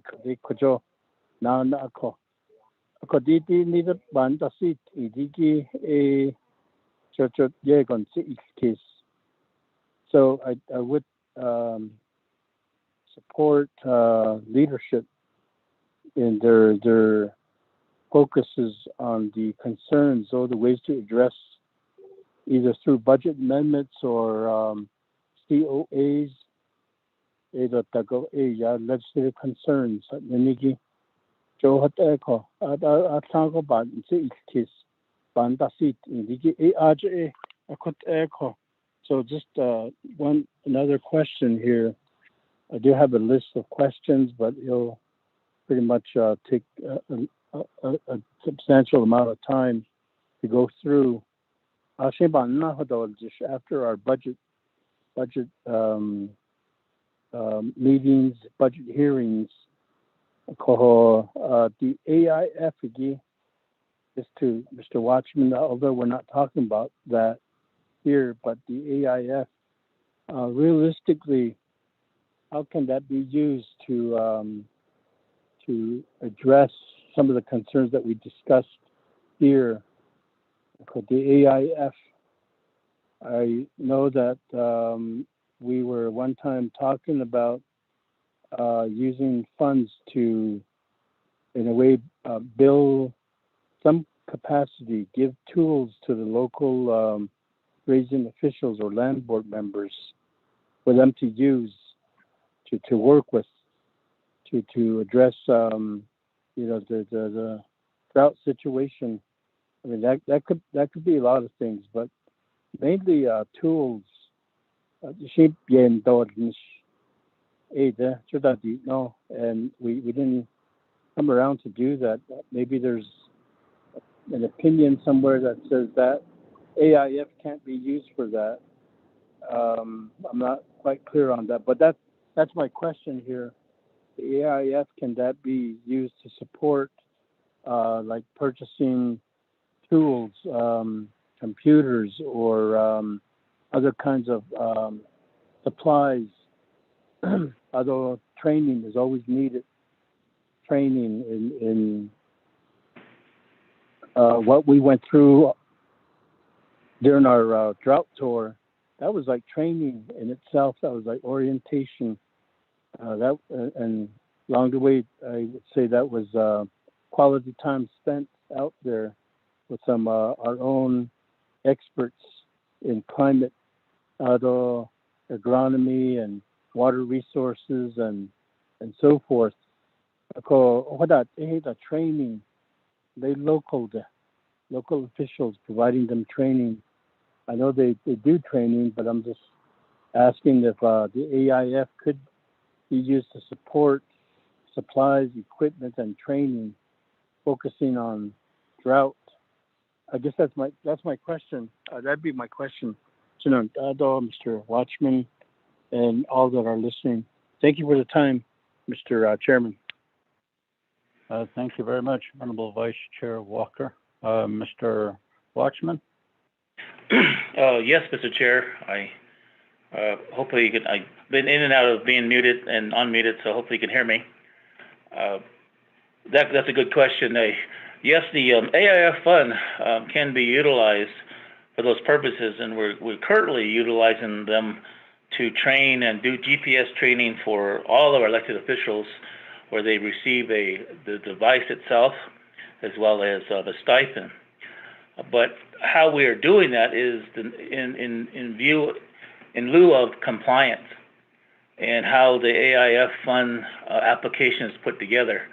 I'll reiterate, I've said this before, is that the AIF fund application is on behalf of land that is held in control, and also the owner of livestock. Those two make the application. So people that do not own livestock are essentially not a part of the application. But who contribute to the compliance is where what we're utilizing, saying that we need to have GPS to where that livestock is, where it's coming from. So the age and source of that livestock is our justification for that particular training. Moving forward on farming and other things, it goes back to what can that activity contribute to the livestock owner and the land. So we do those two things, then it qualifies. There's been challenges on the use, and I guess that's where we feel that we can justify the use if we use those two things. just keeping in mind, I know there's been various requests out there, but we've been saying that there's a categories that we feel we can argue and justify in case there's a concern from the USDA and the fund itself. Mr. Chair, hope that answered that question. Thank you. Thank you, Mr. Watchman. Honorable Vice Chair Walker, do you have a follow-up question? Chairman, I appreciate the response. Daga, so back to you. Okay. Thank you very much. Vice Chair Walker, also Mr. Watchman, we certainly appreciate your presentation and all the information that you're providing, as well as your response. We do appreciate your work.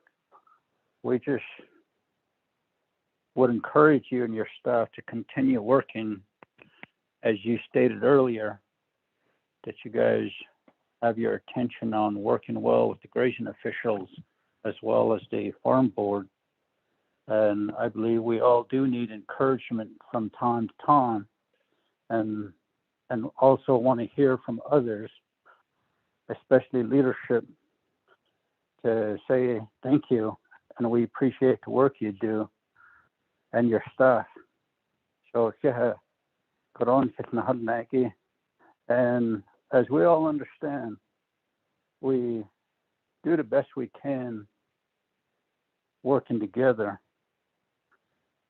And we're not just working together just to work together. We're doing it to improve the Navajo Nation, whether it be farmlands or lands or any other concerns, issues.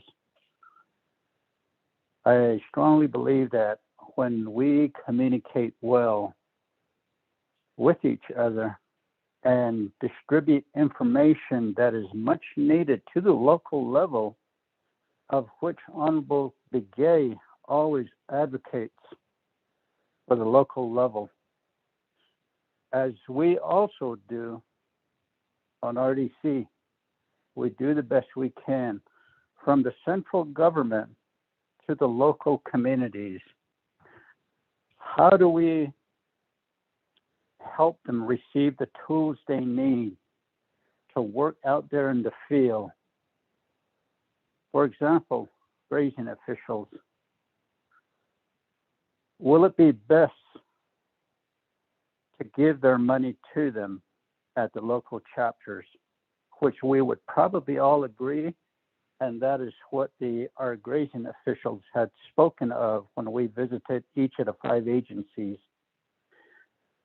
They let it be known that they would rather have their stipends received at the local level rather than driving miles, especially from way out there to Wonder Rock to submit documents.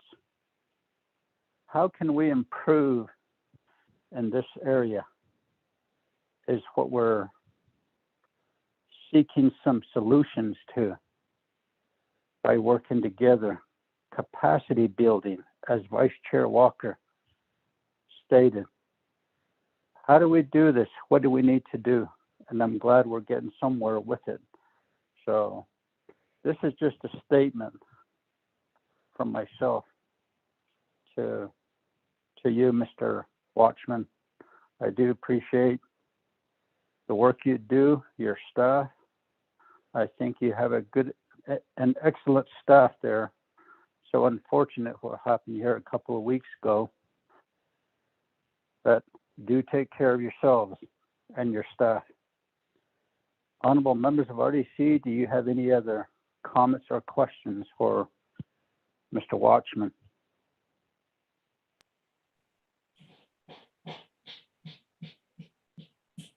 Dr. Shabala?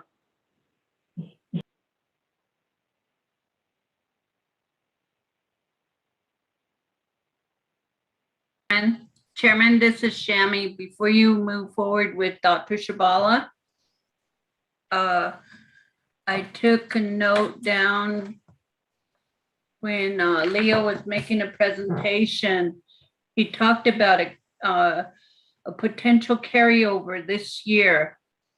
And you requested for a carryover. I'm not sure what the dollar amount would be. If there is a request for a carryover, then we need to get that information to Mariana so that amendment language will be developed. Chairman, back to you. Thank you for that. Mr. Watchman? Thank you, Mr. Chair. We did do our division, but we do have it broken down with estimate. And that was calculated as of July 20th. That would be what we're expecting to have a carryover amount as of September 30th.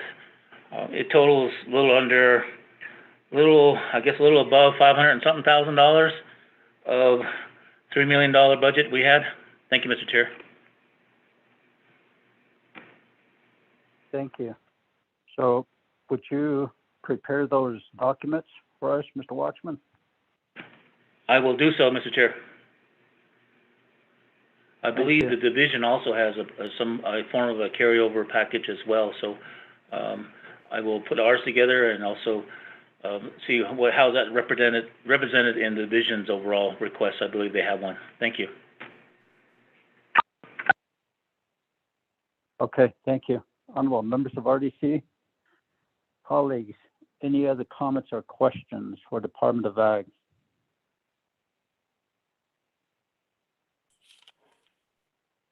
We have next here Department of Fish and Wildlife. And we'll move on. Chairman, Yes? Dr. Shabala wanted to speak. I'm not sure if he's still on the call. I did ask for him earlier, just a couple of minutes ago. Dr. Shabala?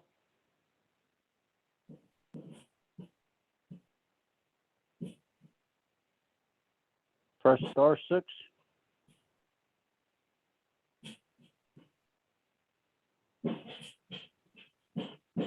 Dr. Hello, Shabala? Chairman? Yes, go ahead. Oh, thank you. Unmute nish ito, mute na nish ito. Shay iti ashina ho ito tashato. Akya shanade aniki ti ki Allen shanali na this kitigito aro shitila Thomas Walker Jr. na this kitigi let's go about this. Asking sheet on this.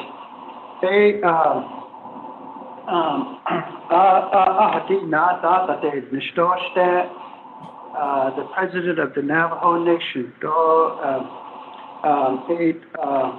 fairgrounds.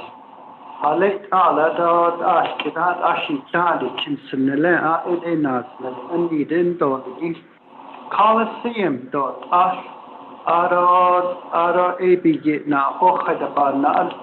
Conferences that be office building that Fabian Nation late not George that I quite not letting stop it's not how that the no but that is nish I don't say no because the Navajo Nation Fairgrounds in Window Rock are 67 acres ago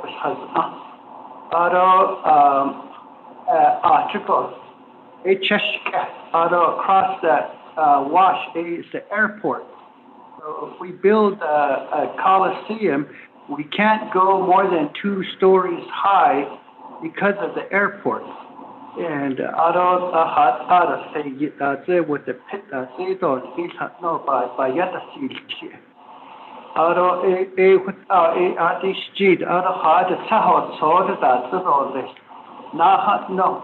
Then a quite better has a quality inventory office building cut niche even Navajo Nation Fairgrounds improve it all. But the very first thing that we have to do is Navajo Nation Fair, not Leho, Topandas, Agi Say, it's not done that they get plugged up. So the first thing we have to do is get with NTUA and start from the plumbing on up. And we have to replace the plumbing and improve the water system. So Shanalaki Allen, ain't spots and those been done out of by yet on the grazing management. Webinar, so the Nebakaya Picard, the Neta Station, that was Shaw Indigi, did the meal a non station, cut. I take away 12,000 on there. Sashay ya the onas no do say Dutch API na yitla. But I would say Nick is better husband I eat the nep lead the hallo. Eat better hallo the better baker the webinar sauce.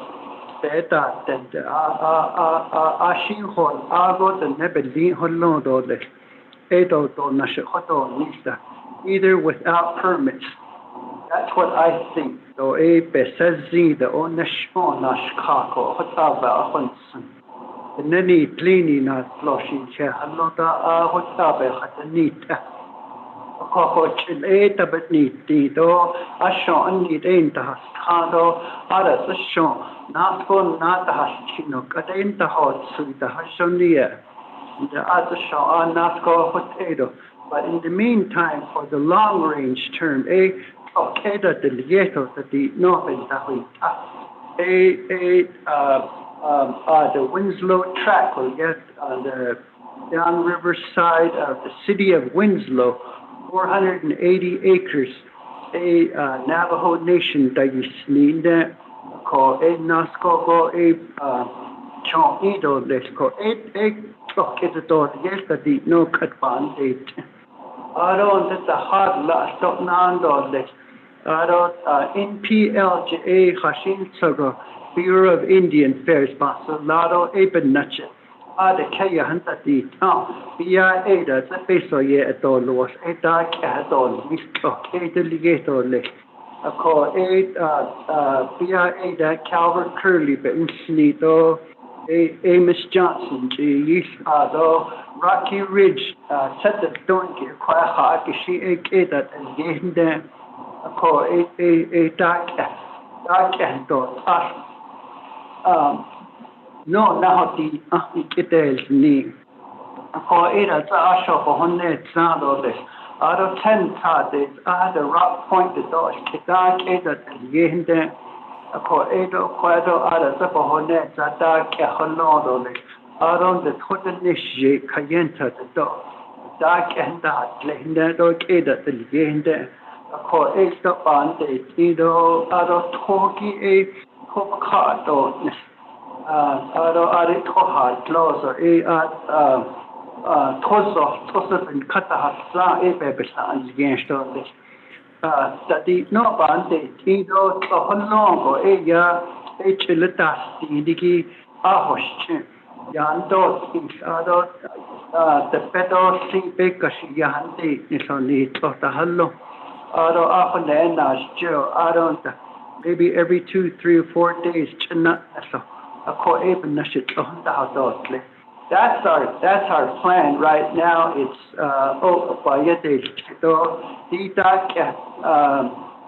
Mason nilda chaos anike at every day band eat up and days nish. It on get better husband or even yeah hanate I don't agriculture infrastructure funds. Leo Watchman has been on ADC we have one crew that's out gathering unbranded horses, and so we want at least 3 more crews out to be working different areas of the Navajo Nation based on chapter resolutions requesting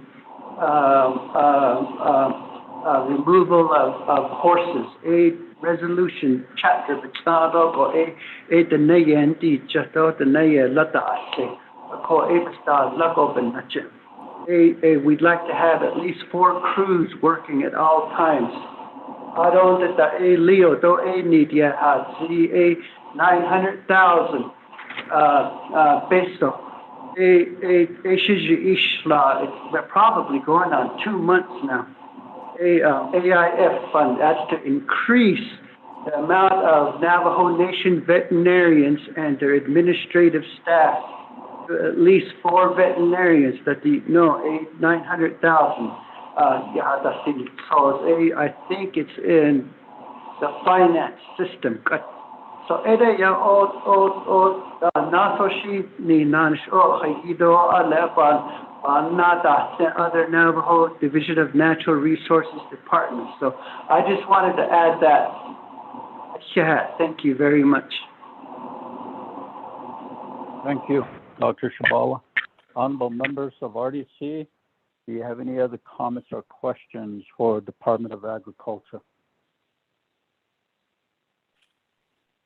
If Comment, not, Chair. we'll move. Honorable Stewart, go ahead. Just a comment on the facilities, and Mr. Watchman reminded me when he was speaking, is that during the last presentation that RDC heard, we were invited to go down. I did go down to the fairgrounds, and the improvements there are being made. I was meeting with Mr. Vicente at that time. We were talking about the facilities there and the grounds there, and the water lines, electrical lines, are the fencing, parking area. That's one thing that we were talking about. And I wanted to share with RDC, but I know we've been so busy, so with our other meetings, but the ideas that we were talking about at the time were to improve the lighting within the compound of the fairgrounds itself, and also the improvements that Mr. Vicente is looking into, such as the wraparound bleachers on the site, and also making them accessible for our elders and our handicapable individuals, and also the lighting, the water line structures, the facilities there, such as the Gorman Hall, Nakai Hall, all those facilities that need an upgrade, major upgrade on the compound itself, then the fencing and how to improve the grounds itself, and also the bucking chutes, the roping box, and the pens, catch pens in the back, and pens, livestock pens in the back as well. And also looking into how we could improve that facility to make it to where we would have stalls like it used to have way back in the day. If you all recall, on the south side, there used to be a little area for stalls on that side that were barn-like type stalls. But we were talking about improving that area as well, and improving, possibly improving the roping arena that is usually set up on the south side of the main arena in that area, but also how we can get the gravel in there and get better LED lighting, because when you go to a lot of other arenas, that's what they're using now, and the new lines that you put in. So I had asked Mr. Vicente to work on some figures, and possibly through RDC we could go ahead and work with N2A and see how we could, in NECA, to see how we could get some funds or some assistance with those lighting structures, since this is the only fair that is held by the Navajo Nation government itself. All the others, like Shadana Key stated, they're all held by agency or by chapters, and this one is the only one that is within Navajo Nation. And I believe that's why, RDC is the committee on there, and and I believe in working with them. And I know that we have stressed this before, is that RDC needs to be involved in these areas, and to make suggestions and recommendations as well. But we always say that it's communication on both sides too. So I think maybe if we communicate more from each side to improve those areas. The other one is to going back to the discussion on the claims and the chapter and the chapters and the district grazing as well. You know, I think in our previous discussions, we had talked about going towards electronic signature. I think we need to look into that more for all of our divisions and our programs. I know that some of our divisions already do that, but maybe we can work across the board with that and see what we can do to improve that type of acceptance of documents for our divisions and our programs, and also our entities that we as an oversight work with. I think that would be better for us as well. Those are the only comments I want to make, Shania, Chairman. Thank you. Thank you, Honorable Stewart. Mr. Watchman.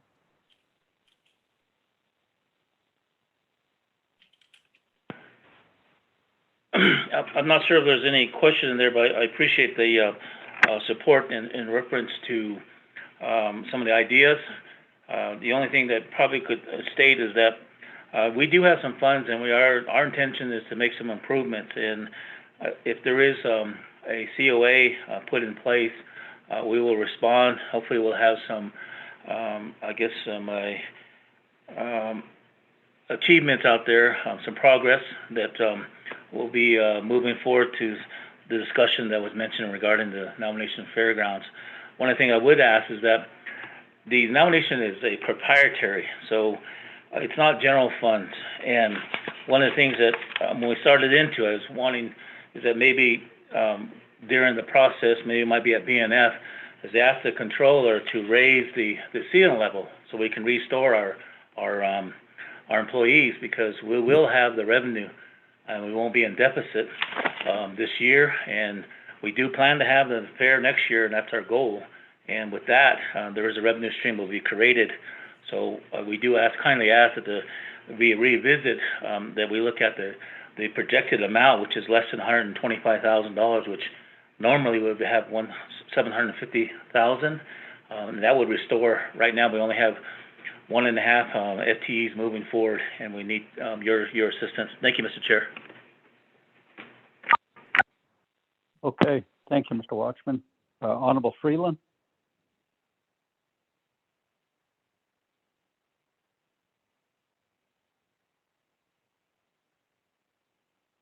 Chairman, thank you. Ado Shnakai, as well as Dr. Shabala and Mr. Watchman, thank you for the presentation.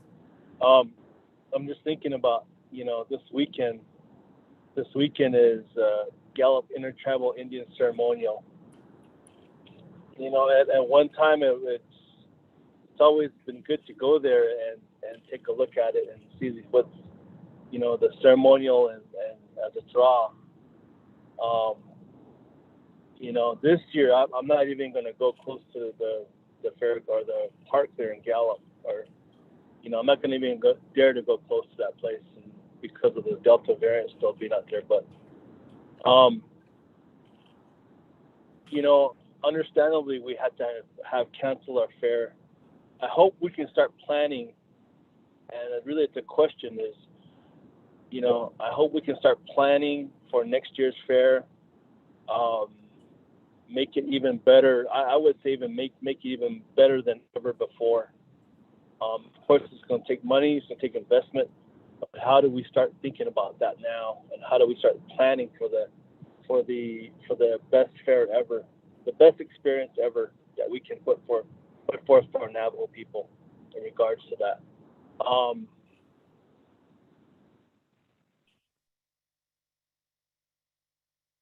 As well to Mr. Watchman is, does the Department of Ag have sufficient funding, whether that's through the BIA or Navajo Nation funds or wherever you get your funds? Do you have sufficient funding to continue with that program? And it would be nice to see the horse the fund. What was that called? Not the proprietary fund, but the incentive that you all had previously as well. And of course, there was issues with payment on that too. Does the horse rescue program have sufficient amount of funding to carry on or set forth its funding or its intent? And we really need to consider this, because we're not doing any service. We're doing an in-service to these horses. And now we got rain. Yeah, it's cloudy and whatnot. But, you know, when we went through that drought, or that heat wave of about a month ago, you know, I will always picture that instance where Dr. Shabal and I came through those groups of horses at a windmill by Chaco Canyon. And we tried picking up this little filly, and she couldn't even stand up on her own. And, you know, thank goodness at that time I contacted the late Carlos Sarviso, and he had to deal with it, unfortunately. But it's instances like that where these horses, we're doing an injustice to them because they are out there suffering, and, you know, they're out there with no vegetation and no water, especially. You know, we had Dr. Shabala was filling up those troughs at that time. But how do we help rescue these horses? And then the benefit, of course, is the land then begins to heal. And driving between Crown Point and Twin Lakes, you know, just seeing horses here and there, it's continual. And it's nice to see vegetation. It's nice to see green again. But, you know, I think we really need to give some more consideration to the horse rescue program. It's real important that we, you know, with what we heard from that drought tour, all the contributors or all the X factors to the drought, and of course the feral horses were one part of many contributors. So just a question, Leo. A few questions that I had, and I hope everything is on track and continual again. The other question I have is with the ranch program, if the proprietary monies have been corrected, or where those monies are supposed to go, because I know there was an issue with like the big bull lease payment that it should not have gone into the general fund, but it did. That should have gone back to operation of the program.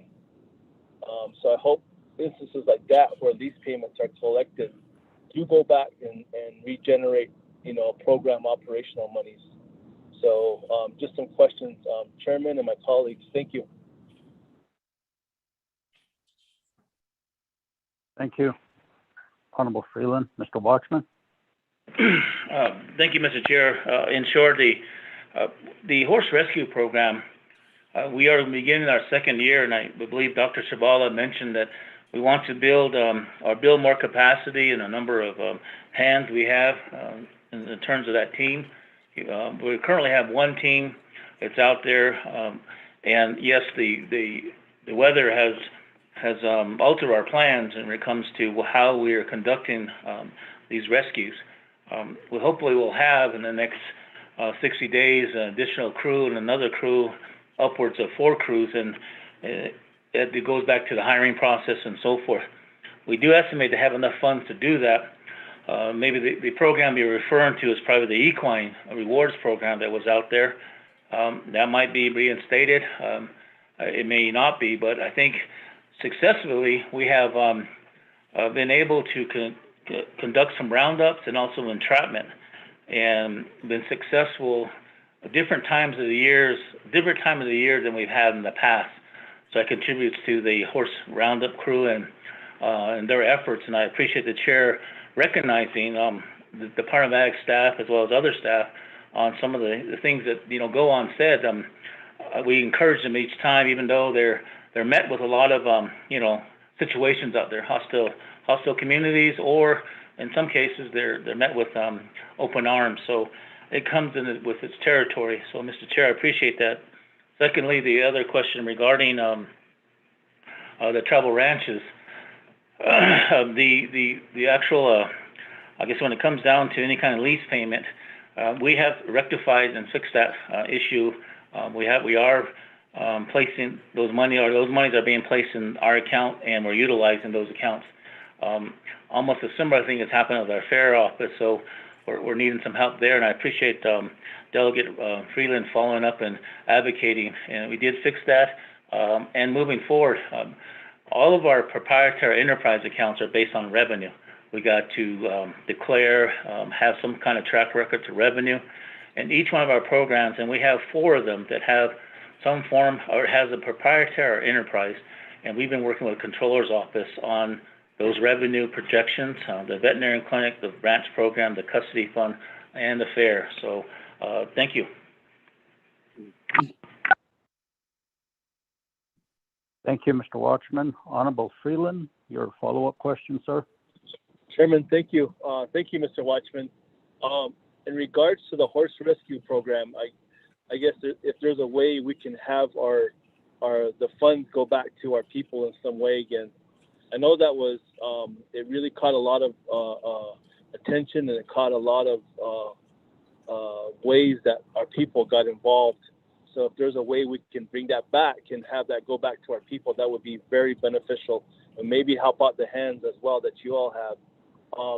And then my last comment really pertains to Eastern Navajo, and we got to get this tri-party agreement in place. And I don't mind dropping a legislation. I don't mind working at the forefront to bring the BLM to the table, but the BIA seems to be on board.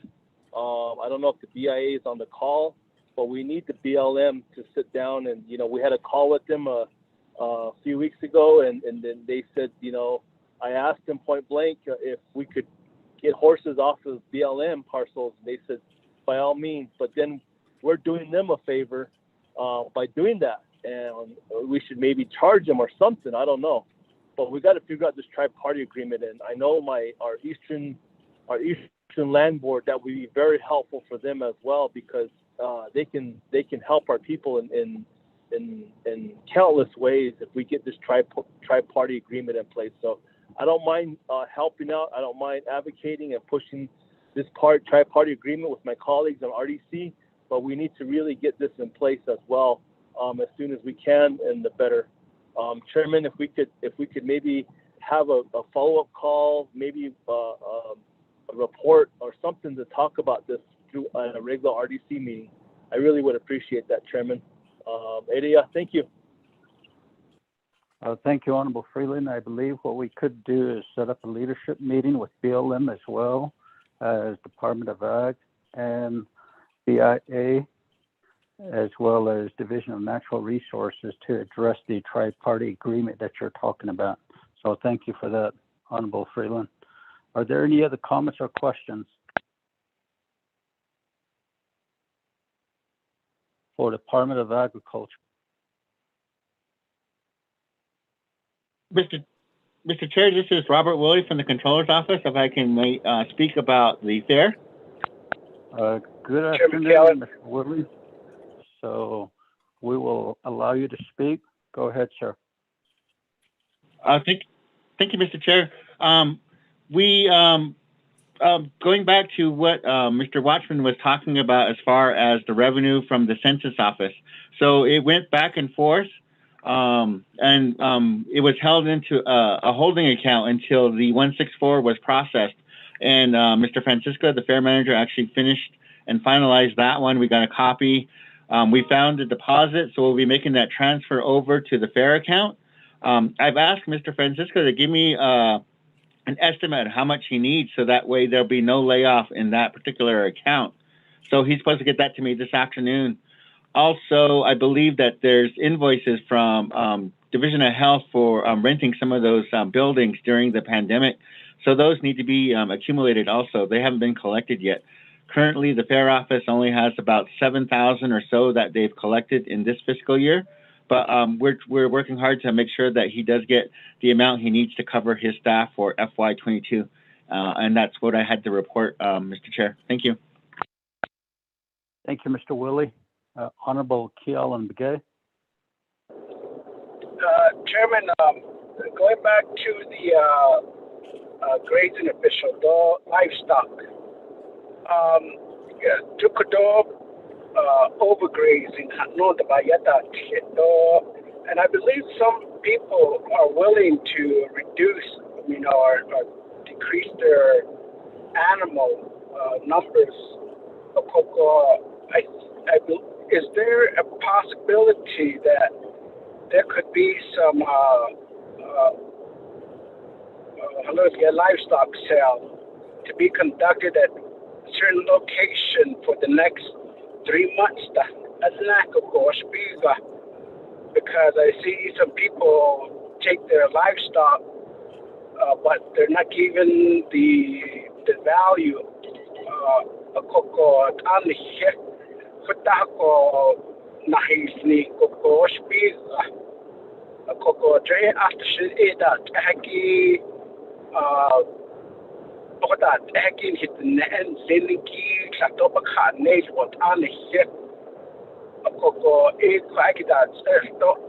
What would be a plan for us to implement?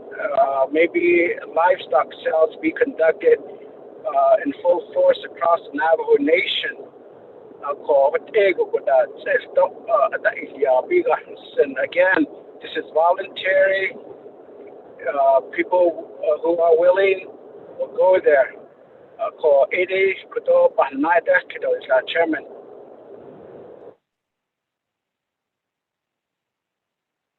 Thank you, Honorable Begay. Mr. Watchman.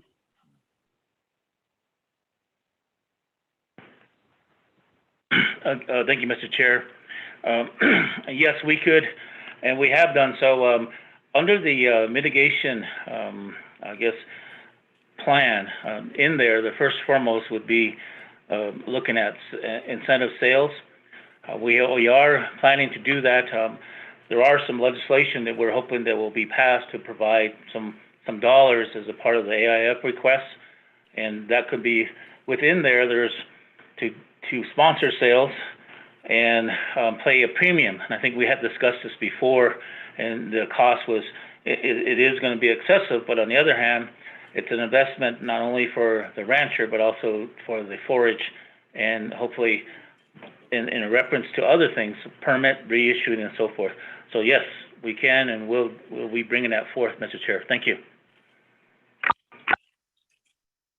Thank you, Mr. Watchman. Honorable Begay, do you have a follow-up question?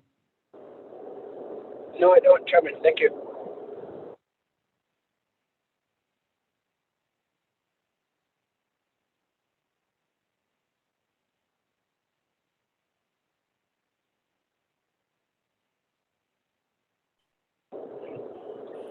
No, I don't, Chairman. This is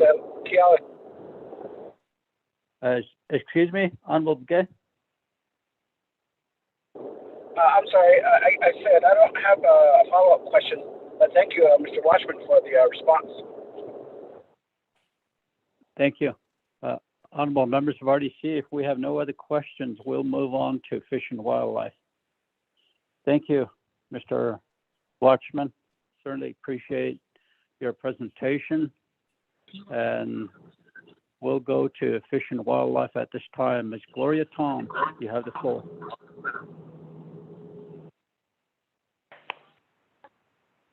Yes, good afternoon, Mr. Chair and members of the RDC committee. Can you hear me?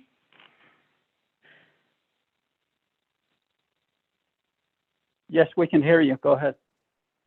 Okay, good afternoon again. I'm Gloria Tom. I'm the Department Manager for Fish and Wildlife. And I'm going to go through the 3 general fund budgets that we have, along with 2 enterprise fund budgets. The first one is Business Unit 115025. The total approved budget for FY21 was $1,223,679,000. The proposed budget for fiscal year 2022 is $1,250,369. That represents a difference, an increase of $27,690. The second budget is 115026. And hold on, I'm having trouble finding that budget. The 115026 is the animal control program.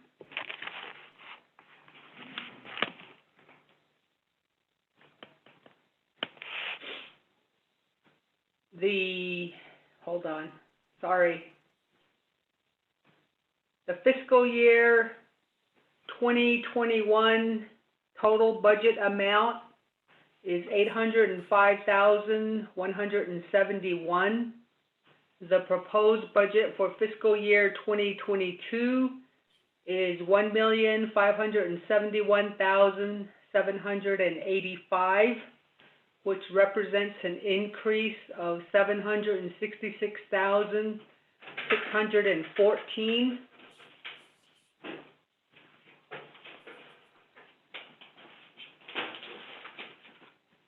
The next budget is Business Unit 115025, which is the Navajo Nation Zoo. Navajo Nation Zoo total budget amount for fiscal year 2021 is $546,308. The proposed budget for fiscal year 2022 is $555,858, which represents an increase of $9,550.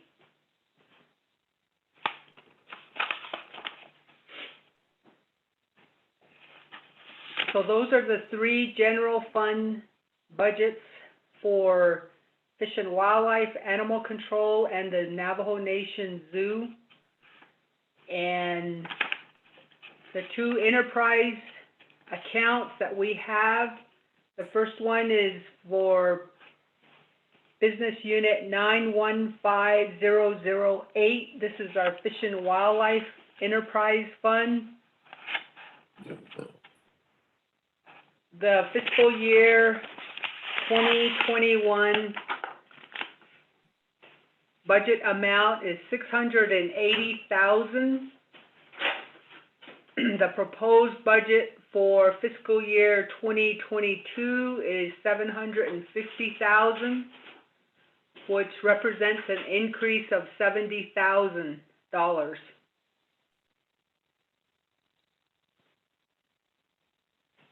The next business unit is 915014. This is the Colorado Ranch Enterprise. The fiscal year 2021 budget amount is $750,000.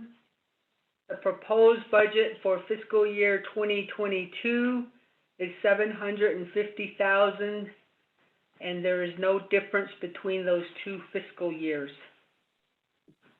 The only program where we saw a substantial increase in funding was, of course, the Animal Control Program, which added an additional $750,000 to their base amount. Mr. Chair, I'm here to answer any questions that the committee might have. I also have relevant staff on the phone as well. We're here to answer any questions. Mr. Chairman. Thank you, Ms. Tom, for your presentation of the budget. Honorable members of RDC, do you have any questions or comments?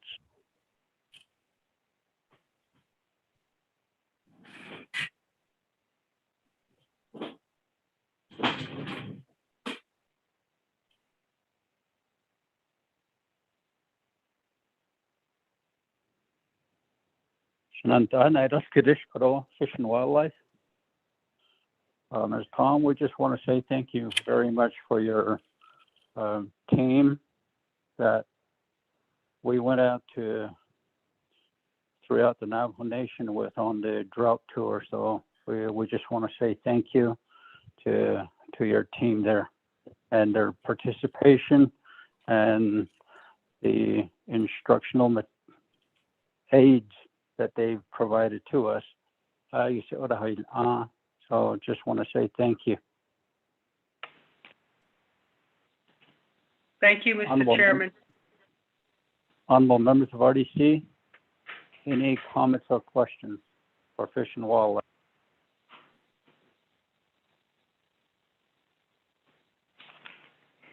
Atenya, Hakushila Sananda. We'll go ahead and move down to forestry.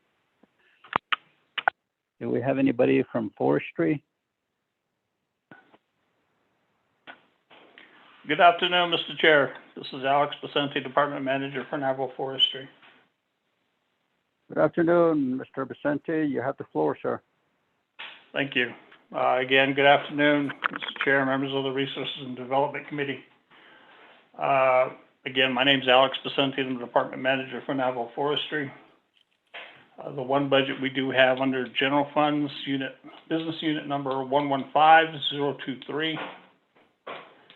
On budget form 1, under column A, part 3, column A, the 2021, FY 2021 budget amount of $193,822. Proposed for FY 22 is $687, excuse me, for a difference of $4,865. Again, that pretty much covers the Navajo Forestry's general fund budget. A majority of our operating and our personnel are covered under our 638 contract.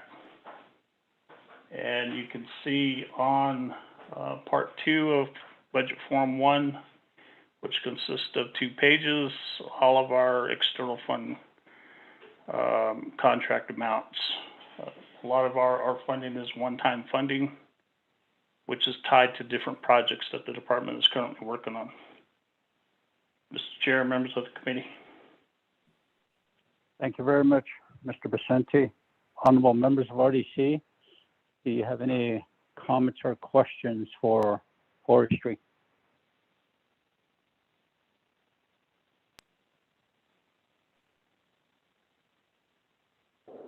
Chairman Kellen.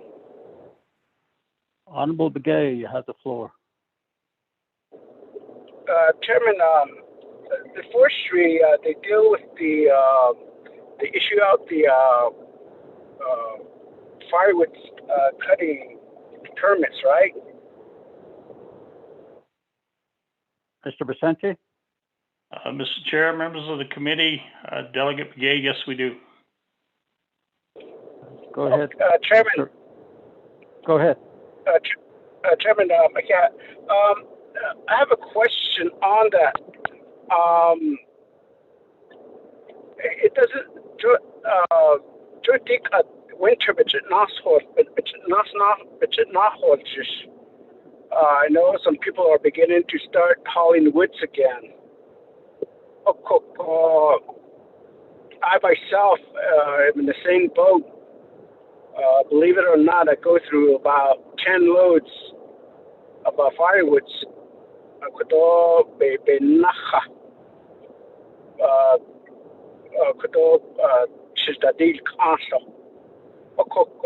One area is the permit. I mean, how effective is it in reinvesting that into the certain forestry program, as far as like thinning the area, or the same situation they go you in the trash that you get earlier last several weeks ago, lay on top of the Mountain, I think was at Buffalo Pass, towards the evening, it's like long, you trash, you're not on it. How is the forestry program enforcing a lot of these illegal trash dumping across the Navajo Nation? What specific area are not on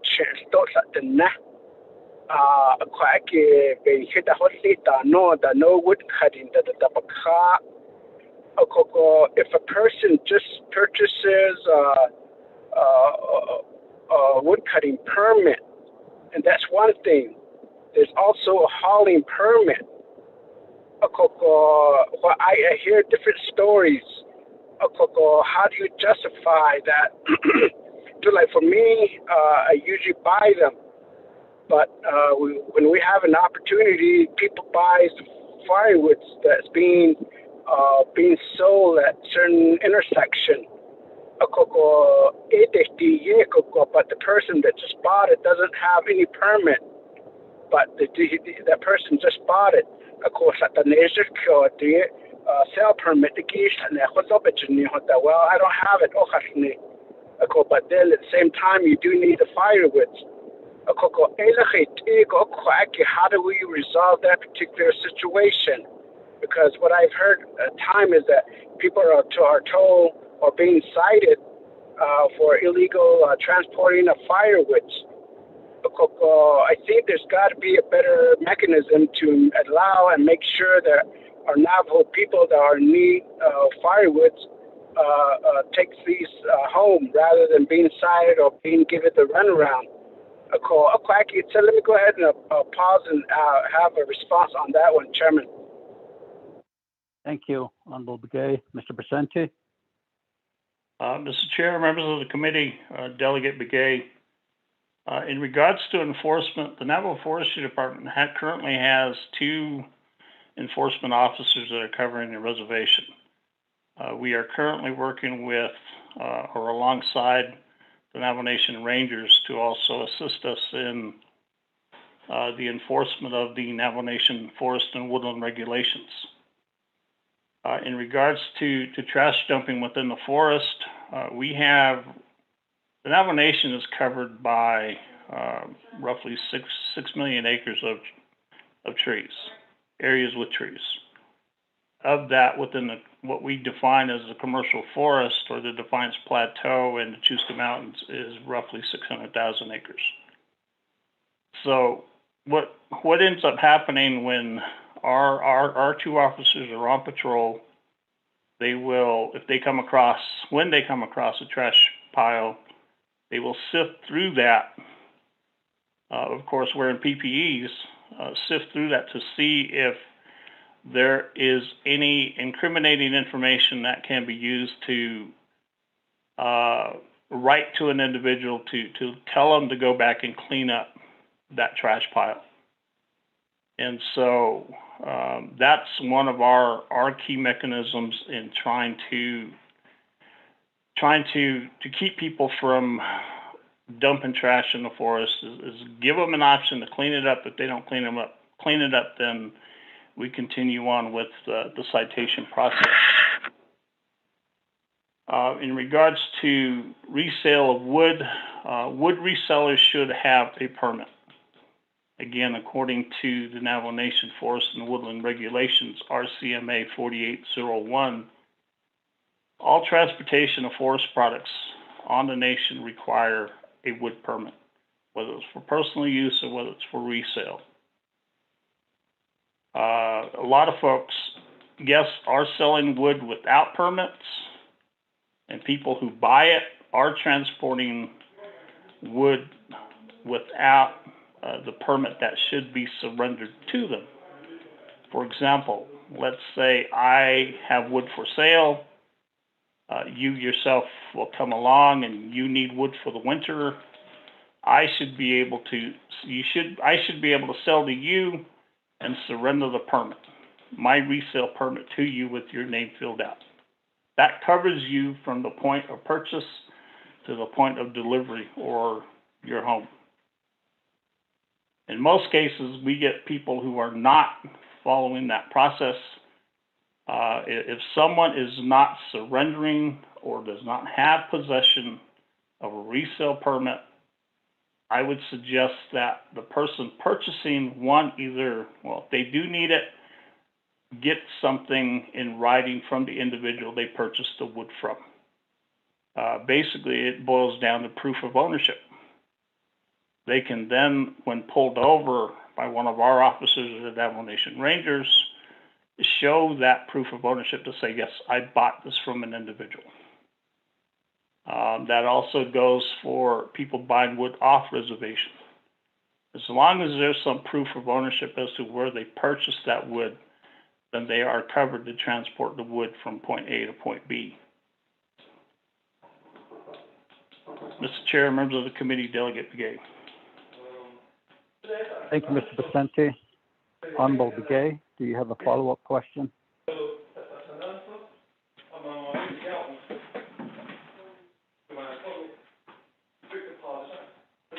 Honorable Begay. Chairman Freeland, can you put him in the queue box? Go ahead, Honorable Freeland. I'll come back to Honorable Begay. Thank you, Chairman. I'm sorry, I just drove into Wind Rock and I lost cell coverage by the mine. I wanted to ask some questions also to Fish and Wildlife, but I lost my opportunity, so I apologize. I wanted to speak in regards to the climate change team and the zoo. But in regards to Alex, thank you, Alex, for your program. Very vital, very important program. I guess one question is we need to start, because of COVID, we need to start talking about these discussions related to carbon credits once more and how it could be beneficial to the nation. And you and your team are going to be very important in those discussions, Alex. We just wanted to, of course, say thank you again. But should I, at some point, maybe Chairman again, start bringing up these discussions related to carbon credits again. Just my comment overall, Chairman. Thank you. Thank you, Honorable Freeland. I believe we can go back to Fish and Wildlife in a bit right after forestry. They need to present their unmet needs to us. So you can ask them or make your statement at that time, Honorable Freeland. Thank you. Chairman. Honorable Begay. Chairman, I apologize. I lost connection. I'm driving into Wind Rock as well. I appreciate the response, but I didn't catch half of after the resale statement. But I think we need to, if there needs to be a policy change, let us know how we can. There'd be an easy way for our Navajo people to be cutting down trees for the resellers, and of course, I mean, sometimes it's time consuming. That there's a lot of things that could be done online. We have everyone. I'm sure everyone has phone. I mean, could a lot of these documents could be purchased over the phone, and nowadays you can even have press to an internet where it makes a transaction. I mean, I believe that the Navajo Nation really needs to invest into conducting a lot of these transaction activity through technology.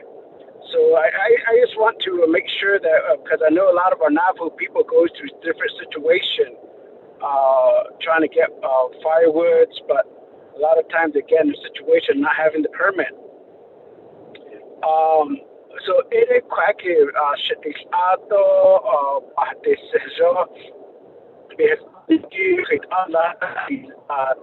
change not now. That's a big one. So yeah, maybe request for a recommendation by the forestry, and then also the other one is and I did forget to mention to Mr. Tom, the Fish and Wildlife, that I know that we've indicated to her that is the current budget sufficient of what they're doing as far as running the program. maybe get a response later on. But same the question to the forestry: is the current budget sufficient? I mean, how much money do the forestry get from the BIA, or how much funding is being given to the forestry? Because there's also a forestry department at the federal government, and I believe that there should be some cooperation that the Navajo Nation would be able to get additional funding for enforcement process. And then also, how do we, going back to the wood cutting, I mean, is there any specific location areas that people may be claiming that it's theirs, but it's just a matter that they just don't want people to be driving through their area? But where are the exact location? Maybe that's one area that when the people are purchasing the permits and asking them and telling them that these are the area and location that this permit is okay. Because I know, because Tony Hinley, Saley Wheatfields area, I think they went as far as removing the cattle guard and fencing up the exit road, south of the Nay College, good cattle guard.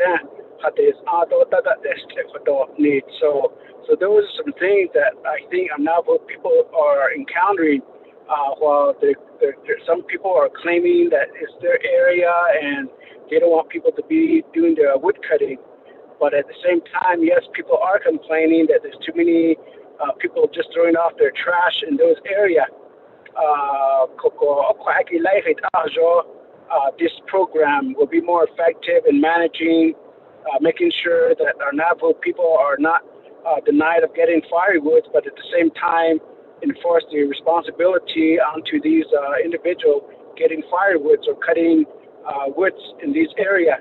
So I think identifying the public area should be good when we when people are beginning to start doing the wood hauling. Chairman.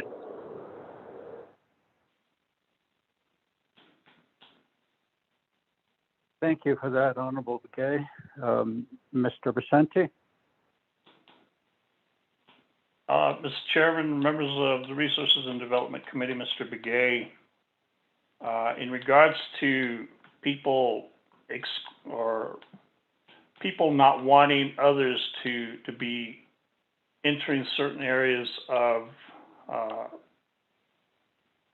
certain wooded areas for firewood harvesting. The Navajo Nation Forest and Woodland Regulations does state or does give some guidance to where wood should not be harvested from. For example, we're looking at 200 feet from any occupied residences, recreational areas, streams, ponds or lakes. We're also looking at 200 feet from center line of any major logging road, as well as major highways. But other than that, basically, we are managing a trust resource. And our interpretation of a trust resource is that resource belongs to each and every member of the Navajo Nation. So as long as a person is in possession of a personal use firewood permit or even a wood resale permit, they should be able to harvest their firewood from whatever location that they're accustomed to. What we do advise people to do in those types of situations, if they continuously or if they are approached in that manner, is to let our office know. We then dispatch one of our officers to go talk to the people that basically are making that claim to say this is our area. Again, it's a trust resource on trust land, so it essentially belongs to all the members of the Navajo Nation, and Navajo Nation should be able to make use of that. In regards to the BIA funding, we receive on an average of about $700,000 a year. Again, a majority of our activities are covered under that 638 contract with the department. We have 15 personnel on staff. Of the 15, 13 of those individuals are paid underneath that 638 contract, either through the tribal priority allocation amount, the TPA amount, or the one-time funding project one-time funding amounts. In addition to that, when we have projects that do come up, we hire temporaries. So again, right now we do have 15 regular status positions under our 638 contract with 11 temporary positions. Is funding sufficient from a general fund standpoint? Historically, our general fund used to be $300,000-$400,000. In recent years, it's declined to where we are right now at $198,000. And so when we start taking a look at declining our budget, our general fund budget declining, we actually started moving some of our general fund staff to our 638 contract, still performing the contractual duties. So in a roundabout way, for what it's there for right now, the funding supports the operation of the department and 6 programs, which I forgot to mention. We do have 6 programs underneath our department. One is timber sales, a timber sale program. One is what we call research and development. That program does all the inventories, does some of the woodland management activities, does the right-of-way activities, the right-of-way permitting activities.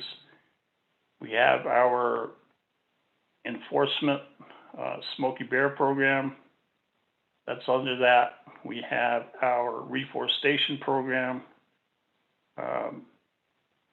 We have our, what we call a cooperative services program. It used to operate the firefighting program, but the BIA has since taken that activity back. So now our cooperative services is working pretty much hand in hand with our enforcement program to get out wildland fire prevention messages. And we have our GIS program.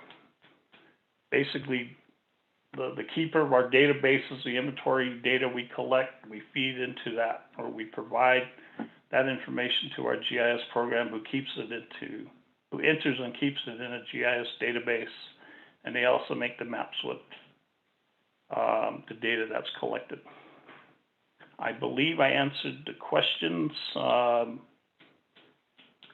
In regards to online, we are looking into that. We understand that it is a challenge for people to come get permits. Last year, in the heart of, or in the middle of this whole pandemic, we had people calling us from Flagstaff, from Farmington, asking for purchasing the permits. We were open a couple of days a week for a short amount of time, just to reduce that interaction of folks coming in to get permits. But we were open, we were providing that service. Now that we're fully open, we continue to do that, but we are still looking at that online option of individuals being able to get wood permits online. Mr. Chair, members of the committee, Mr. Begay.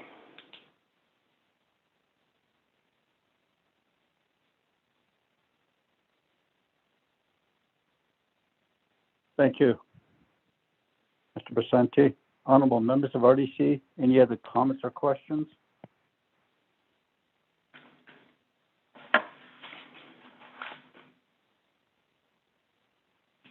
None.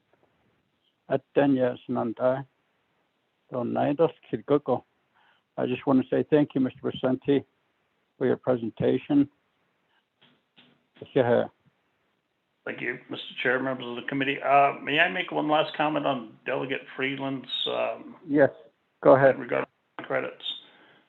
In regards to carbon credits, and I don't know if Delegate Freeland's still on the line, But we provided all the information in regards to the drafting of legislation for the carbon credits initiative.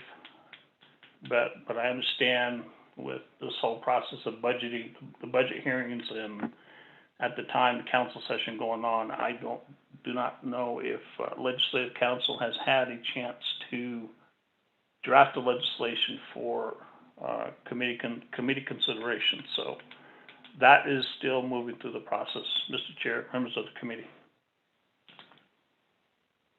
Thank you, Mr. Bashanti. Honorable members of RDC, any other questions for forestry?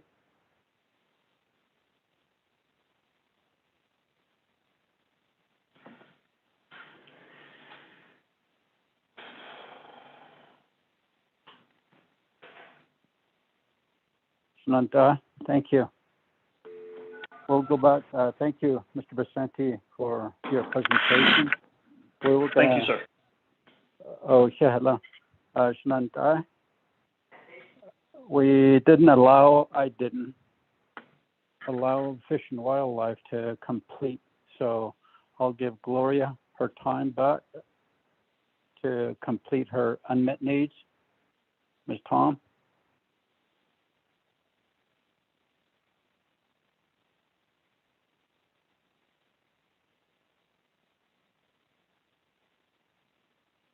Ms. Tom?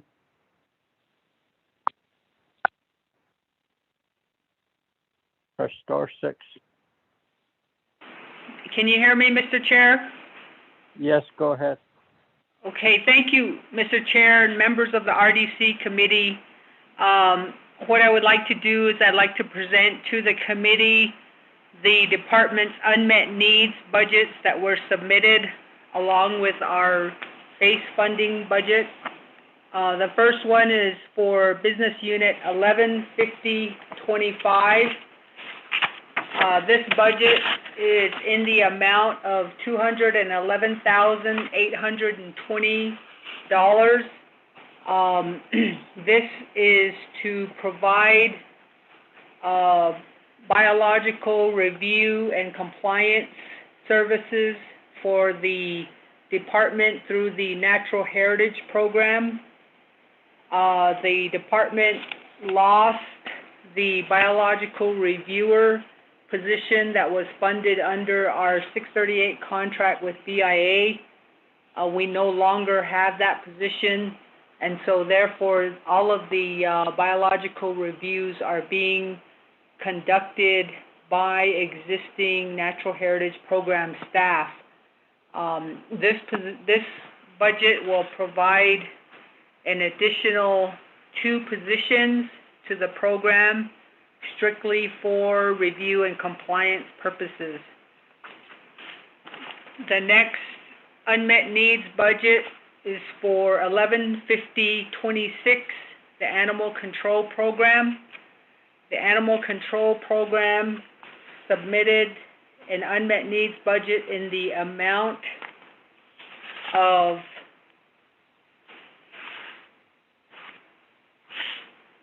$526,131. This budget would add additional positions, animal control officer positions in each of the 5 agencies, 1 per agency. And this would bring the total staffing levels, if funded with the base amount, up to approximately 3 animal control officer positions in each of the 5 agencies. That is the unmet needs proposal for the animal control program. We also have an unmet needs, actually 3 unmet needs proposals from the Navajo Nation Zoo. The first one is in the amount for business unit 115035 in the amount of $275,000. And this proposal is to construct a perimeter fence around the entire Navajo Nation Zoo property. There is a fence there now, but we have issues with support structures being broken or weakened over time. So they're proposing to reconstruct the perimeter fence at the zoo. The next unmet needs budget is again for business unit 115035 in the amount of $649,200. And this is to construct an energy efficient and handicap accessible men's and women's restroom on the zoo grounds. Right now, the facilities for the public are being handled by portable restrooms. The third unmet needs budget, again for 115035, is in the amount of $90,311, and this is to add 2 zookeeper personnel to existing staff. The 4 zookeepers that they currently have is inadequate for the amount of work that they have in terms of caring for the animals as well as caring for the facility there. So those are the unmet needs budgets for the department. I also want to mention that we have 2 funding proposals, supplemental funding proposals in regards to the drought mitigation. The first one is for business unit 115025, and this is in the amount of $654,784, and this is focused on conducting land restoration projects on rangelands and watershed areas across the Navajo Nation, again in response to the drought impacts. The second supplemental funding request is from the Colorado Ranch Enterprise 915014.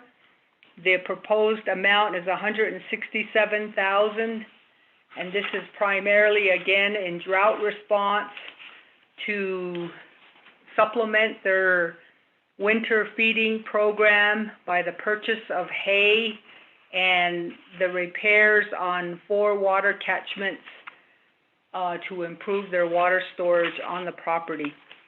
Mr. Chair, that is our unmet needs proposals as well as our supplemental funding proposals for drought mitigation. Thank you very much, Ms. Tom. Honorable members of RDC, do you have any questions for Ms. Tom on the unmet needs? Chairman, this is Shammy. Ms. Begay? For the drought mitigation for business unit 15025, what was the amount for the land restorations and rangelands? Ms. Tom? Mr. Chairman, members of the RDC committee, as well as Ms. Begay, that amount was $654,784. Thank you.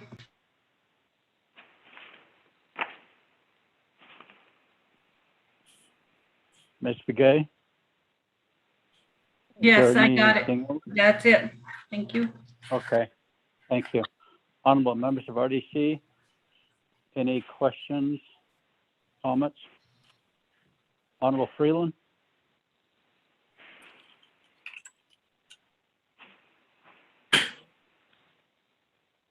Honorable Freeland?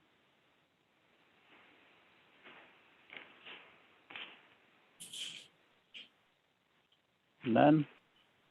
Okay, none. Sadash donados kidati horo fish and wildlife. Unmet needs. None. Chairman Kellen. Honorable Begay. Chairman, I just want to allow my colleagues to ask questions before me because I always have a lot of questions. But Ms. Tom, I just want to say thank you for the RDC shedding a lot of light of what your program is going through. And I believe the funding that you do have right now isn't sufficient. But of course, you just have to accept that as what's being presented by the program or by the division. If you were to prioritize, maybe, I don't know if that would be beneficial, so that should there be any funding that's available, we can allocate certain amount of these funding to the unmet needs. The program,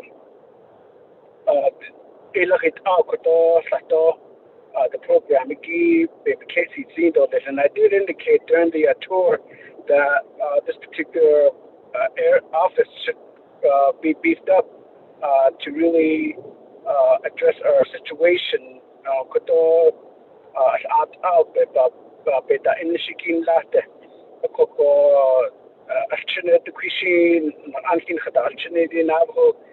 Kids, I call them kids because they're at a young age and doing a lot of these things within the program. But they have attained a lot of knowledge and education. Program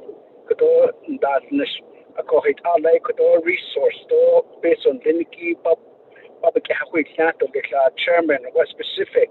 I guess that's one thing. I don't know if that would be more appropriate for Ms. Tom to respond to the question, to say that we don't want to, I guess, corner her to say that, well, didn't need it, and I'm not sure what's the proper way to say that.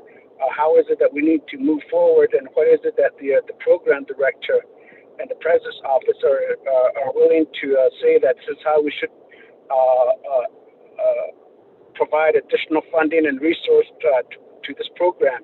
Because the one thing I think, Ms. Tom, you should be able to provide to the committee and then and to the public is that what part of your program involves in this particular process of development across the Navajo Nation, any infrastructure development, because upper funding is coming forth.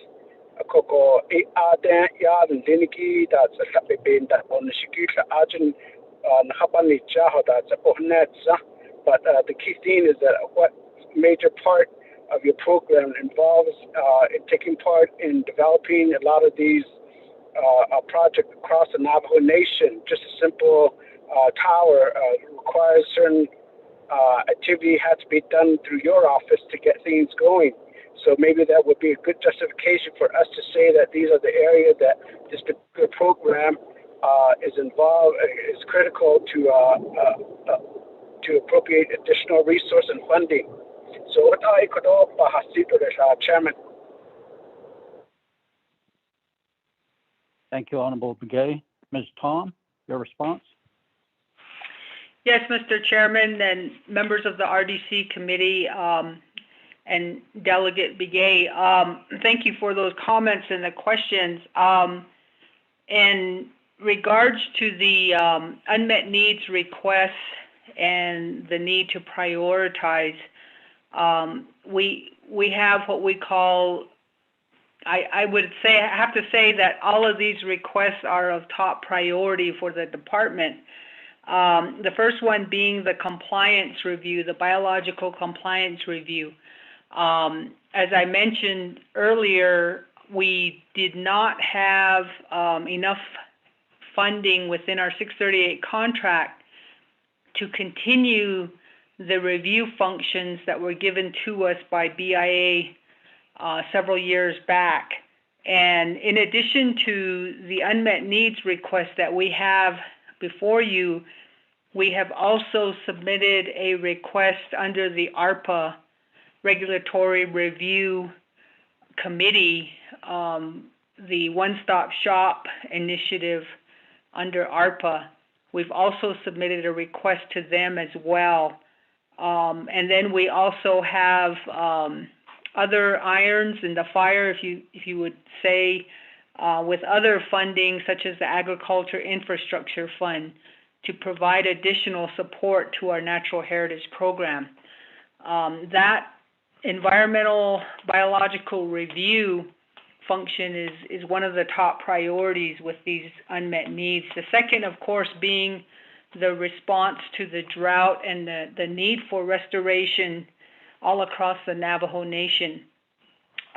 With the primary emphasis or the primary goal on stabilizing the soil that we have.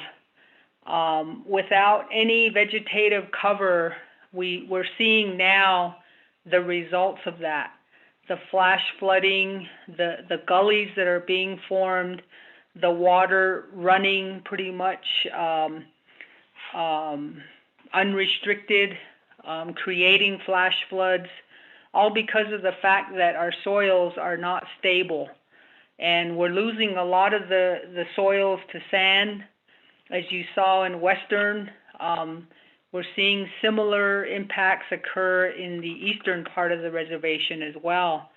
So the restoration initiative really needs to be taken seriously, and that is something that our climate change program here is willing to move forward in terms of their year 2 funding that they're receiving under the Agriculture Infrastructure Fund, is to start focusing on identifying projects for restoration, and then the unmet needs or the supplemental funding request under the drought mitigation would be to actually implement those restoration projects.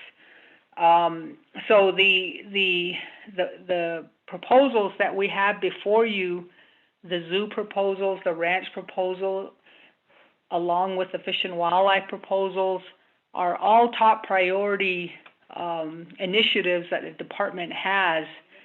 And if we're able to secure these fundings, I think we would be in a much better place in terms of management for our land and our wildlife, Mr. Chairman.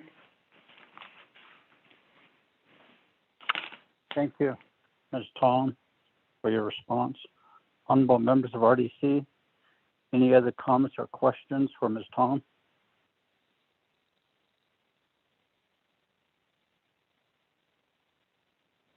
Atanya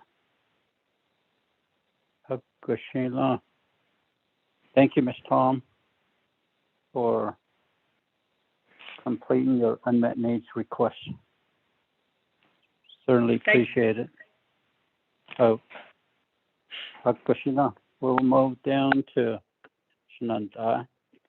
We're down to General Land Development Department. Mr. Chilich. Hello, good afternoon, Mr. Chair. Can you hear me? Yes, go ahead. Good afternoon, everybody, members of the committee, Honorable Chairman, everybody in attendance. I'm Stephen Chischilli, Jr., the Environmental Specialist for the General Land Development Department and Acting Department Manager since July 30th.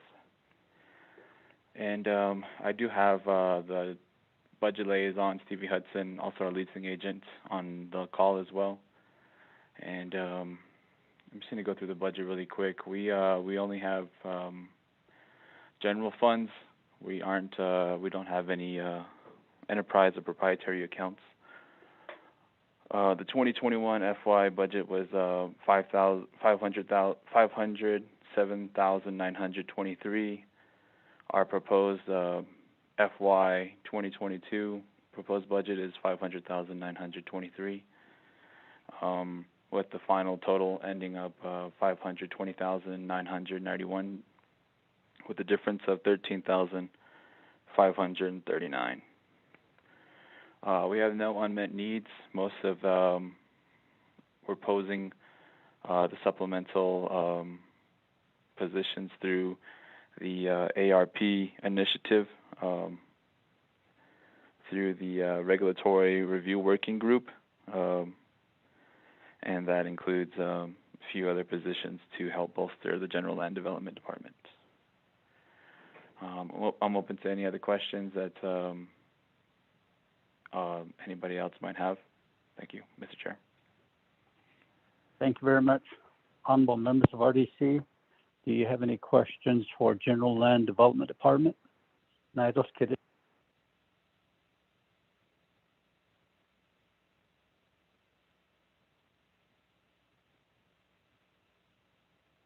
None? Atenya, Mr. Chischili, do you have any unmet needs? Honorable Chairman, no, we do not. We're addressing most of those through the one-stop shop initiative. We're proposing a new budget to the Regulatory Review Working Group, and we're meeting weekly on that and proposing the plan of operations for it as well. Mr. Chair. Okay, thank you. Honorable members of RDC, any questions or comments for Claude? Chairman Keelan? Honorable Begay, go ahead. Did I hear that this particular program is converted into a one-stop shop program? If that's the case, what will be the composition of the staffing, and how much is staffing overall budget for the fiscal year 2022?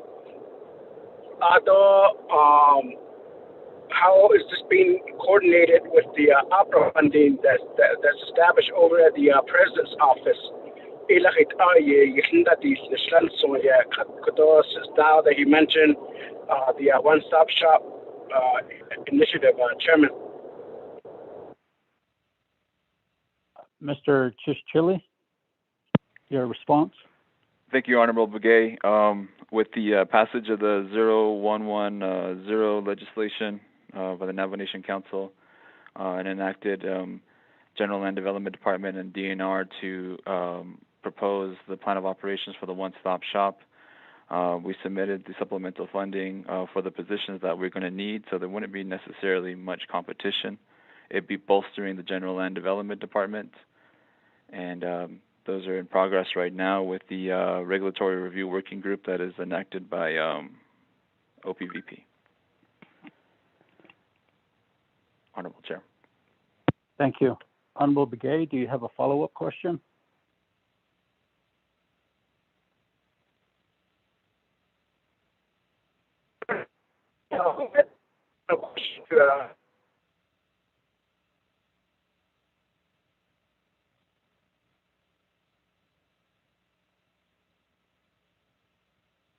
Honorable Begay.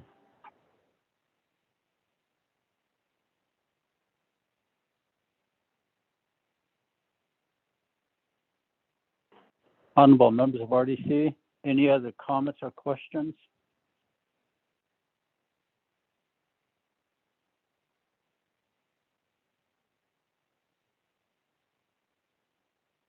None? Thank you, Mr. Chischili. Thank you as well, Mr. Honorable Chairman.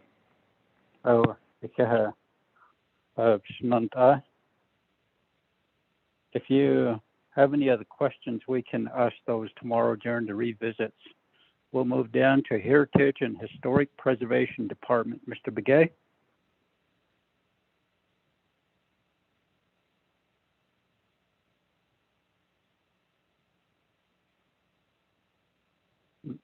Historic Preservation?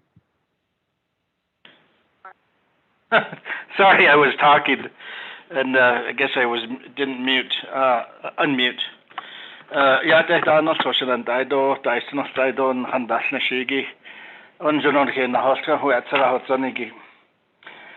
We only have one budget before the committee, and that's business unit 115,024. The current budget is with the wage adjustment. That new budget total is $605,860. So 605,860 is the budget total before you. That includes a general wage adjustment allocation of 14,874. As you will notice in your copy of the budget, the budget provides support for 5 full-time positions. We have a total of 13 positions. 8 of those positions are cost shared by a 638 contract with the BIA. We have some additional external funding with BOR and also some other funding through the BIA as well. We are facing 2 retirements this year. One is the archaeologist program manager for Shiprock. We have a small office there, and we will be closing that office at the end of this fiscal year. She's mostly supported by BIA funds with just a little bit of money with general funds to assist in overall duties with HPD. The other retirement is fully funded by the BIA as well, so there are no retirements under general fund. If you'll look at the budget as well, we have created a new position. The Historic Preservation Department has been working very hard with additional monies from the BIA to digitize our records, and we have instituted a GIS section within our department to assist with the digitization of our records. We have records that go back, survey records that go back to the late 70s, and we probably have approximately 50,000 records, survey records in our files that need to be digitized so they're searchable and usable. These are records that surveys that will show where the areas that have been surveyed and where the archaeological sites that have been recorded are. So it's important that we continue with our GIS program. Most of that is supported by the BIA, but we do, some of our other personnel working with the GIS program are supported by general funds as well.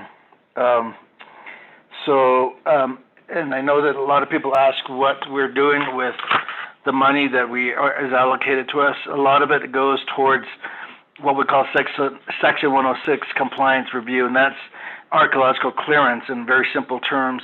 Last year, we had about just over 1,000 reports to review.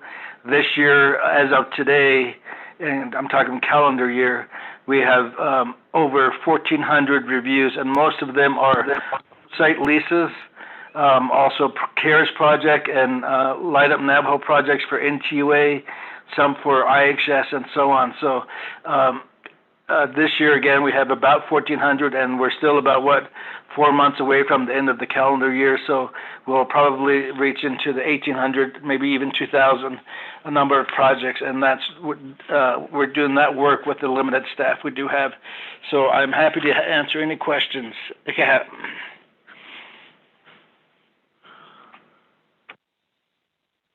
Thank you, Mr. Begay. Okay. Nantana Senegay, honorable members of RDC, do you have any comments or questions for Mr. Begay, Historic Preservation?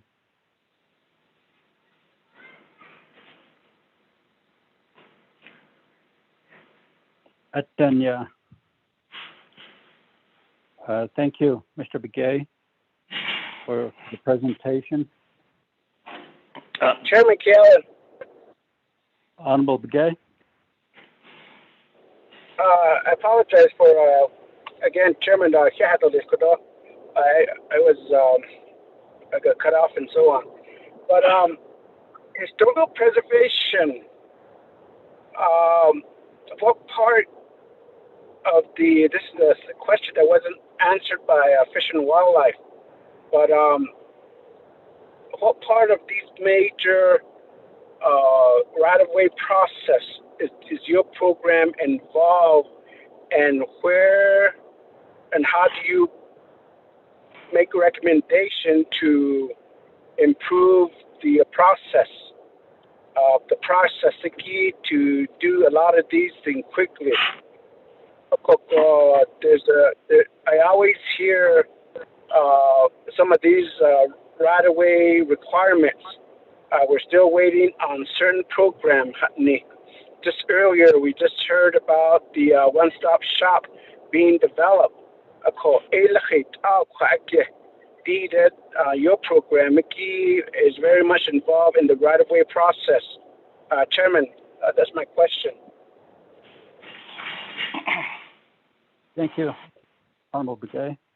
Mr. Begay, your response? Biliate, I think you have three questions.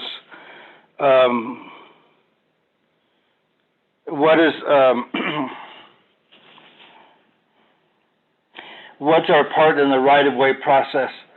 The Navajo Nation Cultural Resources Protection Act, which was passed by the Council in 1988, established our department, and part of our mission for the Navajo Nation is to protect cultural resources, including burials on Navajo Nation lands.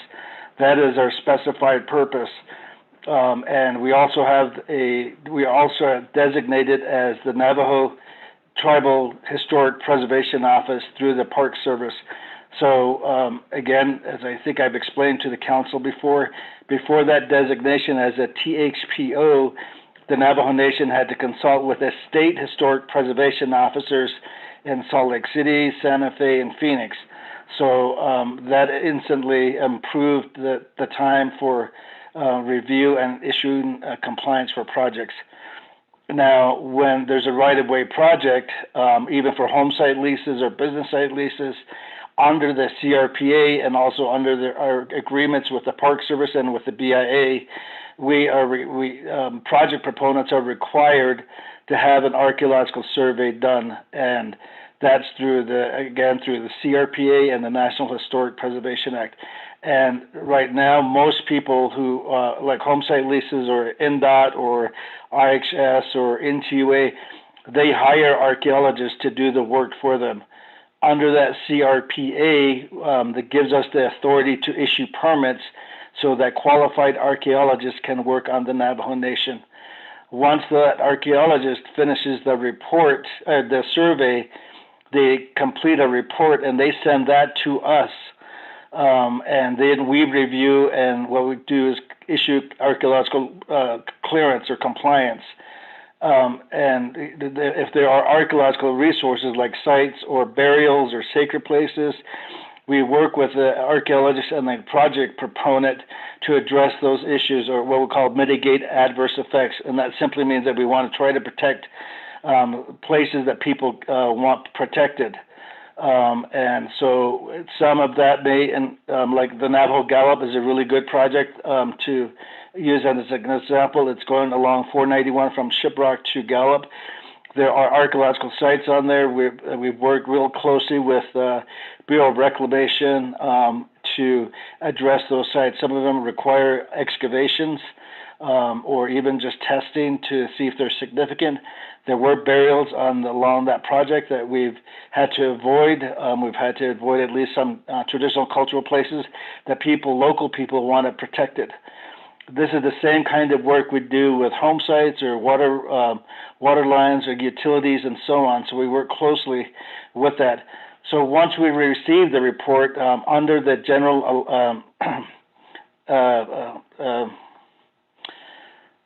Leasing Act,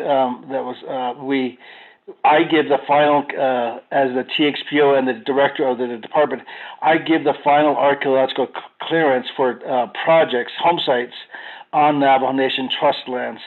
Now, some of those reports go to the BIA, like the residential leases on tribal lands or allotment lands. Those the BIA still concurs with my decision. And the same for right-of-ways. The BIA still would like to see the archaeological reports and concur with my decisions on whether or not to issue archaeological clearance. So that does add a little bit of extra time for projects that have right-of-way issues. And once we do that, it goes, once we issue the compliance and we have the report, we provide that back to the project proponent, and they go forward with like right-of-way through the 164 review process.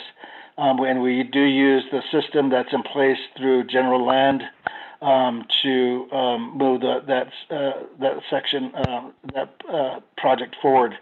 So that's what our process is. That is our role in the right-of-way process, and also home site leases. And you asked for recommendations in your second question, recommendations on how to improve that process. We have submitted to both the ARPA funding some money, $1.1 million, I think, is a budget to improve our internal operations.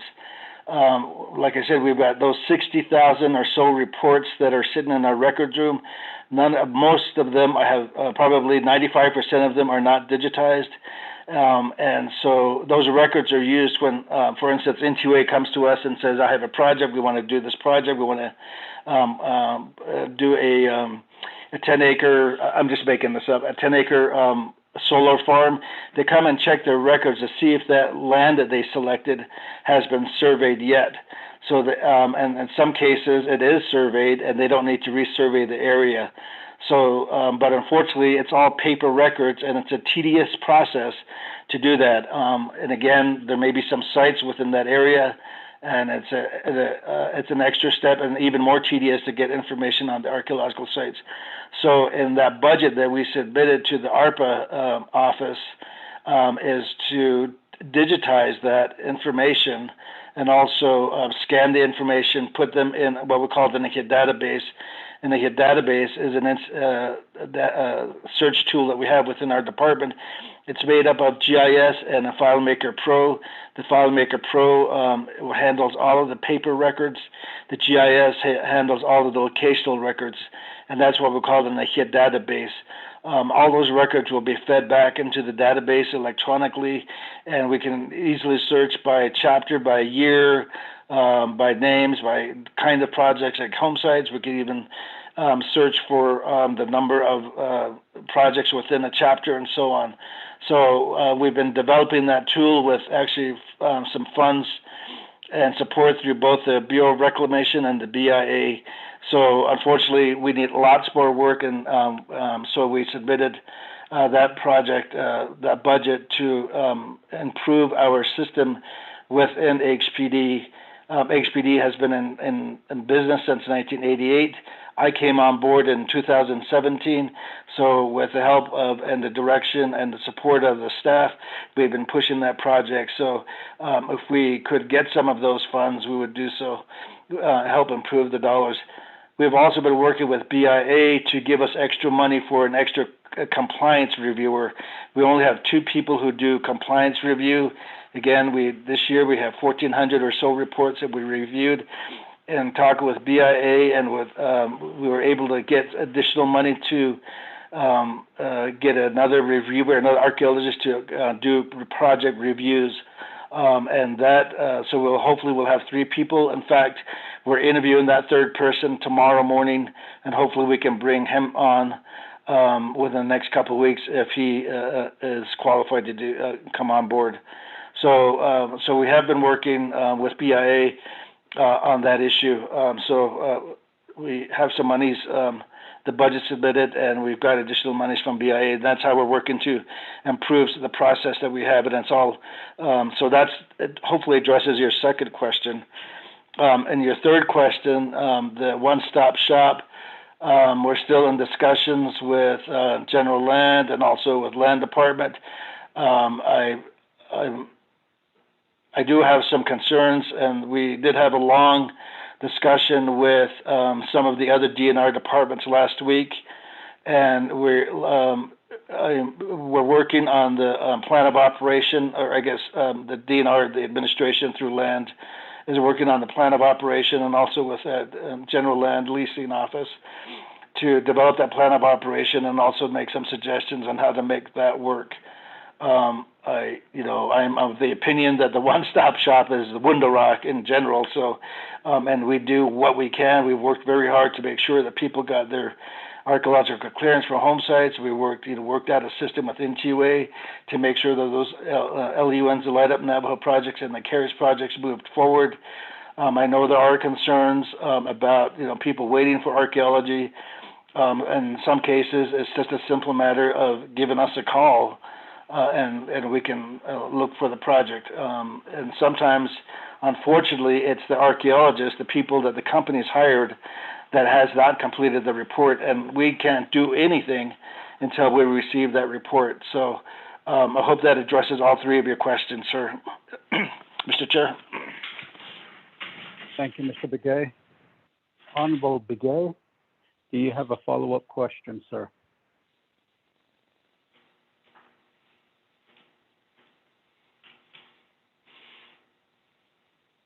Honorable Begay?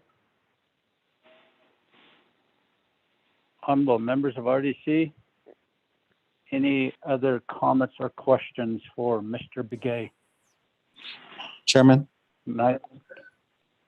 Yes, who's this? Stuart. Honorable Freeland, go ahead. Stuart Chennai. Honorable Stuart, sorry. Chennai. My questions to Shanella, Mr. Begay. I was looking at the summary of changes to budget position again, and I had two questions. Like, the accountant position again, this BU will be identified, and need a and I want to make sure that it was going to be probably a cost share, if I'm not mistaken. Unclassified title again. 88 height ego ebena nestole so height ego hasan zaja so nas nestole so ajigi na kigo kwagi in the ben and this kido national Mr. Begay. Yes, not chair. Thank you, Honorable Stuart. Mr. Begay, your response, sir? Well, I'm glad you looked at our budget. We had a accountant within the department. And he left, and then we hired another person, and she resigned to take care of her parents over the summer. It took almost 2 years to fill that position between when the first person left. And we have an administrative services officer, and we have an administrative assistant, and we have a small team of office specialists who do some of the work. So right now, we did put a little bit of money in there. We're hoping that we can possibly cost share that with some BIA dollars. But right now, we want to keep that position available, and we'll make a decision whether or not within the next couple of months, whether or not to delete that position altogether. We are looking at making sure that we meet our accounting needs with current staff.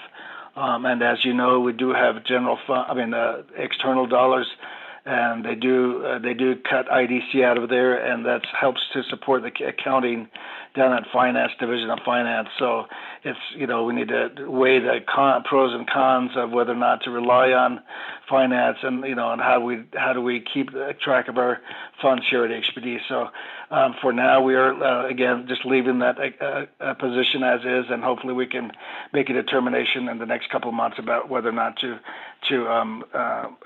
seek additional support for that position. And for your second question, as I stated earlier, in the budget, we did create a computer operator, and that's the title that will be used, and that's what that unclassified title is. It will be a permanent full-time position within HPD, and that person will be working directly with their GIS programs, and also to input information and to do some of the what we call ground truthing of places, using locational equipment, and basically support for both the GIS program and other positions within the department. So that unclassified title is a new position, and the position title will be computer operator, and it is will be a permanent position. Hopefully that answers your question, Shandai. Thank you, Mr. Begay. Honorable Stewart, do you have a follow-up question? Shana, Chairman, no, I don't. Thank you, Shanella, for the response. Oh.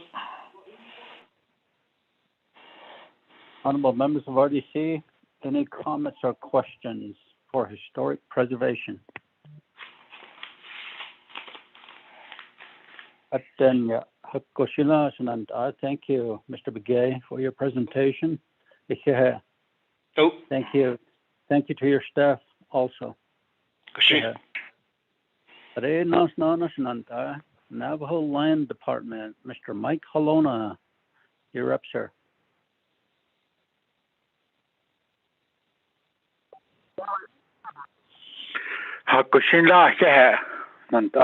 Chairman Nez, Vice Chair Walker, and all the honorable delegates, Resource Development Committee and colleagues and staff that are on the phone. Appreciate the opportunity to provide information on our budget for this coming FY that was submitted.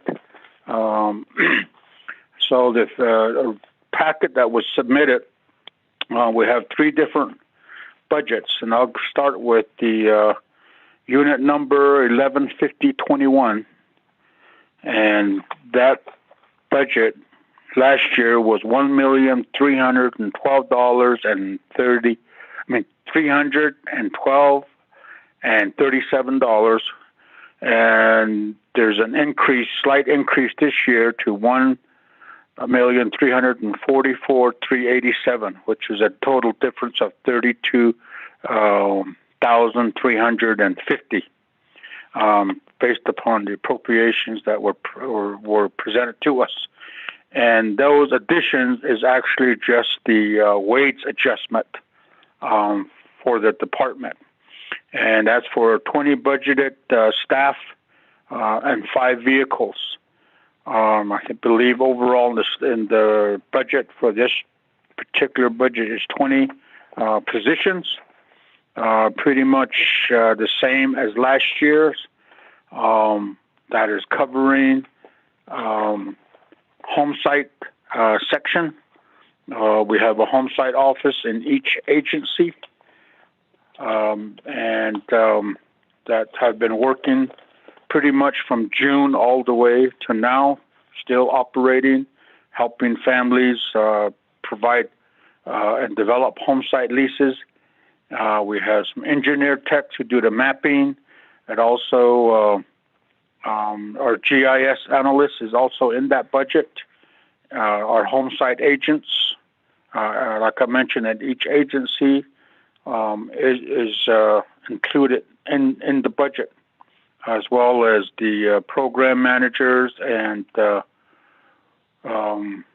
administrative assistant. The second budget will be 115037, the title data system. In that budget, there's a total of $562,452 last year. This year's proposed budget is $570,621, a cost difference of $8,161. Again, that is all wage, general wage adjustment in that budget. There's a total of 7 staff in that program. We have geographic information system technicians who are mapping all the information that is in our files. So we're developing a database. The computer operators are also going through files and plotting them on the maps and digitizing all the different files which will then be uploaded into the Navajo Nation system. The Navajo Nation system is also used by General Land Development for the 164 electronically. Also over at Economic Development, their real estate program also is utilizing the system. We have chapters that are interested in getting on the system as well, to be able to provide projects and upload them without having to bring them to Wonder Rock. The next program is 415000, which is the Navajo Land Department Land Acquisition Trust Fund. Last year, we were allocated $2,100.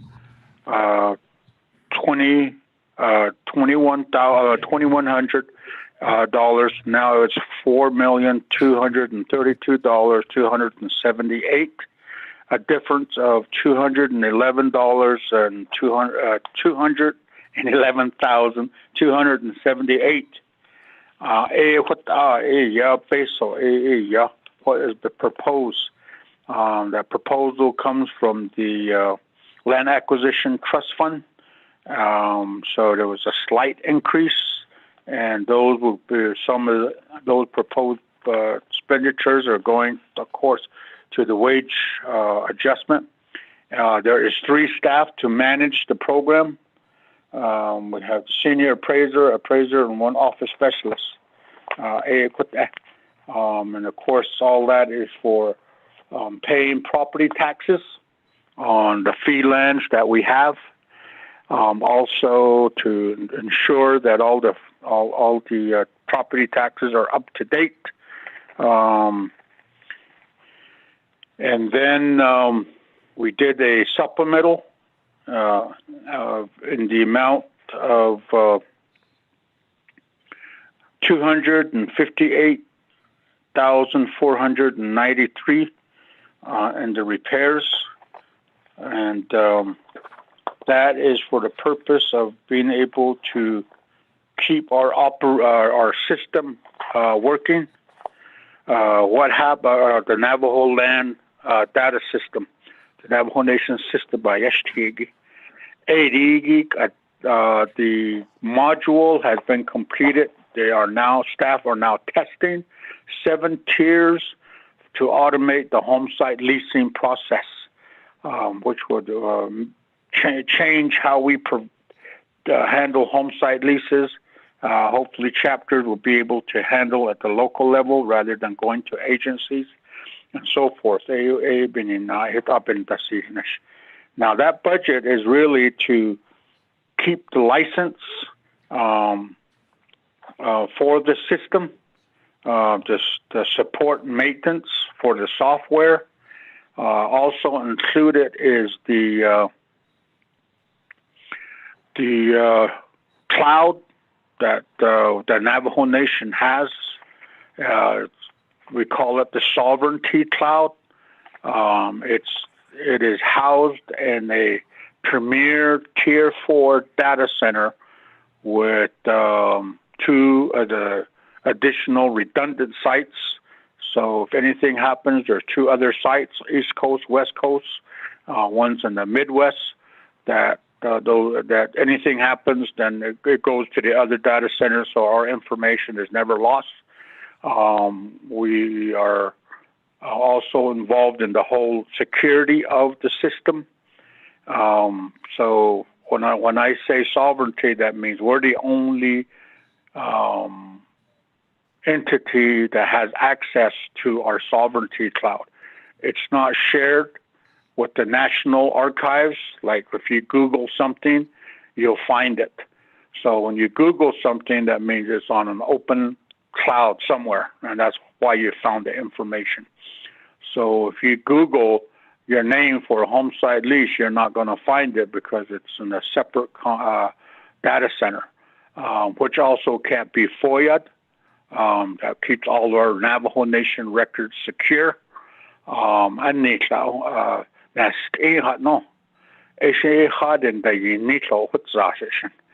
kujo hunna da yin ni to e ta han de hunna bi ye don there it oban sa kisi ye hunna antole. So why we're asking for a supplemental for that amount of 258,493 is 2 years ago we had a challenge paying the annual fees, and the challenge was through our tribal system. We submitted all the paperwork, and then they kick it back and they tell us it's not on the right forms. You need to do this. We send it, they kick it back, and they say that's not the correct forms. Now you need to do it on, there's not an RDP, you need to do it on a PO. They kicked it back, we send it back again. They say, no, you need to do a contract. Mind you, we've had this account and been paying annually for 10 years. And then all of a sudden now somebody says, okay, now you need to do a whole contract. So then we had to do the sole source because, we own the company. They have, we own the system that we have that's been developed for us and we develop. And so they want that to be done. So,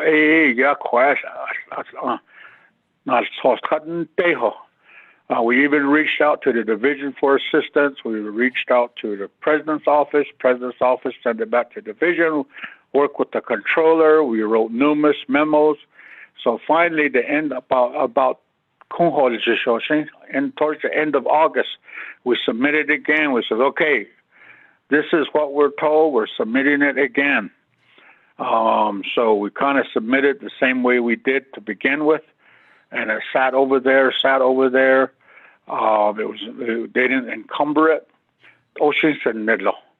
And then the deadline passed to encumber those funds and process the paperwork, and they didn't pay. We didn't find out until September when we followed up, and they said, well, you guys didn't meet the deadline. And we said, yes, we did. Here's all the documents of all the stamps and all the returns that were done to be able to process this. 1 year behind that's the clean auto because that year was not paid for. All this time we've been a year behind. So when we make a payment, it's for the previous year. So the company has been mindful of that. And so with this payment, with this supplemental, we'll catch up on that 1 year. And then moving forward, we recommend that it be fixed costs. It should be a fixed cost, just like the FMIS system is fixed costs. Automatically, there's already funding appropriated, and it's paid instead of budgeted. It's a fixed cost item, and that's what we've been recommending that happen. With the auto unmet needs, this year is the only year that we did not submit a unmet needs. We've been doing it for 5 years now, and so this year we put our unmet needs requests in the ARPA budget that was submitted, which is including to increase the staff for home sites, increase the staff at each agency, and also to include the compliance officers for each agency per the regulations that were passed in 2016.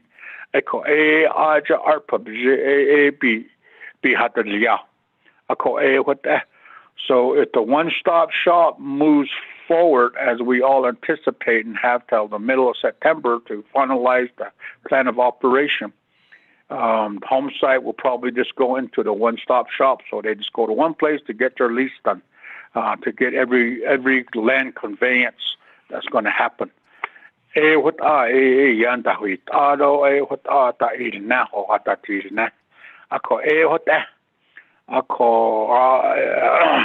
That's all our budget that we are submitting. Thank you.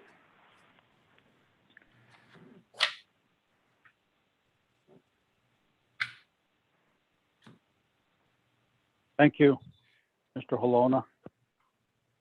Share Koron Klassen Lage, honorable members of RDC. I need to get on a phone call real quickly here, so I'll hand Chairman. the gavel over to Honorable Freeland. Chairman, yeah, I can help out, Chairman, not a problem. Sorry, I was Okay. meeting with Division Community Development. Okay, go ahead, and I'm going to get on my phone call, and I'll be right back in about 10 minutes. Thank you. We've seen it, Chairman.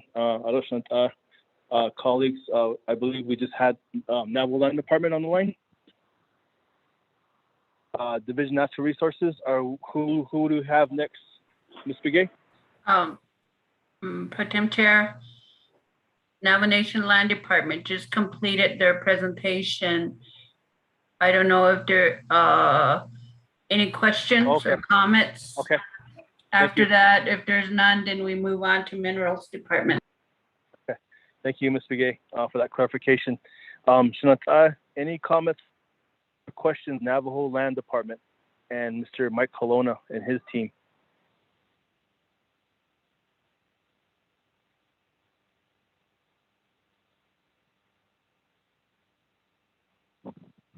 Colleagues, questions, comments?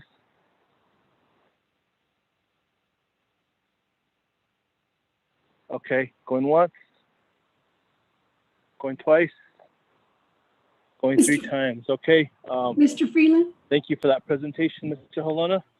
Mr. Chair, members of the committee. Yes. This is Mr. OMB. Freeland? This Yes. is Mariana Khan. Mark, this is Yes, Shami. yes. Mariana wants to ask question, and Darlene Sam from OMB is also asking to speak. Let me start with Ms. Khan then. Ms. Khan, if you want to go ahead and proceed, and then we'll have Office of Management and Budget as well afterwards. Go ahead, proceed, Ms. Khan. Good afternoon, Mr. Pro Tem Chair. I believe that Ms. Sam and I have the same issue, and I will have Ms. Sam describe the issue. I'm sure it's the same one that has been brought to our attention, and Ms. Sam has all of the details. I will defer to Ms. Sam to describe the situation, and I am listening. Thank you very much. Thank you, Ms. Khan. Ms. Sam? Good afternoon, Presiding Chair and members of the RDC Committee. This is Darlene Sam, Senior Budget Analyst with OMB. Mr. Chair? Can you hear me? Go right ahead, Ms. Sam. I'm sorry. Proceed on. Okay.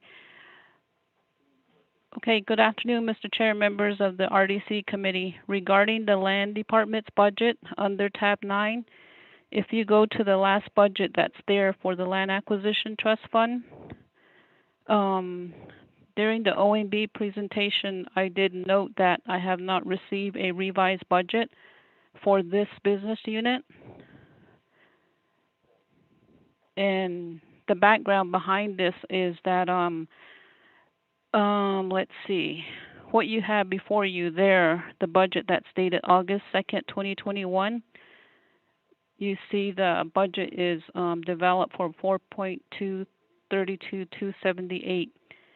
And what happened is there was questions regarding this budget as far as whether it complied with the Land Acquisition Trust Fund rules and regs, or what is in the code, what is allowed and disallowed. And because we got the budgets late, we had we went ahead and got a DOJ opinion, and to help us determine whether this budget is in order, because what happened or what is allowed in the land acquisition is just that land acquisitions plus a one personnel, an appraiser that is allowed under the land acquisition per the code for the Land Acquisition Trust Fund. So DOJ pretty much provided their advice, asking us that all these that are budgeted under like the 3000 series supplies or travel, the 4000 supplies and so forth, those are considered operating, and it should not be funded by the land acquisition. That was the situation. So what I did is I communicated with the budget liaison with DNR, Ms. Vanjie Thomas, and I asked for a revised budget, and to date I have not received a revised budget back. So in order for this budget to be in compliance with the Land Acquisition Trust Fund.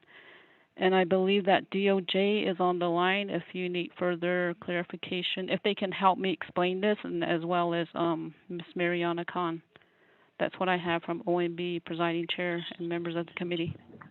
Thank you, Ms. Sam. Thank you for that notification and update related to that. Is Ms. Thomas on the line?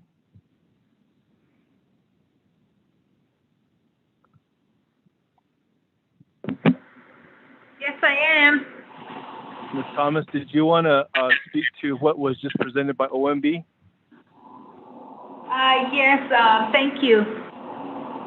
On the question relating to the Land Acquisition Trust Fund, the Division of Natural Resources requested from OMB or maybe DOJ a written document stating what is the position in terms of what OMB is presenting on the budget revision as to the allowances and disallowances on what items could be budgeted. We have yet to receive that information. So in speaking with our division director, Dr. Shabala, we are waiting for that information to be provided. An email was sent to Dominic yesterday on this matter. So in the meantime, we were going to get kind of like background information to support what the program had presented. Our attorney, Mr. Allen, he's not available in the office because he ended up getting a bad cold. So anyways, we were relying on him to help us out here. So the information on requesting for a revised budget is still subject to being submitted once we receive the information from either OMB or maybe DOJ. Thank you. Okay, thank you, Ms. Thomas. Colleagues, any comments or questions?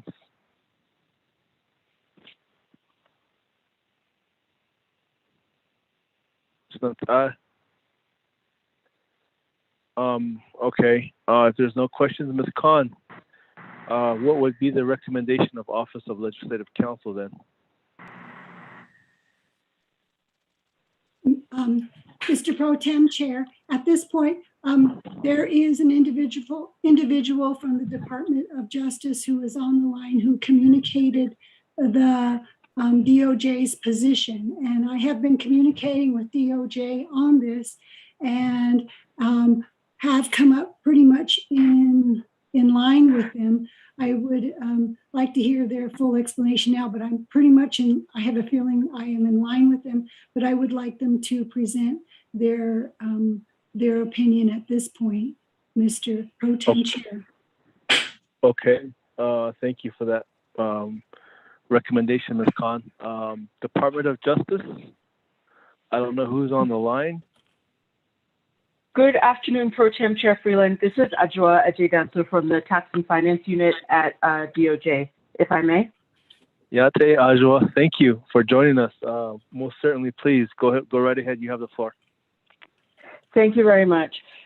So, Pro Tem Chair and committee members, this issue was brought to the Tax and Finance Unit's attention through OMB, as Ms. Sam mentioned a few moments ago, and the advice that the Tax and Finance Unit gave to OMB, which I'll explain in just a moment.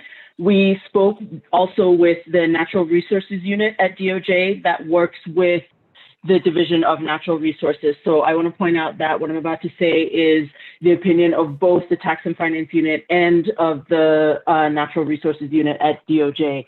And so we looked at the Land Acquisition Trust Fund, and both in the original 1994 resolution that established the trust fund, and then in a 2016 Navajo Nation Council resolution that amended the Navajo land policy on acquisitions of land, which will be found under Title 16. It talks about that the Land Acquisition Trust Fund is for the purchase of lands. And then there was a slight expansion in 2016 that says the Land Acquisition Trust Fund is for the acquisition and disposals of Navajo Nation real property. So our general, TFU's general advice to OMB is that the budget that was presented by DNR is in fact has some issues and things that are not allowed because they go beyond items that are required for the acquisition and the disposition of real property. So for example, there are some line items on the budget that are for non-capital computer equipment, that are for general operating supplies, internet services, software support, things like that, that from TFU and NRU's perspective would not be allowable using the Land Acquisition Trust Fund.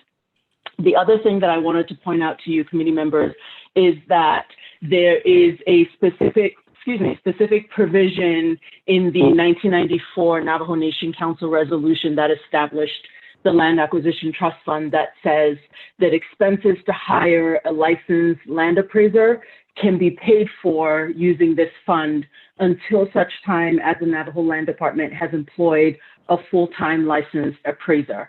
Now, I do not know whether or not the Navajo Land Department has employed a full-time licensed appraiser, but in the proposed budget, there are line items for a full-time senior appraiser, a full-time office specialist, and a full-time appraiser.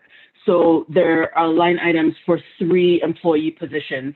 Only one of those per the statute would be allowable, and that is only if Navajo Land Department has not already hired a full-time licensed appraiser. So all in all, committee members, DOJ, or at least Tax and Finance Unit and Natural Resources Unit, our opinion and our advice to OMB is that the budget as it's currently constituted has some line items that are not allowable because they go beyond the purpose that is in the statute, Navajo Nation Code, that says the Land Acquisition Trust Fund is specifically for the purchase or for the disposition of real property. Pro Tem Chair, thank you.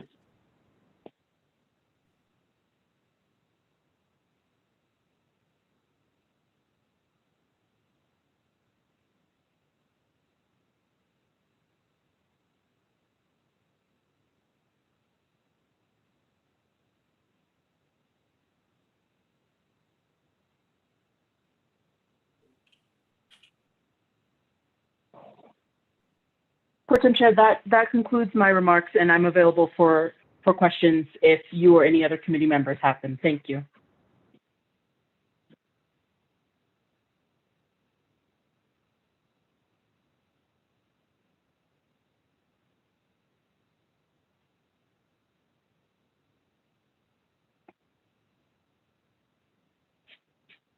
My apologies. I was speaking while I was muted. Ms. Curley Thomas or Mr. Alona, did you want to respond?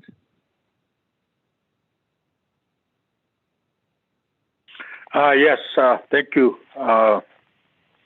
Chair Pro Temp and member of the Resource Committee, DOJ, and OMB. We did send out a letter. They wanted to know why we felt that the management of the Land Acquisition Trust Fund, I think it's what it says in the code, required those types of expenditures. How are you going to record? How are you going to keep records if you don't have a title examiner? How do we handle the acquisitions of property,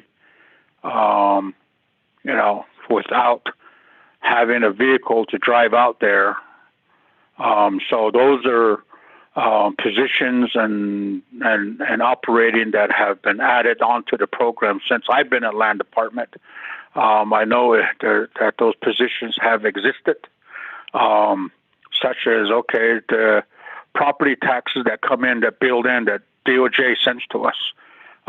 Maybe they'll handle all the taxes now instead of forwarding it to someone, because they're the ones that make sure all the taxes are paid, the billing is right.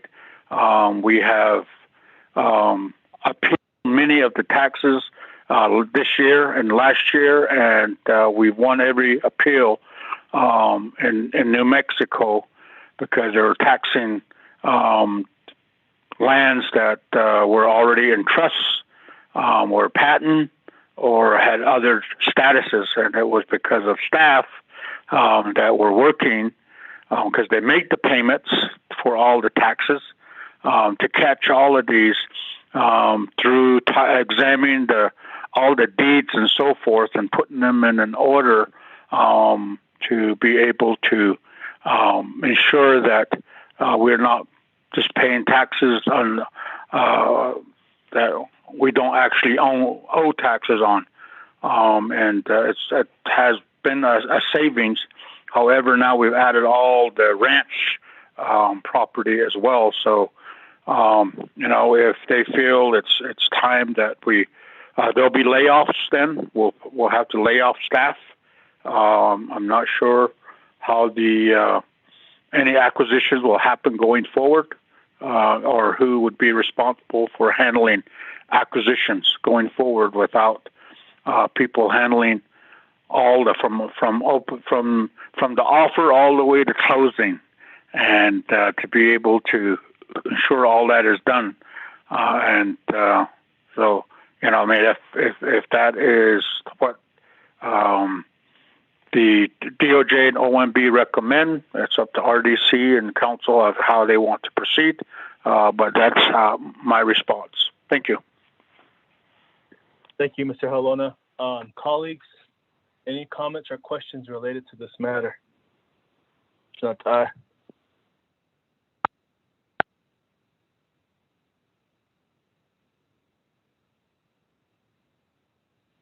Okay. Pro Tem Chair, if I may. Ajwa? Yes, Chair, if I may offer, thank you very much. So I appreciate Mr. Halona's response, and I just wanted to provide a little more information to the committee members. From the advice that at least the Tax and Finance Unit and the Natural Resources Unit have given to OMB, it's not to say that all of these, for example, positions or budget items, line items should be eliminated altogether. It's to say that the Land Acquisition Trust Fund, we do not feel is the best, is the proper use, is the proper fund that should be used to pay for this. So it should come from another source. Of course, leadership is, it's up to leadership to decide if they would like to, if you all would like to amend the statute in order to allow for these other purposes. And I understand that in the past, yes, the Land Acquisition Trust Fund has been used to pay for some of these things, at least as far as I am aware, and someone can please correct me if I'm wrong, but this is the first time that at least the Tax and Finance Unit is being asked to provide advice to OMB on a proposed budget using the Land Acquisition Trust Fund. And so that's why the issue has come up now. And so it may have been done in the past, but now that it has been brought to Tax and Finance Unit's attention, we're giving this recommendation and this advice to OMB. And so while the Land Acquisition Trust Fund, we do not feel is the right fund to be used to pay for this, the expenses can be covered from other sources. Thank you, Pro Tem Chair. Thank you, Ajwa. Appreciate that perspective from DOJ. In regards to the budget itself, I don't know if I have that ability to rule, or if Chairman has that authority to rule as this budget being out of order, but just reconsideration may be something we can revisit and discuss as a committee during our revisits, I believe tomorrow, and have further this discussion. And understandably what Mr. Halona is saying as far as, not having somebody in that position yet, but further discussion is going to need to take place, because we might even have to go as far as discussing a waiver if that's even going to be an option potentially. So I think committee members, I don't know if we could just recommend for this budget to come back tomorrow and discuss it even further and have some revisions potentially and have that discussion again during our revisits. Ms. Begay?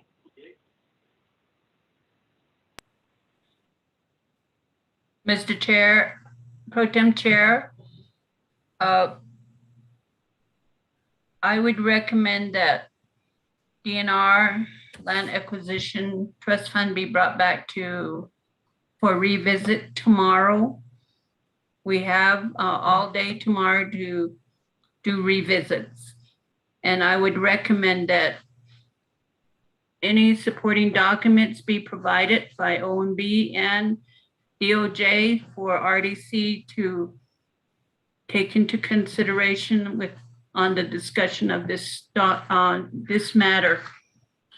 And based on whatever is provided, it will be RDC's decision on how to handle the situation with the Acquisition Trust Fund. Okay, Mr. Arvizo.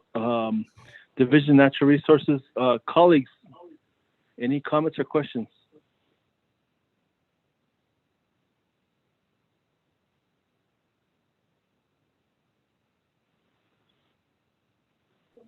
I would also recommend that Mike Colonna sent a copy of the memo that he sent to OMB and DOJ, so that would be part of the discussion for RDC. Okay, thank you, Ms. Begay. Colleagues, any comments or questions related to this matter? If not, we can, Mr. Holona, can you go ahead and send that those budgets or the updates to RDC for tomorrow's discussion? Chairman Pro Temp, yes, I will be sending it to Shami, and she can forward it to everyone on the committee and others as the memo that we wrote regarding the operating budget for Land Acquisition Trust Fund.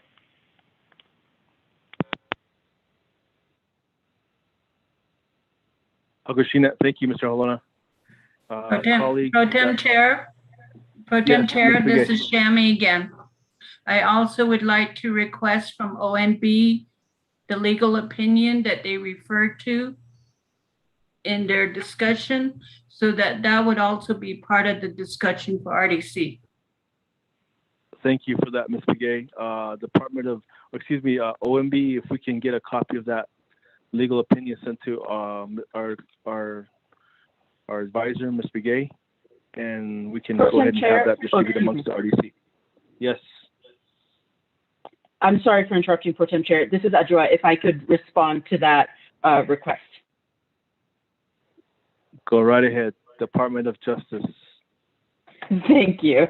So I wanted to let the committee members know and the advisors to RDC know that between the Tax and Finance Unit and the Natural Resources Unit, we will be issuing that memo to a number of parties, including the Resources and Development Committee. So you should be receiving that shortly from both units at DOJ. Thank you.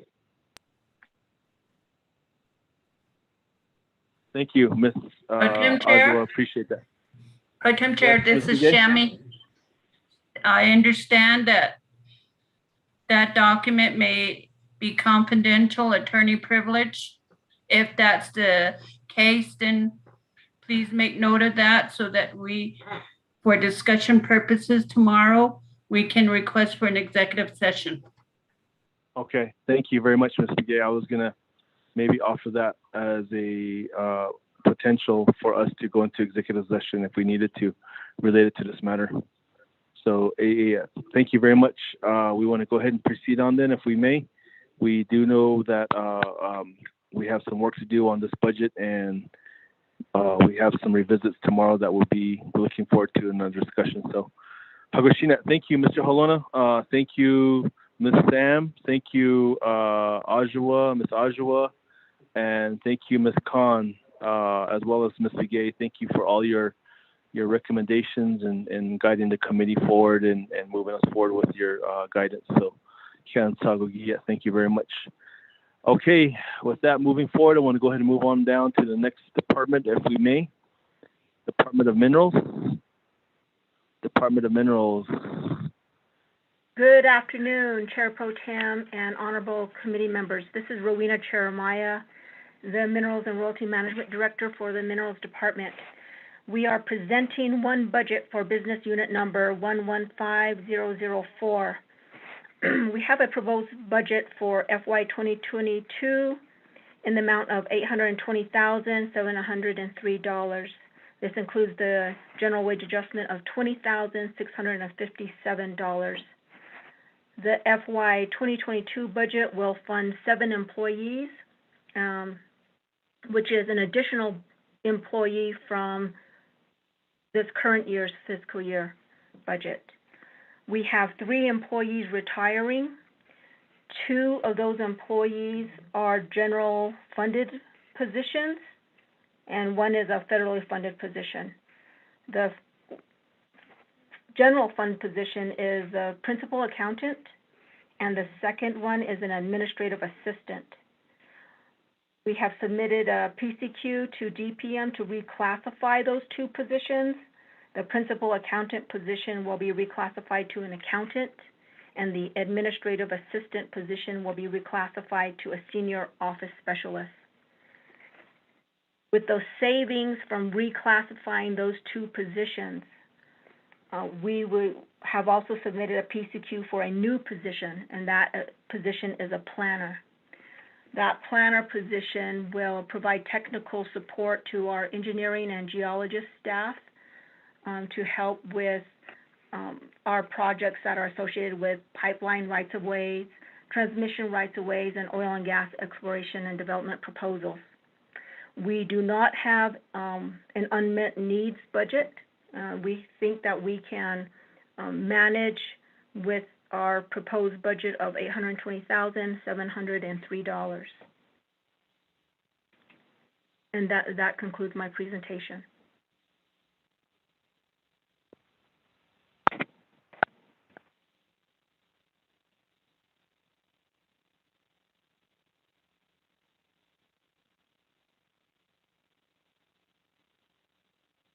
Thank you, Ms. Jeremiah. Thank you for that update, and thank you for your presentation related to the Minerals Department. Resource and Development Committee members, any comments or questions related to the Minerals Department?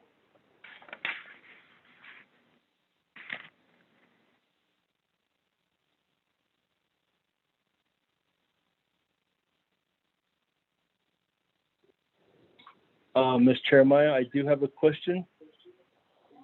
Delegate Freeland, I'll take off my pro tem chair hat and put on my delegate hat.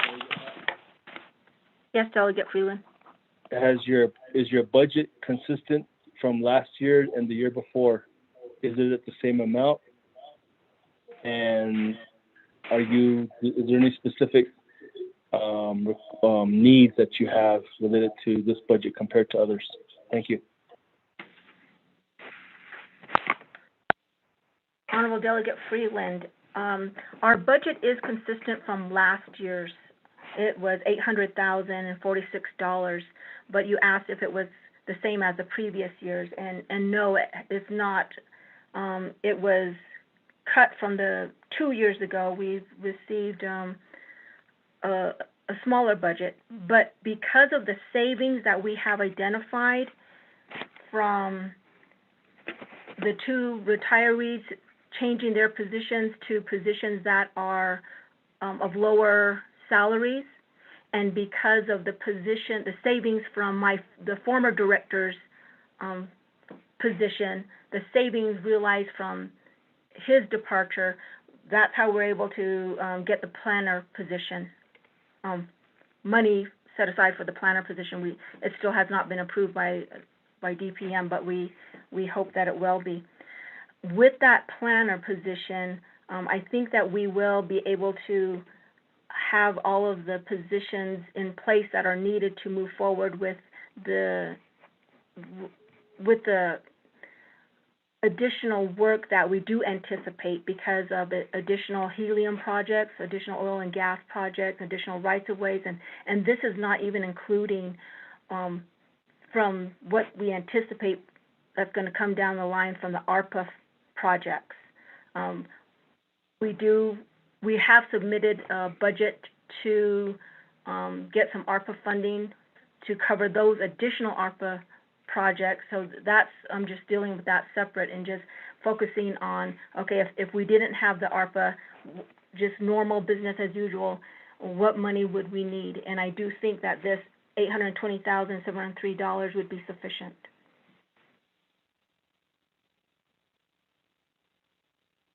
Okay, thank you for that, Ms. Jeremiah. Shananta, any questions or comments for Minerals Department? Comments or questions? Okay, if not, we want to go ahead and move on down to the next tab then. Thank you, Ms. Jeremiah. Tab 11, Navajo Nation Museum. Mr. Manuelito Wheeler, are you on the line? Oh, Shannon, this is Manuelito Wheeler. I'm here. Can everybody hear me? Oh, yes, sir. Thank you, Mr. Wheeler. Appreciate you responding. Your bull is in the chute, ready to go. So I'll allow you some time. We'll allow you some time to present the Navajo Nation Museum's budget for FY 2022. Go right ahead, Mr. Okay. Wheeler. Thank you. Honorable Mark Freeland. Everybody, this is Manuelito Wheeler, Director of the Navajo Nation Museum, here to present the Navajo Nation Museum budget for FY 22. We have two funding sources, general fund and proprietary fund. This year, this coming fiscal year, we got a budget of $321,032 for our general fund, and we got $190,000 in our proprietary fund.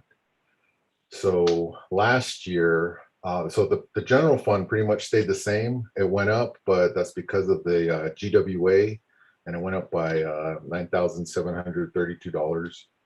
So that was the only increase in our general fund.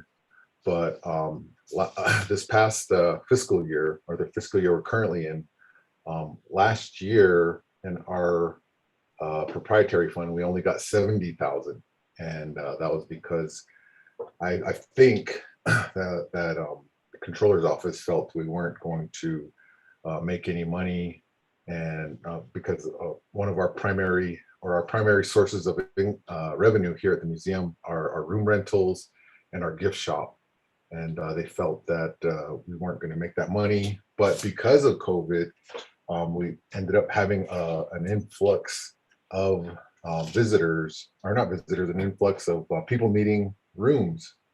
So we ended up renting out almost all of our rooms to other tribal programs that needed safe space. So during COVID, we provided safe space for OMB, for Parks and Rec, and just recently the Water Commission, they needed space. So it's like almost every one of our rooms are rented, and we were able to make revenue like a normal, almost like a normal year, COVID aside. But our gift shop really did terrible because we had no visitors, but we made it up in the room rental. So controller increased our proprietary fund for this coming fiscal year again. So it's been a trying year for everybody, but we kept our doors open every day primarily because OMB was in our building, and they're vital for the operations of the Navajo Nation. So all of my staff came to work even during when it was really serious with COVID. And so we kept the building open, clean, and safe for everybody that was working inside the building. So that kind of concludes my my report for the budget right now. And if there are any other questions, I'll be happy to take them.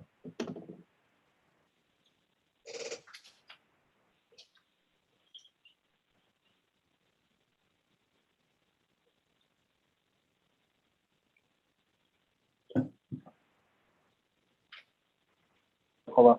Mr. Wheeler, does that conclude your report? Yes, that concludes my report. Okay, thank you, sir. Mr. Wheeler, colleagues, any comments or questions related to the Navajo Nation Museum budget proposal for FY 2022?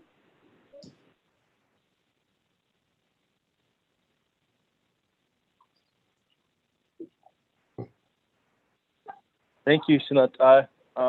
If there's no comments or questions, Mr. Wheeler, we appreciate your presentation and definitely appreciate everything that you all are doing down in the museum as well during this time. Okay, just a quick promo here. We have an exhibit opening this coming Thursday at 5 o'clock.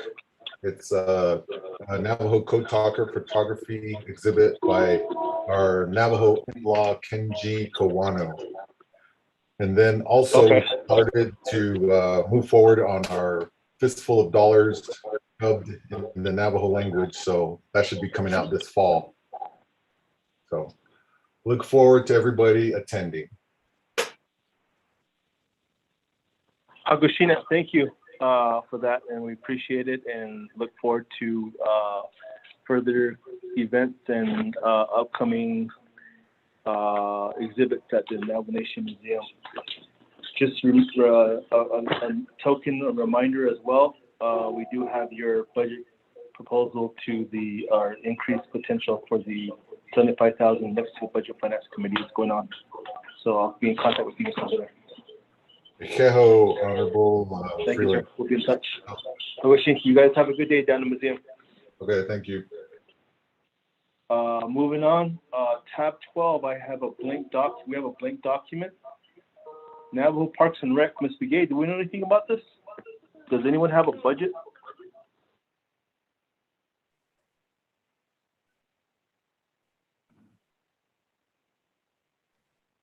Honorable Pro Tem Chair. Pro Tem Chair. Pro Tem Chair, this is Shammy. There is a budget for Navajo Parks and Rec Department. And that they dropped it off. We did the insert. There were some binders that went out, and those inserts weren't included in there. But we do have the copy sets here. Okay. I'll come by and pick one up. I'll actually come pick up my packet. Thank you. Was that Mr. Martin Begay or was that Chairman Nez? It was me, Honorable Freeland, Pro Tem Chair. Yeah, just to let you know I'm back. Okay, thank you, Chairman. I can hand you back the virtual gavel if you like. Thank you very much, Honorable Freeland. Thank you, Chairman. Honorable Vice Chair Walker was not able to chair because he was traveling home from Wonder Rock and he didn't want to lose reception here and there. So I asked you to do it, and I appreciate it. Go ahead and start. My pleasure, Honorable Chairman Nez. We are beginning tab 12, which was Navajo Parks and Recreation Department. Just for your information. Chairman Nez. Thank you. Yes. This is Shammy. I want to ask Mark if he's still in the area. I have copies of the Parks and Rec budget here. Is there any way that you could have it scanned and sent to us, email? I believe Tree said scanned them this morning and she sent them out to you already. Chair, this is Teresa. I did scan them and I did send them out to you guys. Okay, thank you. We'll go off of that. I appreciate that very much. Thank you. Mr. Martin Begay, are you on the call with us? Yeah, this is Martin Begay. Yeah. Okay, Mr. Begay, you have yes, I'm here. Okay, thank you, Mr. Chair, and also members of the committee. Thank you for the opportunity.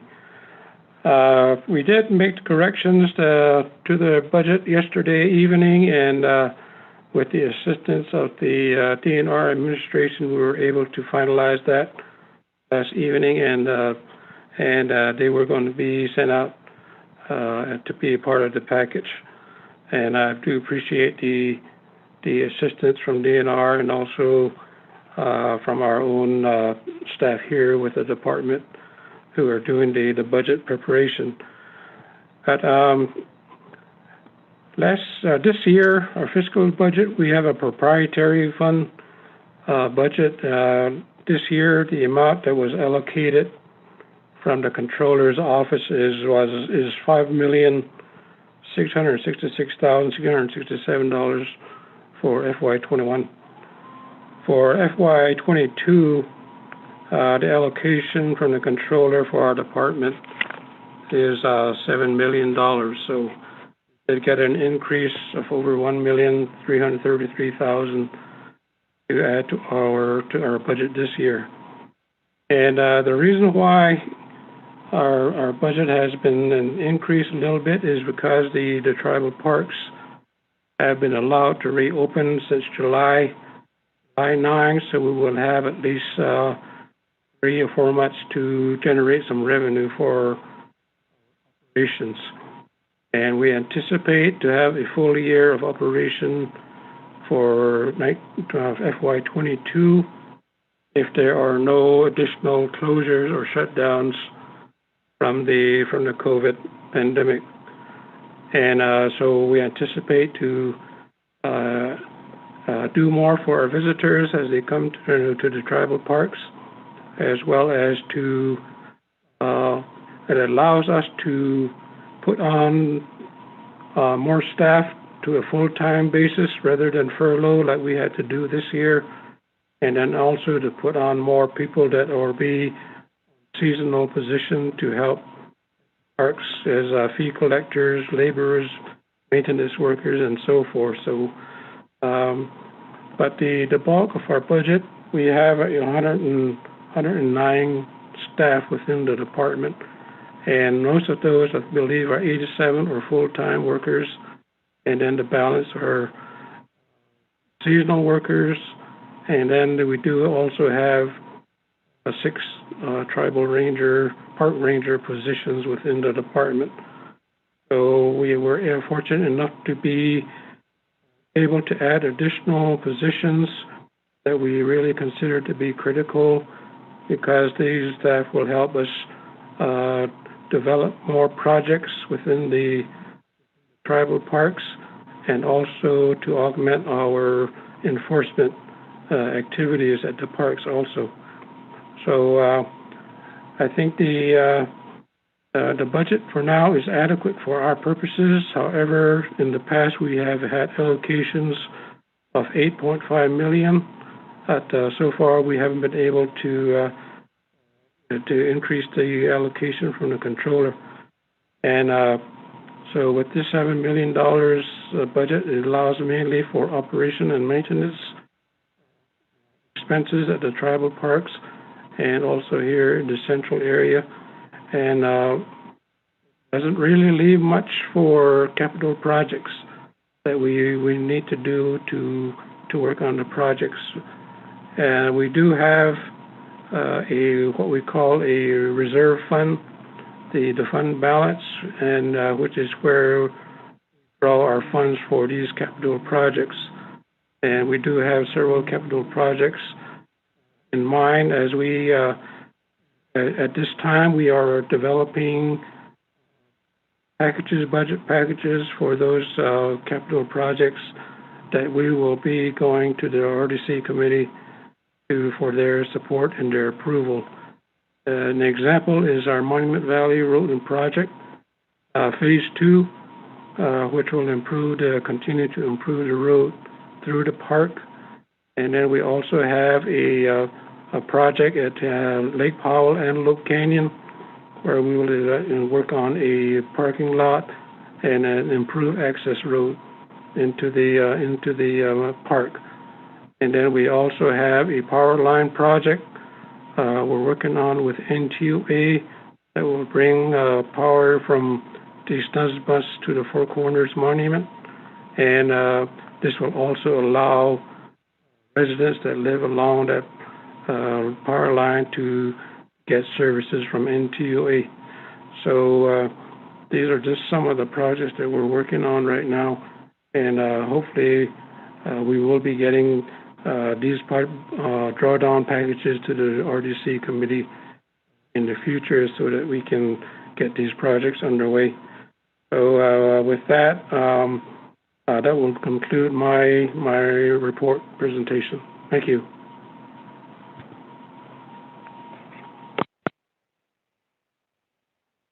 Thank you, Mr. Begay, for the presentation. Honorable members of RDC, any questions, any comments?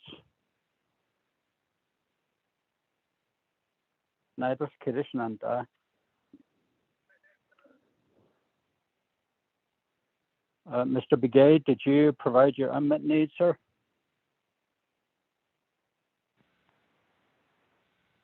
Thank you, Mr. Chair. No, we don't have an unmet needs budget because we do have a proprietary funds that we can draw down if we have additional needs for our department. Thank you.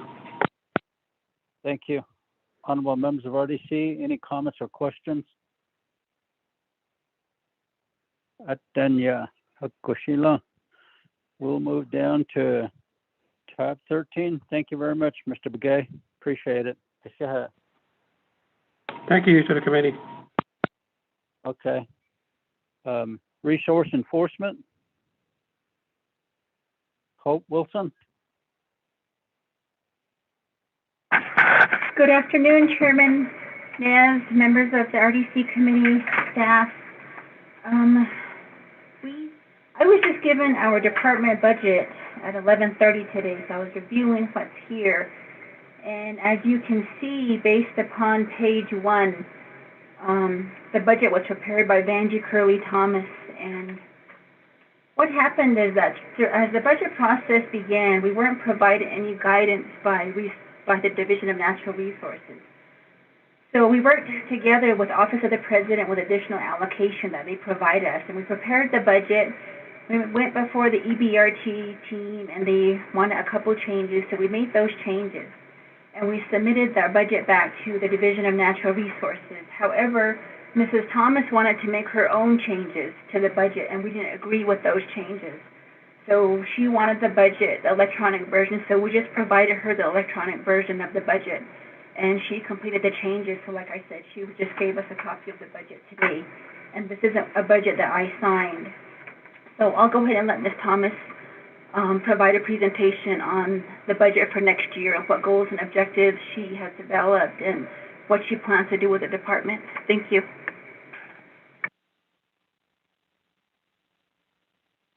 Thank you, Ms. Wilson. Honorable members of RDC, any comments or questions?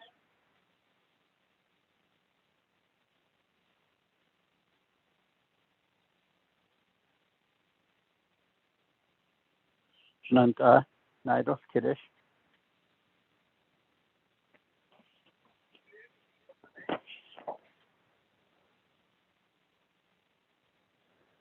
Ms. Wilson, are you still there? Yes, Chairman Nez, I'm here. What do you mean by, I understand what you said, but what do you mean by the deputy director changing your budget? Are you guys being forced to decrease or anything like that? Are you not allowed to fix your own budget? Good. Chairman Nez, what happened is that kind of similar to what happened last year with our budget. I sent an email on June 22nd asking the division, based upon last year's submittal and also upon the division transferring funding within my business unit this year, that I asked them, who is preparing the budget? Are we going to prepare the budget, or are you, the DNR administration, going to prepare the budget? Nobody responded to my request. So as we began the budget process, the division didn't provide us any guidance. So Office of the President contacted us and told us that we were getting an additional $750,000 allocation in our budget this year to hire more officers. So we worked with them, we prepared the budget, and we went before the EBRT committee, and they requested a couple different changes. So we made those changes, and we submitted our budget to Natural Resources. And however, Ms. Curley Thomas wants changes made according to what she wants to do. So those changes, so we just provided Ms. Curley Thomas the budget, and she finished preparing it, made whatever changes she wanted. For instance, a change that I have on our budget is that we have our ASO who is going to be retiring at the end of the calendar year. So we had requested to abolish that position and create 2 administrative positions. That would be the administrative assistant and the office aide position, so that it would be newly created positions. However, Mrs. Thomas said that the ASO position is going to be reclassified to an administrative assistant position. And I have worked for the nation long enough to know that to reclassify a position is more of a challenge than to create a new position. And respectfully, Mrs. Thomas isn't going to be doing the work that needs to be completed for these things to be done. It's going to fall on the department. So at this point, I don't know what the division is doing. Just like the salaries for the ranger positions, she's budgeted them for the full year, but these positions haven't even been created. So it's probably going to take us about maybe 2 to 3 months to create the positions, and then to advertise them and fill them. It's going to probably be another 3 months after that. But she's budgeted that money for the full calendar year, which locks in that funding for the full year, which means we end up losing that funding at the end of the year if we can't fill these positions come October 1st, which realistically isn't going to happen. So I'm just deferring all questions to Mrs. Thomas, and she can answer those regarding the budget. Ms. Wilson, so are your rangers fully funded, their salaries and all that? Do you have enough rangers? Chairman Nez and committee, with this budget, what the OPVP did is that they gave us additional funding, and we are going to create 7 new additional ranger positions in this budget. That's what we were going to do. And we are working with the Department of Personnel Management. You know, I'm very thankful for the committee, and, you know, especially Delegate Freeland, you know, Delegate Stewart, and Delegate Herman Daniels and Delegate Begay pushing for the increase in the ranger salary position. So, you know, working with OPVP again, we contacted them and let them know that we hadn't received a response back from personnel since May of 2021, stating that they were looking at the positions, the pay scale review. And Ms. Toddy contacted me this morning, and she provided us a preliminary classification. So we're looking over that classification to make sure that we agree with what's in there, and then we'll be providing our comments back to Mrs. Toddy regarding the pay scale review. But yes, all my ranger positions so far are budgeted here. But my concern is that the way Mrs. Thomas budgeted the new classified ranger positions is that, you know, it's going to take us at least 5 to 6 months to fill those positions, but yet she's budgeted them for the full year when they should be only budgeted for like 6 months. Thank you, Chair.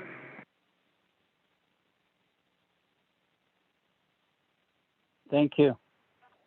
Ms. Wilson, you're the person in charge of resources enforcement in your department. You know exactly what you need within your department, how much money you need, how many rangers you need, and we as lawmakers are the appropriators. We appropriate fundings based on what is presented to us. We know there is a concern with rangers throughout the Navajo Nation, and therefore my honorable colleagues did request these fundings to be put in place, which I'm glad that you did. And we would like to go ahead and continue this conversation. Ms. Wilson, honorable members of RDC, do you have any questions or comments for Department of Resource Enforcement? Chairman. Yes, go ahead. Honorable Begay? I believe my brother got in first, Mr. Freeland. Chairman Freeland. Go ahead. Go Honorable right ahead, brother. Freeland. I'll defer to you. Amiga. Okay. Honorable Begay, go ahead.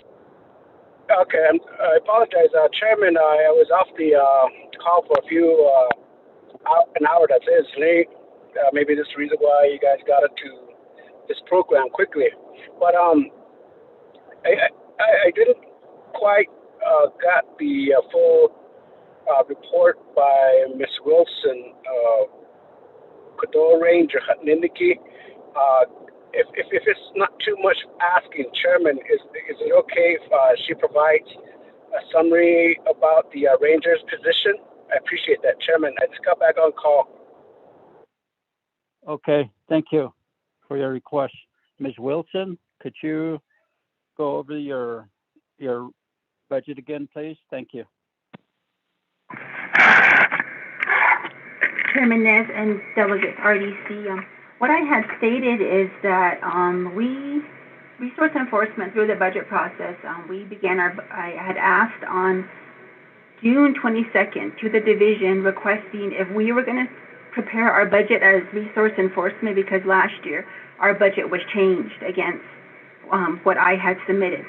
So I never received a response back from the division as to whether or not they're going to prepare my budget or whether or not I was going to prepare my budget. So we proceeded forward as the budget was starting, and we were contacted by Office of the President, and we were informed that we received an additional allocation this year for $750,000. And they informed us exactly what the funding was for, what their concerns were. So we worked with them in terms of preparing the budget.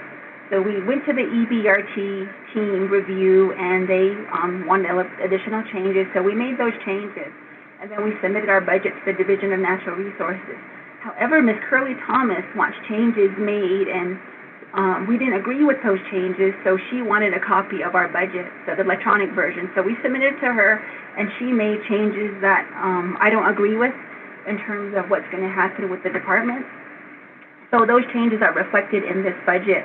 And with the additional $750,000, what is occurring is that we're going to have 7 new ranger positions, and that's going to be in Rama, Shiprock, Jedito, Lupton, Kaibito, Monument Valley, and Coppermine. So I was telling the committee that if there are any questions about this budget, that I would refer them to Ms. Thomas, since she's the one that prepared the budget for the department. Thank you. Honorable Begay, your follow-up question, sir? Yes, Chairman, I somewhat disturbing about the situation, about the funding allocation. Could the RDC hear directly from Thomas about the revised budget that was developed by the program? Could we get clarification from them as well? Chairman, I appreciate it. Oh, Abiga, Ms. Curley Thomas, could you explain the budget yourself as well?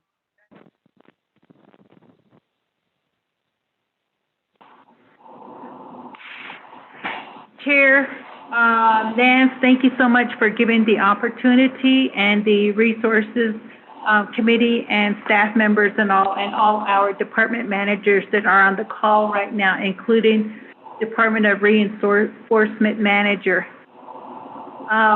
The budget that was originally submitted by Ms. Hope Wilson, Department Manager for DRE, included the $750,000 that the President allocated as additional new general fund, which is recurring funding for the department.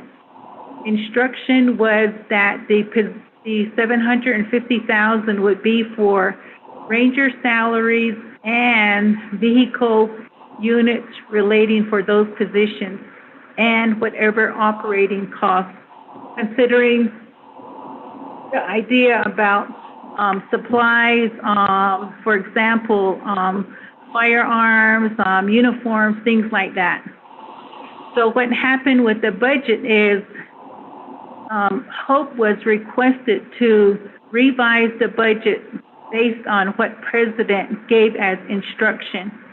When I say President, it was with the Executive Budget Review Team, which included the President himself, who was running the meeting, the Chief of Staff, Chaco, the, what's his name? Their legal counsel, Levon Henry, and there was another executive staff, James. I forget the other individual's name. I believe it's James is his name, but also Yvonne E. Billison and Teresa Galvin. So those were the team members. And after presentation was made and all, President asked, what did the budget include in terms of what they had gave as instruction? My presentation to the President is that the original budget that was prepared by Ms. Wilson included for these new positions at 50% or 6 months salary of all the positions. And what the President wanted was full-time salaries at the full 2088 hours for fiscal year 2022 for these positions. He included comments and recommendations to make sure that the vehicles are also included. So when Ms. Hope is saying that we changed the budget, that is exactly what happened. The ranger positions were revised from 50% to full 100% salaries for a whole year. The President's rationale is that he does not want this department to be coming forward again requesting for additional funding for more rangers because of the demand and the need for the service to be provided. So he included in the budget the $750,000 so that a recurring base could be established for the department with new rangers. And also, the President also noticed that there was a recruit position, a ranger recruit position. He instructed to change that. He said, we don't need recruits, what we need are rangers, full-fledged rangers. So that change was made. So in the budget, we have 7 new positions, a change for the recruitment to ranger. And beyond that, the change that Ms. Hope is alluding to regarding the ASO, the proper process is according to the budget instructions manual.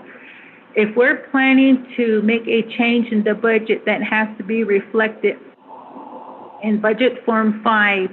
And in this case here, yes, the ASO was gave notice that she will be retiring.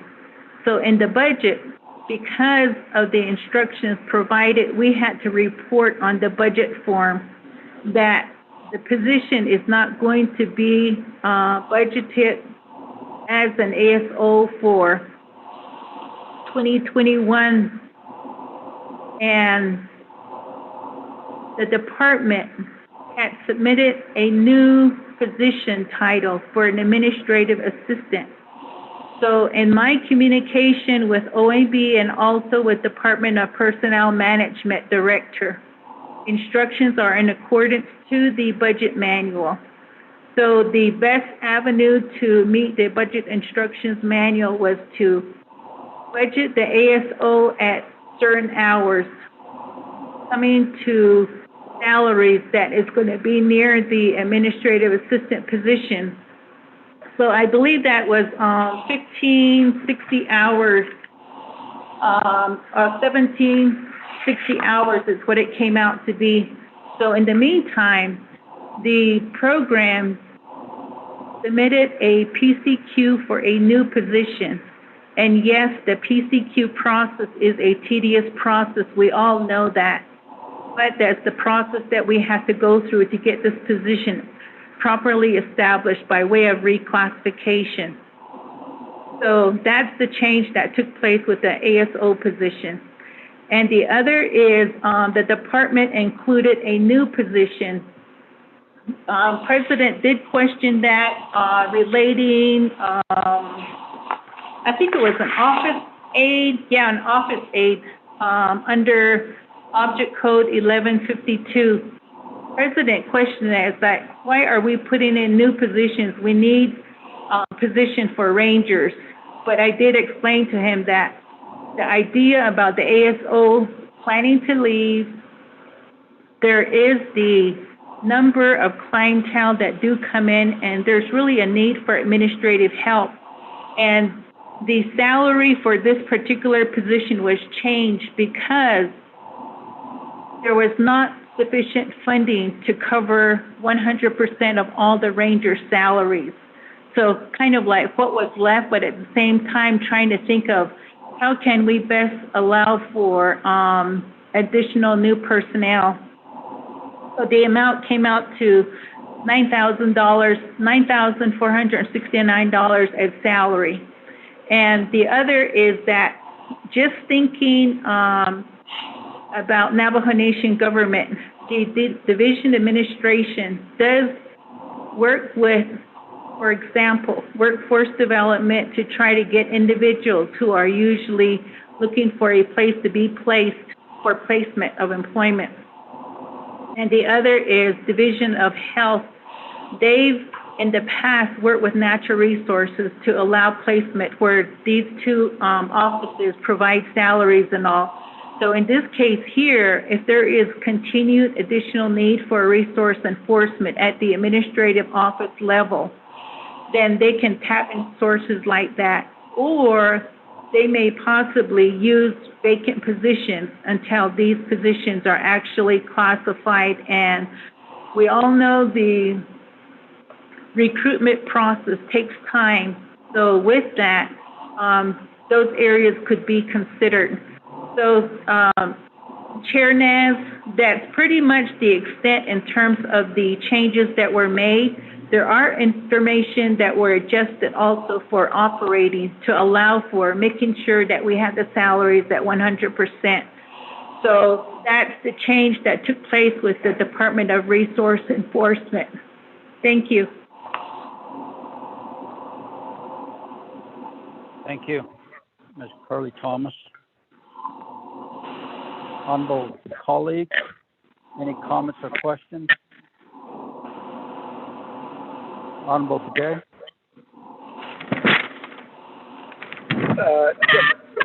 Chairman.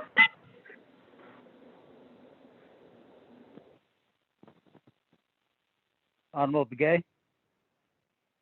Chairman, I guess a lot of time the program, they're kind of being overlooked, or I think there's a reason why there's we have these division directors, though the echelons of individual capacity. So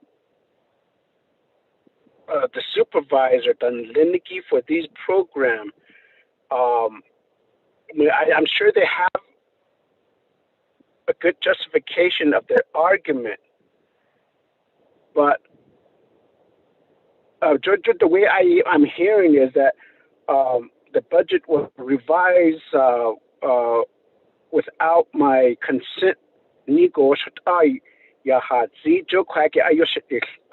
It may have been a good justification, and that this is coming from the president.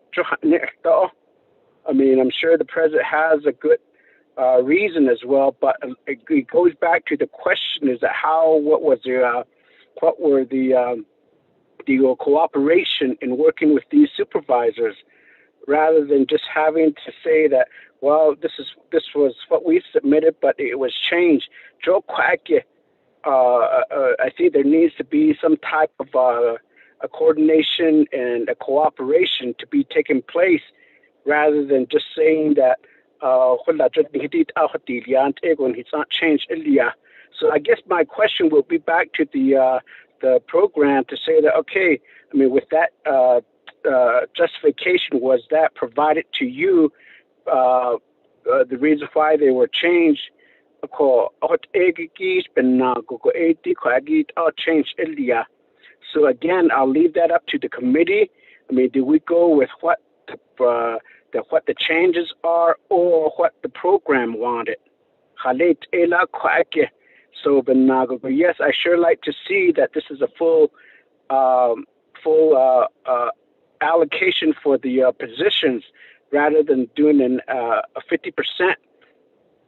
But again, it goes back to the supervisors or the program managers, that they really need to provide us the information of what they really wanted. So maybe a response back from Ms. Wilson, Chairman. Thank you, Honorable Begay. Ms. Wilson? Good afternoon, Chairman Nez and Honorable Delegate C. Allen Begay. I don't know about what Ms. Thomas is stating, but from what I understood from the EBRT was that we made the changes they requested. And I don't recall President Nez saying that he wanted those positions fully funded, because I explained to him as to why they were only funded at the prorated amount. Like I said, it's because we have to work with personnel management to classify those positions. They're not created, they're totally new. And from there, we need time to advertise. We got to do the JBA, we have to advertise, we got to do the interview. So as far as I know, he was fine with the justification we provided. And we told him that any excess funds that we wouldn't use on salary would be budgeted in operating. That way we could use it to buy new laptops or to pay for, uniforms, firearms, those kind of things, as Ms. Thomas had stated. And my question to Ms. Thomas is that if those positions were budgeted at 2088, then why were the other positions, the Sawmill Ranger position budgeted at 1044, the Administrative Service Officer position budgeted at 1760, and the Office Aide budgeted at 1044, if the reasoning was that they wanted all positions to be fully funded? My suggestion would be is that we go back and revise the budget again, talk with EBRT again, and make sure that what is moving forward is exactly what they requested in terms of the additional funding allocation that OPVP provided us. Thank you.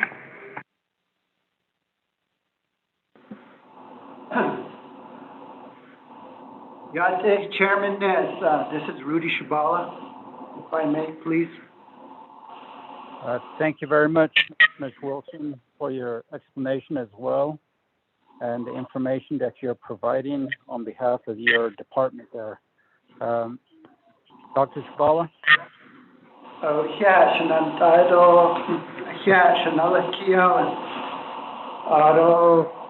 Yate Hope Wilson, Manager for Resource Enforcement. Pinda Hahoya, DNR Administration, Auto Agriculture, do Land Department, do Kushi, Auto Kushi, do Ayon Kitty budget, do what do it's not what ya. A call that Sadiki, Kuja, DNR, Shishasala. Auto Resource Enforcement, ADO Department, Division of Natural Resources, Dashish. Ido, what go, Ashin, which is the deal, Ishibe, Nihitan, Latika, Shanantai, Chairman Rick Nez, go, Ebe, what is the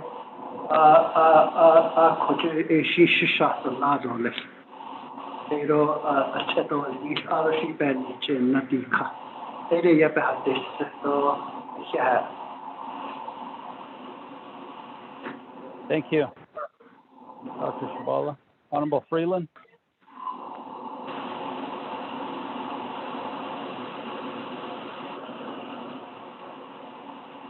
Honorable Freeland.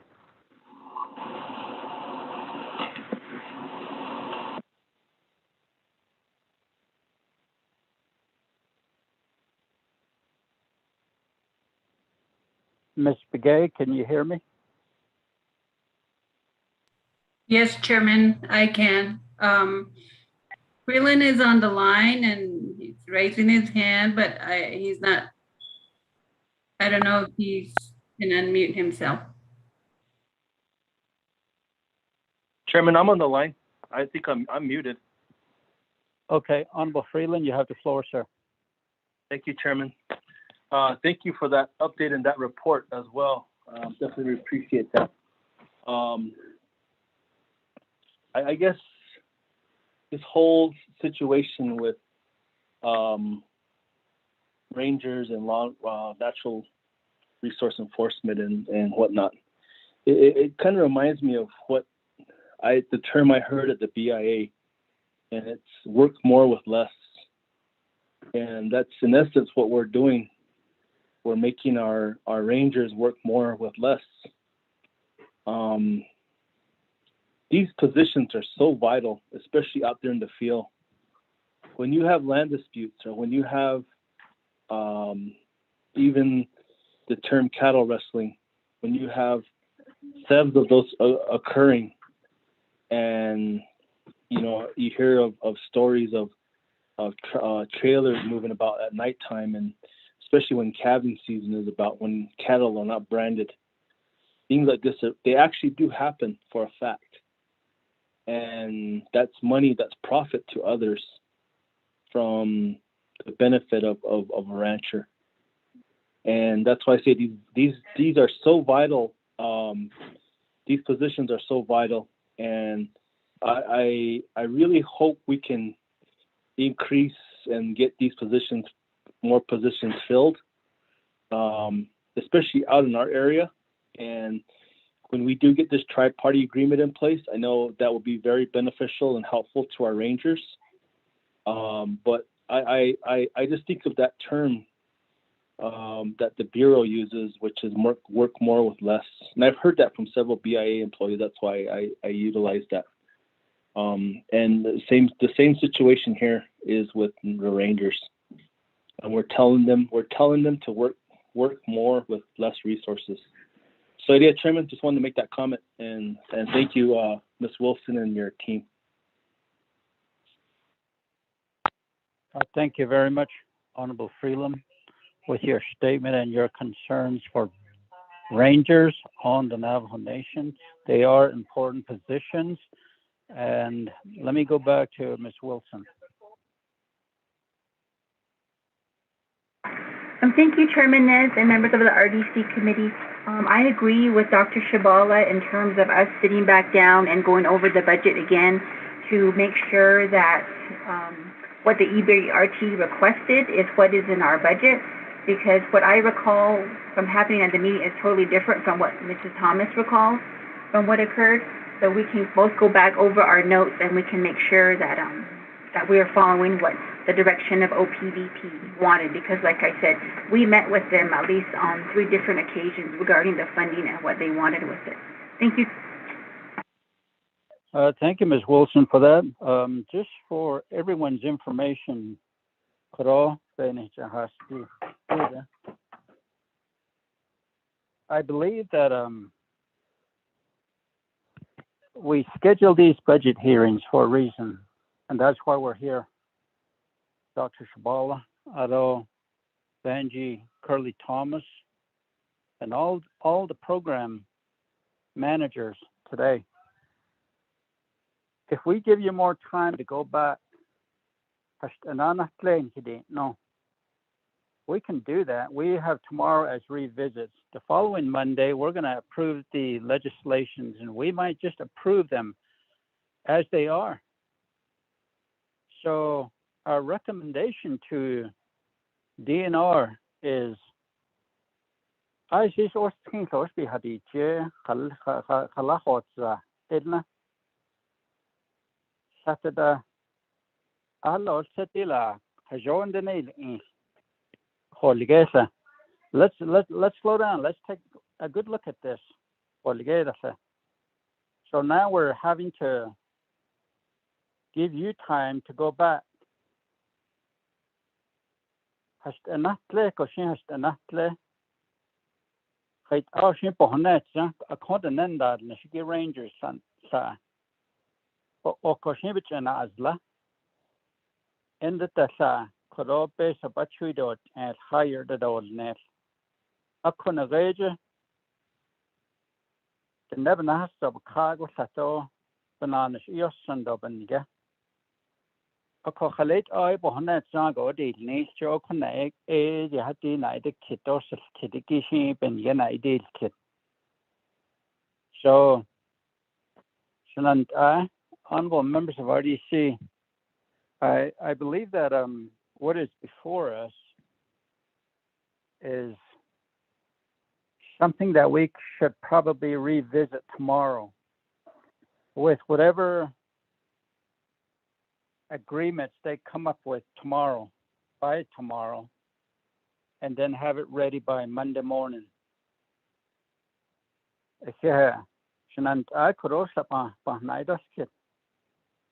Honorable Begay, I know you had other questions.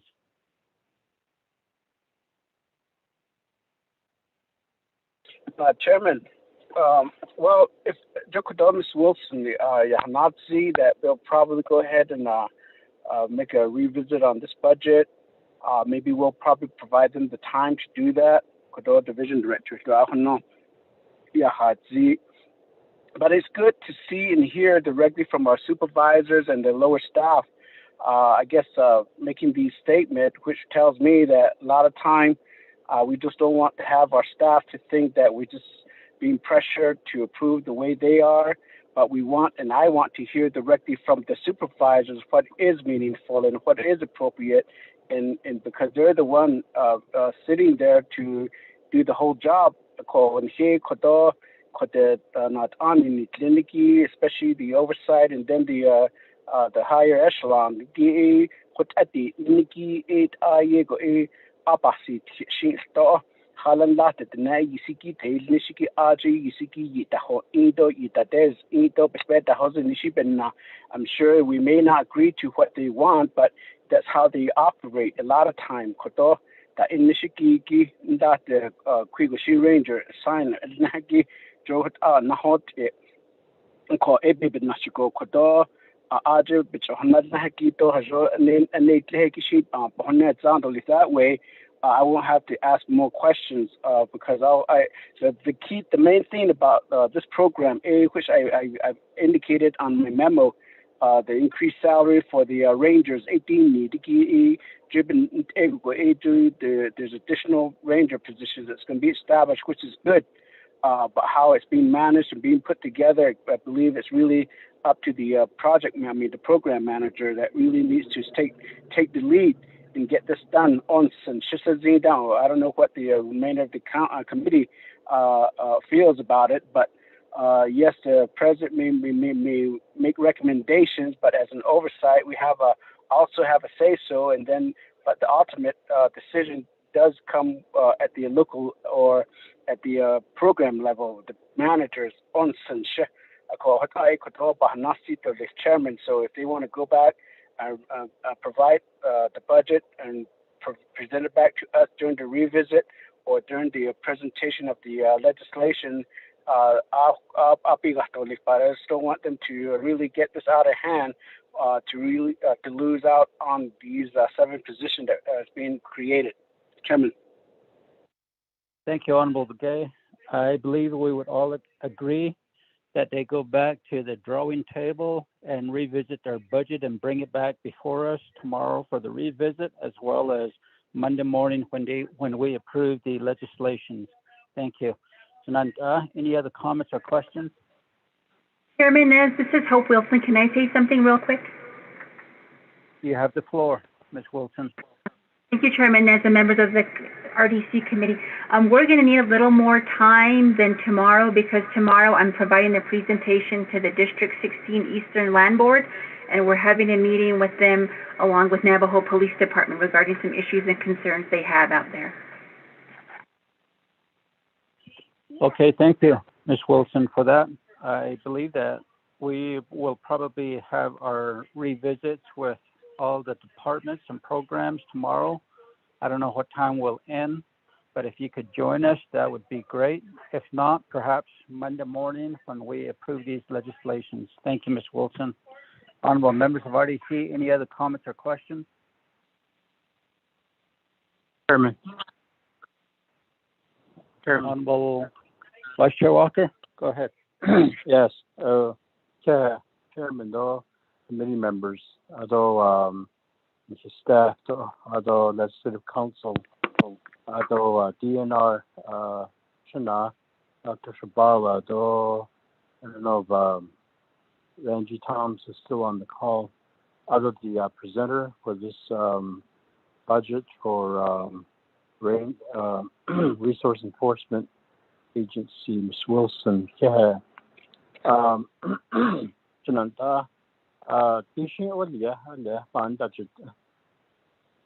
based on need, based on things in realistic terms.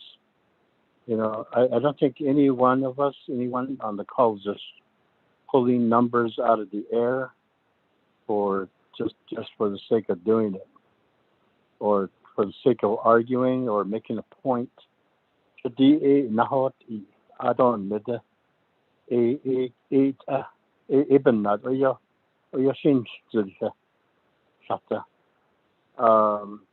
A couple months ago, we did spend a real intense meeting, a long meeting with extensive discussions in this area, resource enforcement, what it is today and what it should be, you know, for a nation as large as ours, although with us being a agriculture-based nation, Indian nation, with the distances between communities and so forth, our resource enforcement agency, what it should be.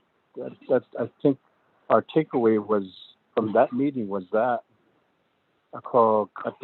budget they need. We have that expectation that the executive branch would, you know, produce a budget based on that meeting.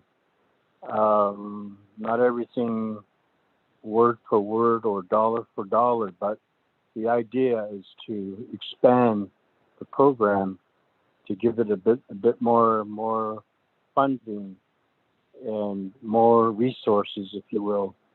In a progressive manner, we move forward. Everyone on this call, you know, talking about the budget, we have done our job if we do that, and I think we're doing that.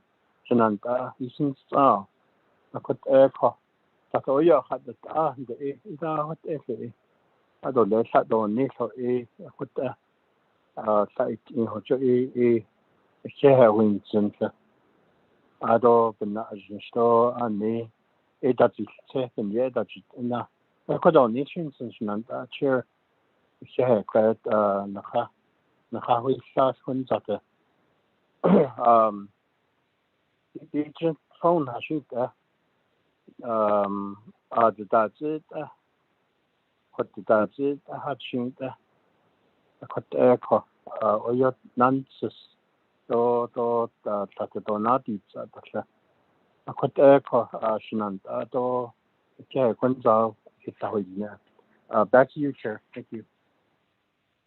Okay, I need a necroba hens. I Hello, Bishop Ahin. Oh, Bishop, I said, not on the since Ile, Hello, Lashin, Daniel G. Telenko.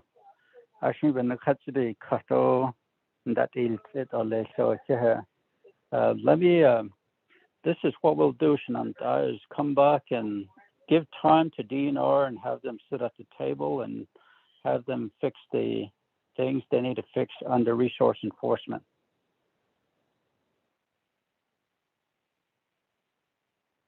Abby, any other comments or questions, Shananta? Chair, I'm sorry. Ms. Begay? Can you, I got muted again. Can you please repeat what you said? We're going to allow DNR and Dre to go back to the drawing board and fix the budget that they need to fix and come back either tomorrow evening or either Monday morning. Thank you. We do have them scheduled for a revisit tomorrow afternoon, or they're the last on the list for revisits.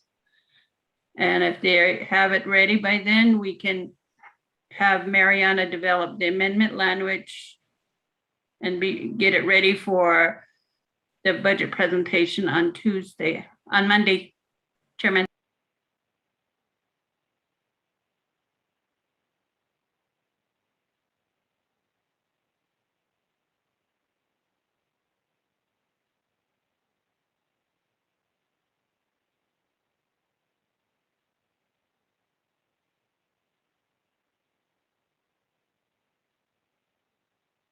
Okay, thank you, Ms. Begay, for that. And I believe we'll just come back tomorrow afternoon for resource enforcement under DNR. Thank you. Honorable members of RDC.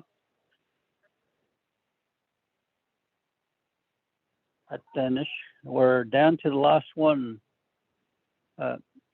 Number 14, Department of Water Resources. Mr. Jason John, you have the floor. Yes. Good evening, Chair and committee members. This is Jason John, the Department of Water Resources. I am here to present several business units and one proprietary account. The business units are ending in 009, 011, 012, 013, and the proprietary account is for the Water Code Administration. These business units are for funding of our various programs within the department, including the Department of Administration in the amount of $332,347 under the administration account. They have 4 staff and 2 vehicles. Under the Water Management Branch, Business Unit 009, they have an annual funding of $233,010 with 3 staff and 1 vehicle. The business unit ending in 012 is funded at $1,955,460. They have 20 staff and 12 vehicles, and that is the under the Technical Construction Operations Branch. The second business unit for the Technical Construction Operations Branch ending in 013 is funded at $3,062,592, and they have 47 staff and 21 vehicles. The proprietary account for the Water Code Administration has a budgeted amount of $725,000, and they have 7 staff and 5 vehicles. These business units comprise overall funding of just over $6.3 million. And just over 80 staff. Approximately almost half of these staff are located at various field offices under the Technical Construction Operations branch to oversee windmill repairs, earth and dam rehabilitation, irrigation, operation and maintenance, and rehabilitation. So that is sort of a high-level summary of the department's budget for FY22. The only change in the budget amount were from the general wage adjustment allocations that were added to last year's allocation. That's all I'll have as a high overview, Chair and committee members.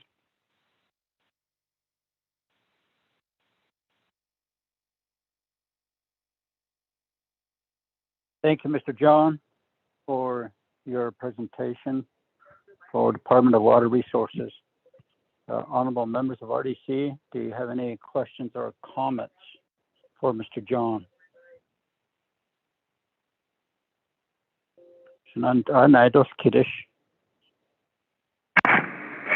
Chairman Callan. Honorable Begay, you have the floor.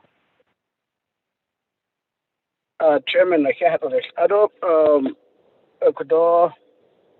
Mr. John on his Naki water the development. I'd like to hear more of the plan. I think I've sent you a lot of information about a lot of these diversion dam, windmill repairs, and then recently the watershed progress, water availability for livestock and then farming across the Navajo Nation.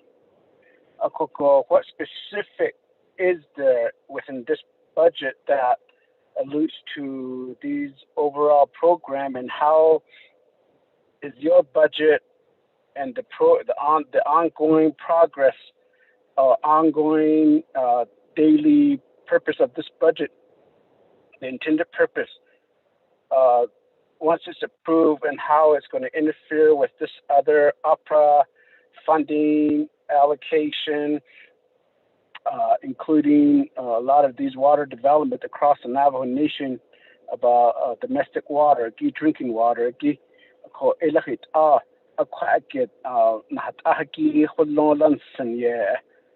because I'm very much interested, because the watershed, other diversion dam, other any dikes that hagi da do ni liki joye go shin ka ko nada hastildi nada hasta ko kachin to ha go shin to nada zna ko elahit kwaki ki within the budget that you have much being implemented. Chairman, I do have a follow-up question. Thank you, Honorable Begay. Mr. John, your response, sir? Yes, thank you, Delegate Kiel and Begay. The question you ask is very straightforward, but the answer is a bit complicated. We had last summer during the pandemic, I think, and of course the drought, there was a lot of attention brought to windmills not being repaired, and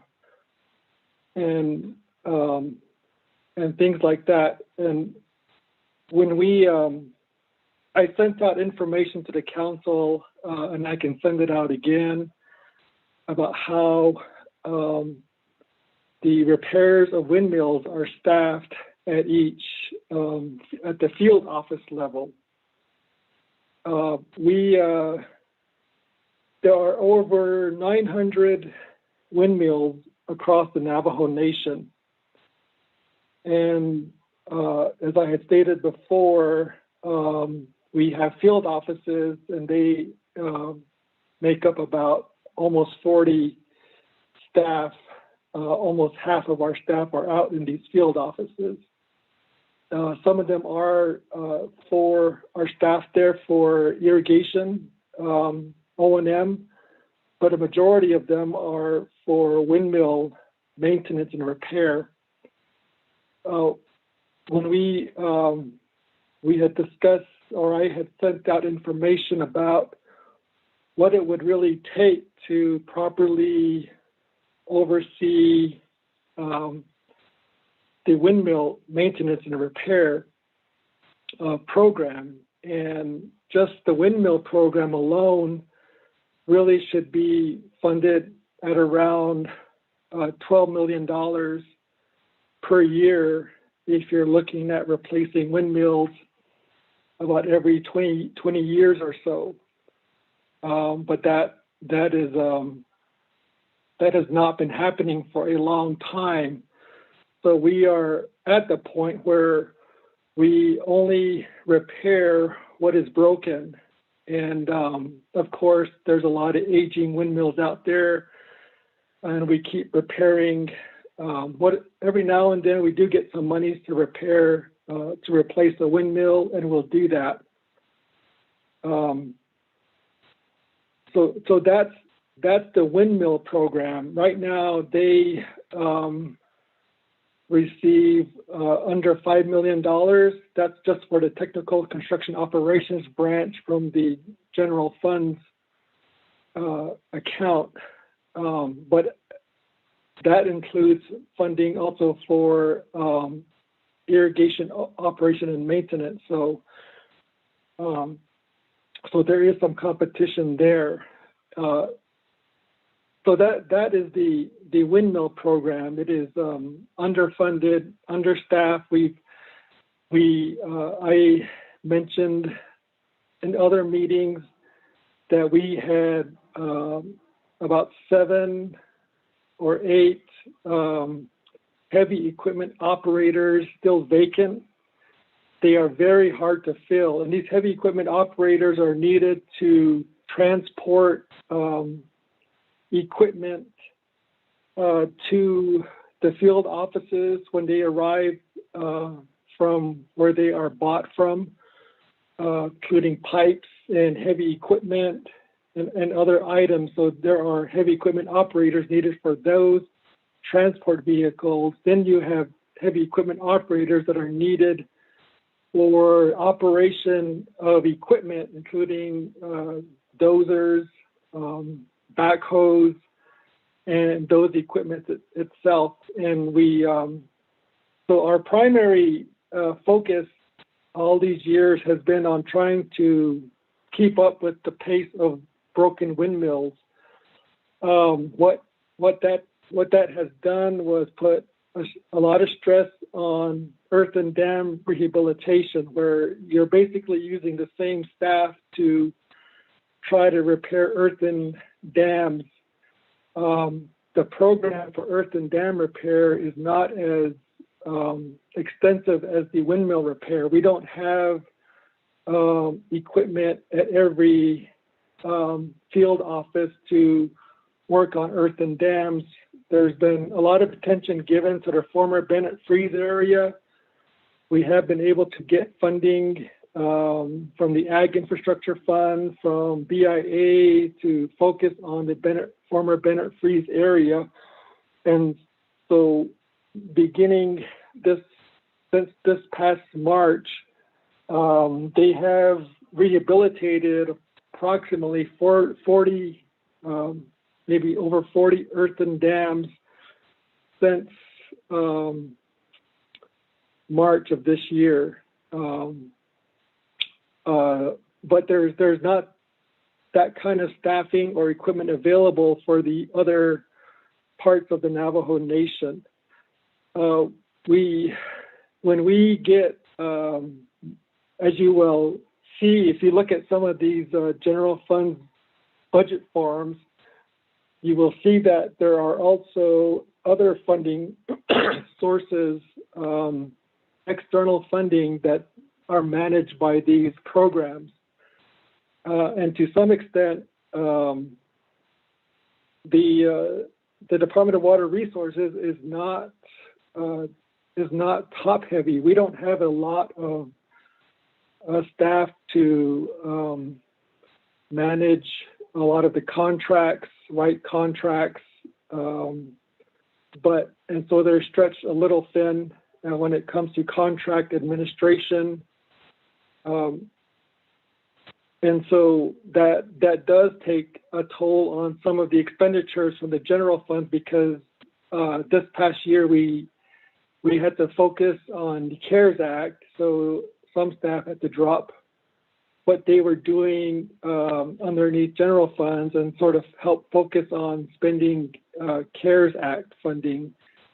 And then once again, we got some more funding through CJA 0121, approximately $30 million in January. So we've been focusing on trying to expend those monies as well. And to think that we could just hire more people is not as easy as it seems. As I talked about earlier with the issue with heavy equipment operators not applying to work here because of the pay level or for whatever other reason, what we've been hearing is that the pay level is low. So they typically can get a job somewhere else that pays more, and they typically go there. The other issue at Water Resources is the office space. The water management branch does not have a building, so they had approximately a dozen permanent staff there of technical people managing tens of millions of dollars every year, but they don't have a building. We do. A majority of them are working remotely. We have been sending in requests for telecommuting to DPM. A lot of times we submit it and there's no response, but we submit them anyway because they just don't have any other place to work. We have been bringing other staff that need to be at the office because of field work. The Technical Construction Operations Branch has been able to clear out some storage rooms for them to set up office because they cannot occupy the Water Management Branch office. So they are working out of the main Water Resources compound, but there is limited space there. We are bringing on additional temporary employees because we need to help on field work and technical projects. So they are working out of some of those spaces that were created in some of the storage areas in the Technical Construction Operations Branch. As we know, some of you have heard about our constant attempt to upgrade buildings, such as at mini farms. We fell short on funding in the past. We still have monies from Ag Infrastructure Fund we're trying to work with. We thought we could match that up with CARES money, but then the timeline was too short to get that building set up and used before the end of December. So now we're trying to work with other vendors to try to acquire replacement buildings for like the mini farms office. But a lot of our field offices are just in disrepair, generally speaking. And then because of the lack of office space, we have some vacancies for professional staff, but we haven't really been advertising because we don't know where they're going to work unless they're allowed to telecommute as a new employee. I think that could work, but I don't know if that would be allowed. But we really don't have a choice. We just have to keep moving forward.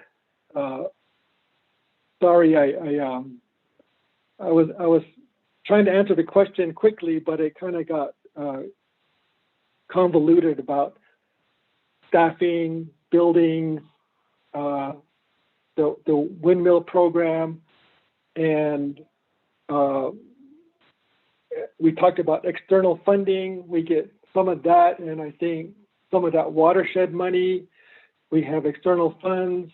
I've heard discussions on the previous budgets about the nation contracting stuff out, and that's really what has to happen here because we just don't have the staffing or the office space to hire more people. So a lot of it is contracted out. I'll go ahead and stop there, Chair, and see if there's additional questions. Thank you. Thank you, Mr. John. Honorable Begay, do you have a follow-up question? Chairman,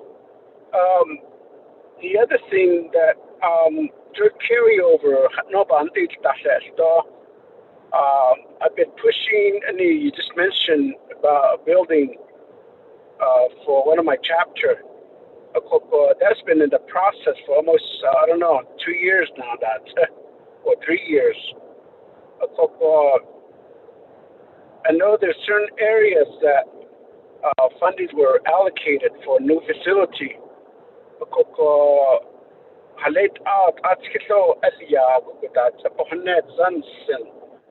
I think the only solution that could quickly get this done is the master building.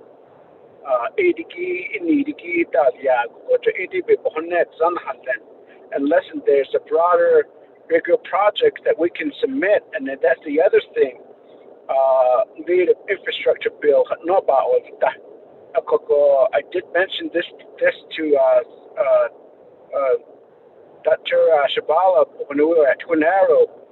I sure like to see a list that we can forward to Congress to say that these are the areas that we're dealing with and what part of the infrastructures can we ask for funding. The biggest one that I like to push, make a recommendation is the watershed project. I mean, how much is needed and how much could we accomplish to capture a lot of these water that runs off the Navajo Nation. Out of whatever is still available, I mean, how are we partnering with the BIA, the BOR, and other areas at Congress level that we could be able to get additional funding, if not resource. Although for you staff, maybe you can make a recommendation that whatever, maybe one or two position that this could be recommended because there's a revisit by tomorrow. I mean, which program is willing to let go of a program? Because I know one is being abolished from one of the divisions. So maybe capture that particular position to create a position for your office. Maybe that's the recommendation that I'd like to provide, Chairman. Thank you, Honorable Begay, for that. Mr. John?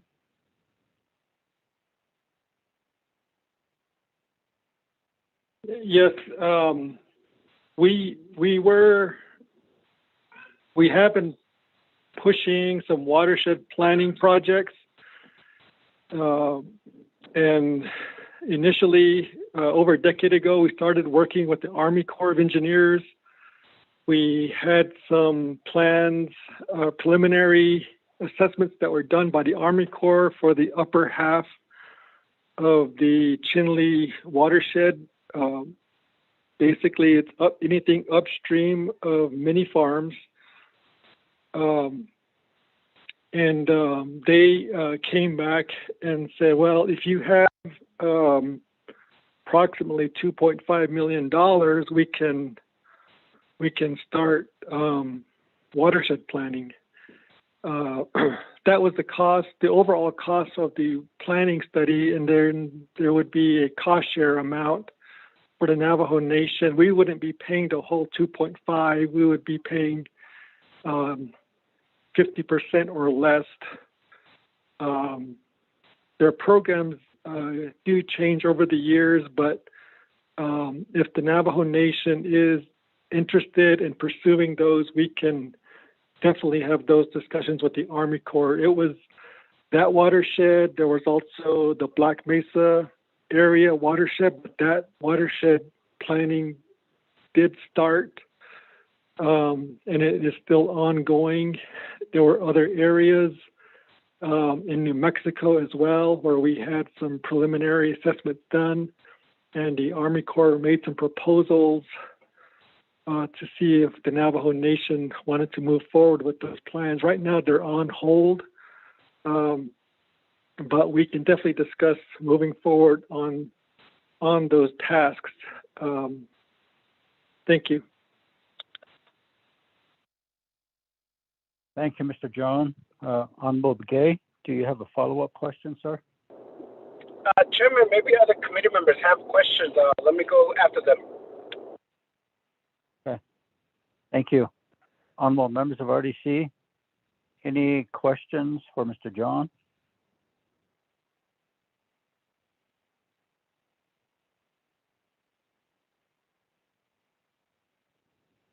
Or comments? None? Honorable Begay, back to you, sir.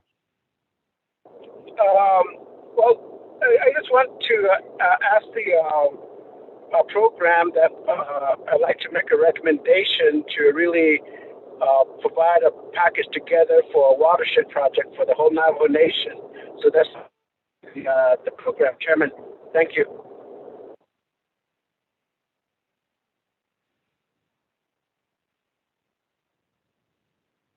Thank you. Mr. John, when we did go out to Kayenta as well as Denahotso area, we viewed the land there and where the watersheds are at and where it goes and where it drains back into San Juan River. And that is why we're asking also for a plan to start building a dam in that area for our people to use. So if you would have that a part of the plan, we would appreciate that, Mr. John. Yes, Chair, we were discussing that internally, and we have a couple of projects ongoing out there, including looking at rehabilitating the Kayenta diversion dam and other structures. But we can definitely meet to discuss that. We have to be, I guess, very clear on what the intent is of the project, and it'll involve a lot of planning and stakeholders to understand what it is that we are going to do. And I only say that because in the past, I think these types of things don't get funded, because if you look at the dollar spent on a project like that versus a dollar spent on waterline construction to homes, it was always, let's build water lines to homes. But yes, we can provide information on that, Chair. Thank you. Thank you, Mr. John. Honorable members of RDC, do you have any other comments or questions? Naidos Kiddish. Chairman Kellen. Honorable Begay. Mr. John, I guess you made a statement that what's the intended purpose? Maybe one of these days that we're able to have a meeting of what are the benefits to make it as a priority for the Navajo Nation. And I see a lot of benefits from it. Maybe the key thing that we need to focus on is that we're extracting too many waters with these too many windmills across the Navajo Nation, about 9,000, no, 6,000. I believe that we're not recharging a lot of these water back into the aquifer. I guess that's the key and the big reason I think that it needs to be done that way.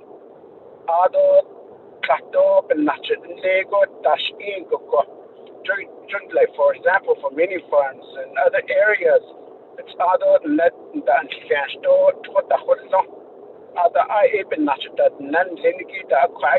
economic development.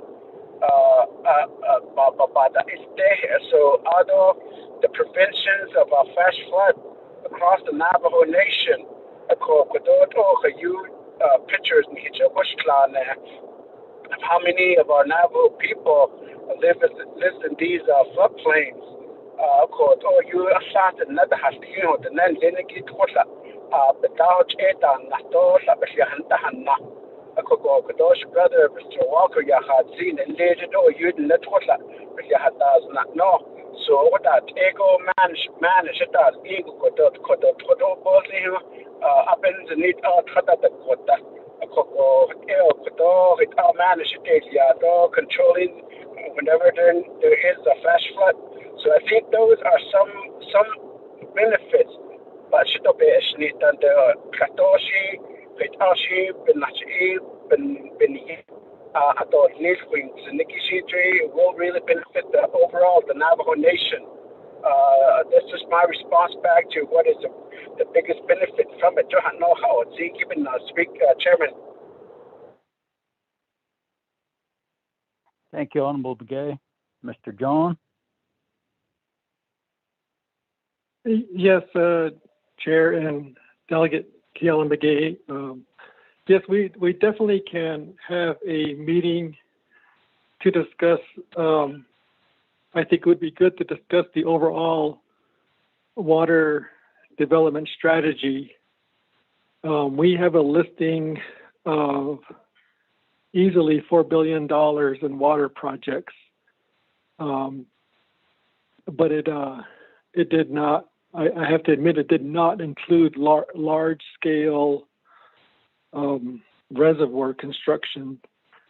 When they constructed the Animus La Plata project, or what we call Lake Nighthorse by Durango, which the Navajo Nation has a storage space in there. It holds over 100,000 acre feet of water, and the cost was over $500 million, and that was part of a water rights settlement. That's when we talk about large scale reservoirs. That's the kind of costs we are talking about. Depending on the size, they can cost different amounts, but we definitely need to have that discussion with the committee members, Chair, to look at the magnitude of costs for these different projects and where our efforts and money should be focused. Thank you.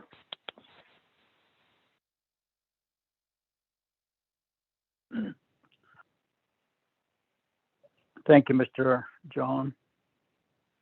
Honorable members of RDC, any other comments or questions? Chairman. I apologize, Honorable Vice Chair Walker, you did text, so you have the floor, sir. Thank you, Mr. Chairman and committee members, although presenters, Leonardo, although Department of Water Resources, Mr. John, thank you for the presentation on the next year's budget.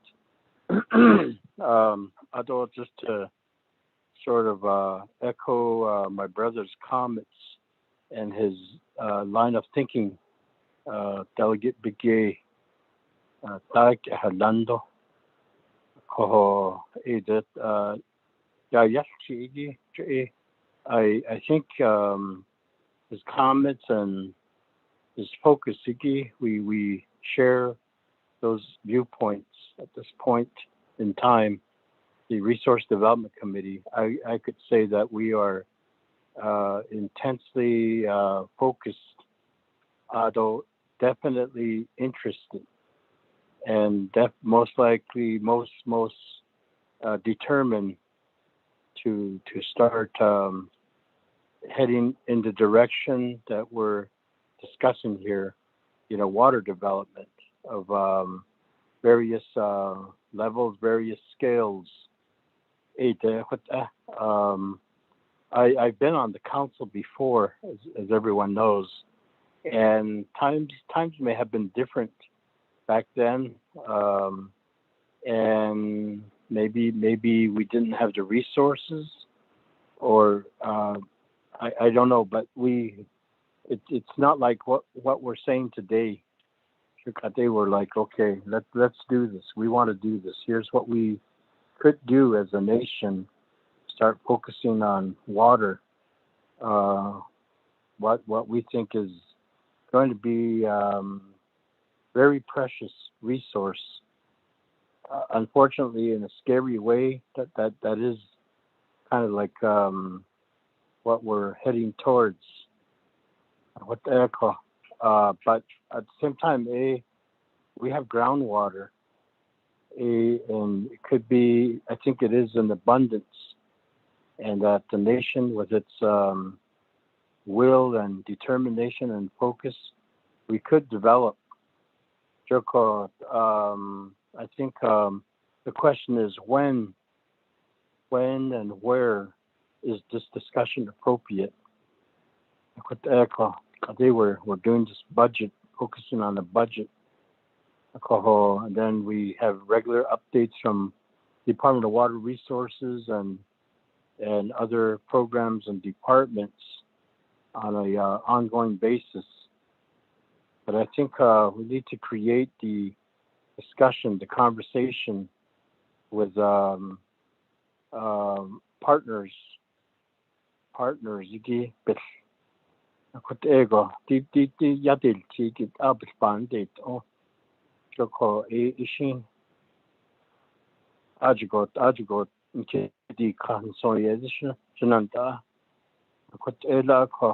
The interest is definitely there.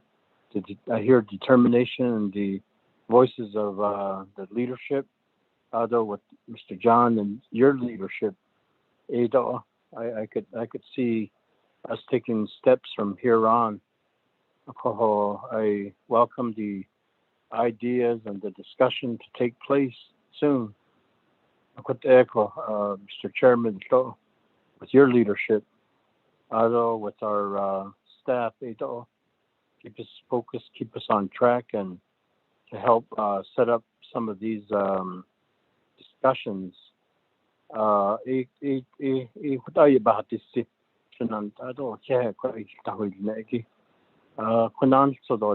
to you, Chair.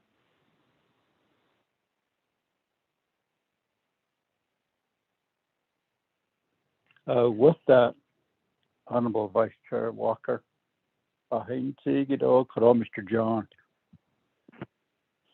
we see a lot of water that runs off of Navajo, and we believe that long-range goals, having a reservoir would be part of that plan on Navajo.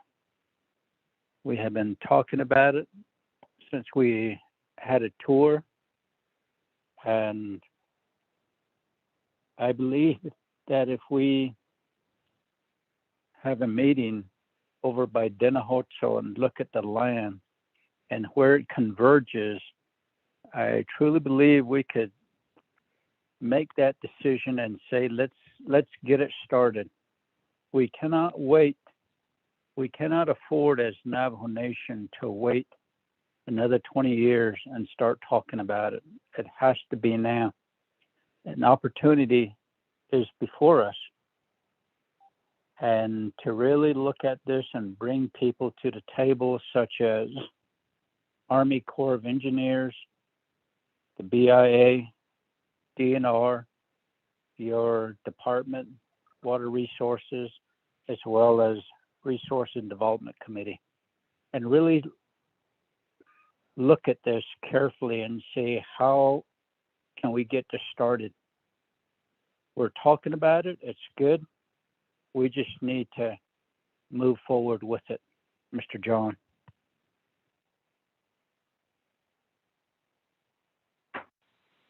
Yes, Chairman. Yes, we definitely can make the time to meet and discuss this topic. Thank you.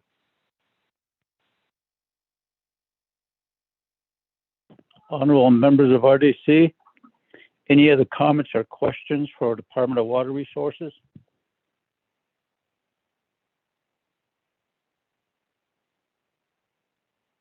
Naidos kitchen Sita. Tega goe yaha unmet needs to give a whole G's nanta. So with that, thank you, Mr. for your presentation. And now we'll move forward with the unmet needs on the last tab. Let me go back to Dr. Shabala and Ms. Vanjie Curley-Thomas.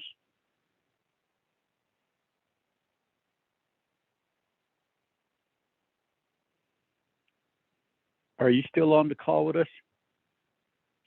Ms. Begay, can you hear me? Hello, this is Rudy Shabala. Yes, I can hear you, and all of RDC are still on the call as well.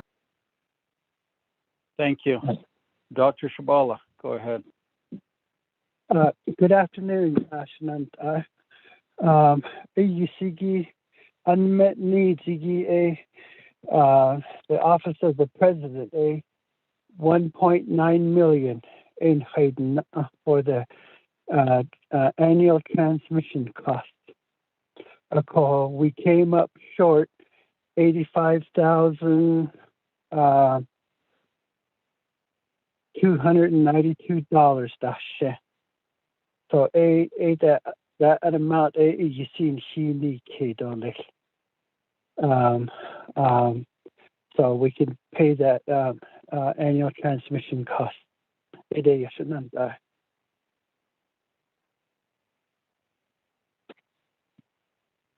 Ms. Vanjie Curley-Thomas, would you like to add anything?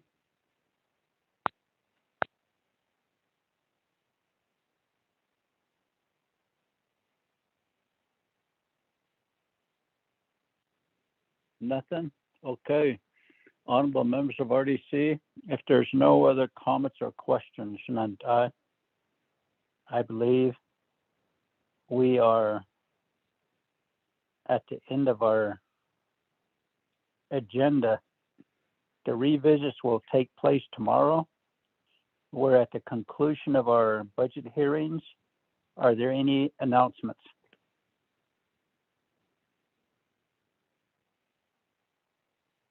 Chairman. Honorable Vice Chair Walker. Yes, thank you, Chair. Committee members, I did, my LDA did send a invite to all of you, 24th Council, including the Speaker. The OPVP, though, we're having a groundbreaking ceremony in Bird Springs Thursday afternoon, yeah. In 71, road project. A road from Winslow, crossing the Little Colorado River, and then reaching into Bird Springs, right near the chapter house. The groundbreak. Thursday go. So you're invited. If you look at your email, everything's in there. Ade, I know we have a NABI meeting also Thursday, and I'm not sure what else meetings there are, but the invitation is there. I think community would really appreciate leadership, especially the oversight in the project. In that another engineering company. So it took years and years for this to come to this point. Today we're all excited and we're going to break ground. So you're all invited there.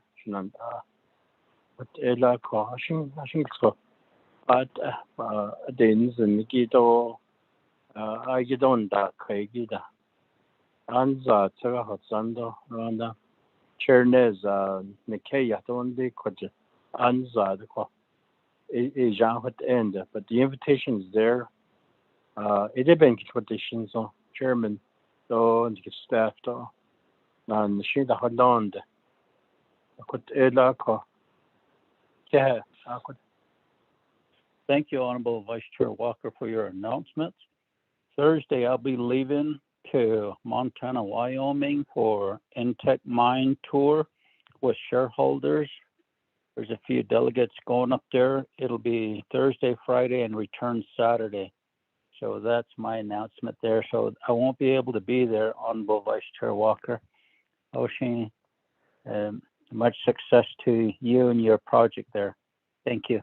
Any other announcements? Chairman Sanaa, Nash? Chair.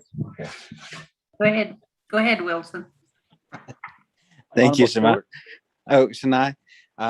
Announcement that I just became aware of today is that we will have a small opening for Navajo Red Lake on Monday as well for the grocery store there in Navajo, along with Navajo shopping centers. So the invite is out there as well. That'll be at 9 o'clock on Monday morning. And it's to meet the new owners of the store there at Navajo Red Lake that will finally be open, and just a small meet and greet, I guess is what it'll be with the Navajo shopping centers as well. So I just want to let RDC know, and that invitation is out there as well to leadership. Krishna, thank you. Thank you, Honorable Stewart. Ms. Begay? Chairman Naz, good evening, and also the people that are still on the call with us. I just want to let you know that tomorrow we will have all the budget revisits. We did have Water Rights Commission discussion this afternoon, but we'll probably need to add them on tomorrow in the morning, give them some time. And then on Thursday, you have NABI meeting. Friday's a holiday, Navajo Code Talkers Day. Monday, you have your RDC special meeting. That's when we will be approving all of the budget legislation with the amendments that were requested, the carryovers, unmet needs, and any changes that are occurring. We'll make all of those amendments and finalize the budget at that same time. On Tuesday, we have a leadership meeting with FirstNet, and that we'll start that at 8 o'clock. On Wednesday the 18th, we have our regular meeting. The 19th, 20th, 20th through the 25th, Budget and Finance will be doing their budget hearing. And Mark Freeland is the sponsor of all the budget legislation. He will need to be presenting for RDC at that time. Mr. Chair, members of the committee, that will be your schedule. Chairman. Thank you, Ms. Begay. Honorable Freeland? Chairman, thank you. I just want to correct Ms. Begay. Chairman, you're the sponsor of all the legislation. I'm the co-sponsor, if I'm correct. Yes. Oh, what the? I'm like, okay, when did that change? Oh, the legislations I got had your name on sponsored, Mark. So I was just Okay. I believe the chairman's the sponsor and I'm the co-sponsor. So FYI. Samantha, go ahead. Chairman, I wanted to thank of course, number one, the colleagues and the staff of RDC and legislative branch, but also the staff of the divisions that we've heard from so far.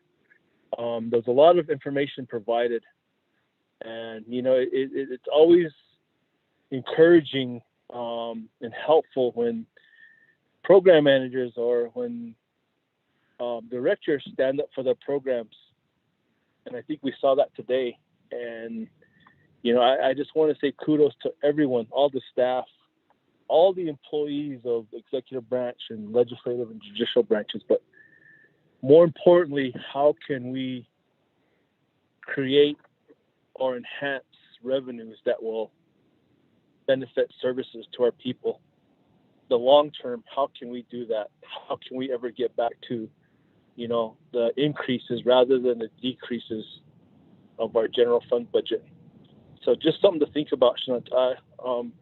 Good evening to all of our chapters and everyone out there. So my 8 chapters, Crown Point, Nahajiskish, Te'ai, Vicente, White Rock, Lake Valley, Herfinone, Nayizit, and all the eastern chapters along with all the 110 chapters total. So thank you, Chairman.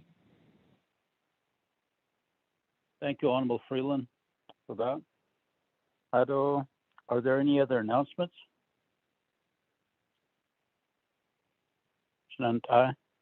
If not, we'll go ahead and recess and reconvene with the revisits tomorrow. We'll begin with Water Rights Commission and then Gaming Regulatory, EPA, NDOT, Economic Development, and then DNR. So, Shananta, it is currently 6:21. We'll go ahead and recess at this time.